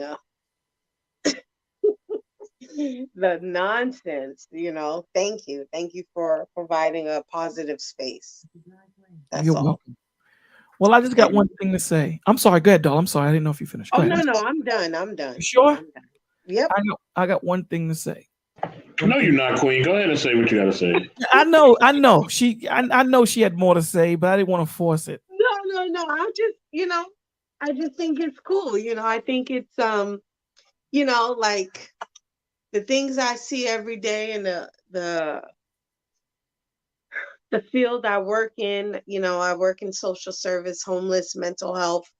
It's not a joke, and I think we don't take um mental and emotional wellness serious, you know, and everyone feels differently around this time of year, not being displaced, being homeless, living in a car, living in shelters, not having family, you know, it's just, or, losing people, it's not a joke. So thank you. Thank you for the prayer. I heard my name. I was like, okay, I'm being shout out on these YouTube streets. Okay. That's She it. not she not gonna say what she really want to say. She's been calling me and bothering me all week. Can you talk to Bolo? Can you talk to Bolo? Can you talk Bolo, to yeah, I Bolo? want, I know Mr. 84 intellectual has been talking to you. Right. I really wanna, Here's my number. collab. I'll put my number in the back chat. Holla at me. Okay. 394. Um, I got one thing I want to say, and then we can call it a night. Um, Lyric, are you here? Lyric? I refuse to answer because I know you're about to rap. What am I? No, I just had something to say. I'm not gonna rap. I don't believe you. Oh my Get him, god. Bolo. Lyric, I just have. Are you here? No. Oh, yeah. What you see is what you get. You better understand. I be the guy that they call the Mike Bolo man. I be the hella fine, the terrific guy. People get a whatever. That one is coming out 8866 at 55 o'clock. Cop it. All right. So Yeah, yeah. get that. Mm, mm, mm, mm. Nah, but thank you guys for being here, man. It was awesome to Ooh. have everybody on the panel. Um, and I'm gonna give myself the lyric bang bang. Bang, bang, bang, bang, bang. You know that's her saying bang bang, right? Do not believe that, guys. That is not me. Listen to it again. Bang, bang, bang, bang, bang. That's you. That is you. That is not me. It's not. Bang, bang, bang, bang, bang, bang. Mm, mm, mm, mm. You know what I'm saying? So with that being said, guys, thank you for being here, man. Thank you. Now that's not really her. You know, I know she gets upset when I say that. Now that's not really her. Sounds like her though. You know. But now that I said that, now I'm gonna say that is her. Guys, a few announcements. For Christmas and for New Year's, we will be broadcasting, right? Because we know that there will be men and women that are by themselves. And again, we know how, these holidays, when they come around, it's real strong on those that are alone, those that just think no one cares. So we will be broadcasting with an open link. So if you want to come up and just talk, we can do that. No specific topic. So we will be doing that for New Year's and for Christmas. If you need a Bible, please email me your address and your name, and we will send it to you free, no charge. Everything is on the village. And if you want to talk, you see the number in the bottom, 347-394-5954. Holla. One of us will pick up. Give us a few days to get back to you. With that being said, everybody, good night. Love you all. Thank you for being here. Oh, before I forget, support Intellectual Soapbox channel, support M3's channel, support It's Knowledge and Relationships, support Uncle Stu's channel, support Brother Clarence channel, support SB's channel, man. How can I forget? Security Boss, support our channel, man. These are channels that are pouring into people, man. Not no circular conversations. Supporting, there's a few more I'm forgetting, but support these channels, please. Just if you want to grow, that's what this is about. A lot of the times we mistake movement for progress, and it's not. So with that being said, guys, have a blessed night. And Lord willing, we might do something on Sunday. I don't know, but Do you want to try the Discord? Did you guys? I didn't don't know. Have you? support. Did you Hold on. download the app? Let me just get this in. Support Brava Sheila's channel too. So forgot. I'm sorry. You were saying the doors. I downloaded it. Everybody, please download the Discord app. And why is that? Because soon we're going to start going through lessons, biblical lessons, right? Because there are lessons that you need to understand. Exegete. Right? We get to exegete the scriptures now. Oh, here we go. Okay, hold on. Let me get it up. I'm sorry. Okay. Hold on. Go ahead, Lyric. No, I'm just saying, I think, are you guys ready for a Bible study? Like a real Bible study? We're going through the reads and stuff now. And we kind of just share thoughts and inspirational wording behind the reads. But now we kind of want to get into Bible study where you can get those pens and papers out, take notes, ask questions. You'll be able to do that. And we could communicate well here, but on Discord, everybody can talk, everybody can put in their questions, and it kind of flows easier than being in the chat. It doesn't have a delay. So if you haven't downloaded the app for Discord, it is free and it is able to go on Android and Apple. It's free for both. So download it, and then now that Bolo has his download, you'll be able to follow him. And then when he sends that link out, you can just click on it. You'll be able to talk, chat, ask questions, all that good stuff during the Bible study. So because please. you have to understand simultaneity sometimes creates exilic He's sleepy, you guys. relationships, and the manifestations of the amalgamations on this planet revolves around the earth subtuagently to the paucity of the birds. And if the birds on the onomatopoeia ask you to imbue the permit that word, and the extramagicularly decompose because doctrinal cerebral. The word is paucity, and stop it. You guys, he's sleepy. So, I just broke all of that down. Y'all didn't even understand it. Okay. You know what I'm saying? Let me do it this way. Oh, check this out. Simultaneity, exilic manifestations, amalgamations. Sometimes it's frustration, subtuagent paucity on an onomatopoeia view.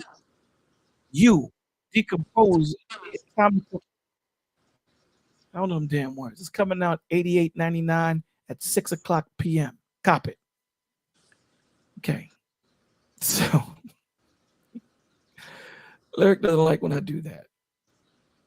But guys, yeah, definitely. We're gonna be going through some scriptures. We're gonna be going through lessons, right? Because we do the readings, and it's awesome that we do the readings, and it's awesome that we go through some things on Wednesday and Friday, but there's a lot more to it that we have to go through. And YouTube, with the things we're going to go into, YouTube will shut us down. They will shut us down because it's going to get deep. So with that being said, please download the Discord, and we'll make it happen. Yes, sooner or later I will drop a gospel rap. You know what I'm saying? I'm working on it. But guys, have a blessed night. Thank you all for being here. Love you all. See you Sunday, Lord willing. Have a blessed night, guys. Okay, love you guys. Bye. Good night. Love you guys. Later. Take care. Later. Bye.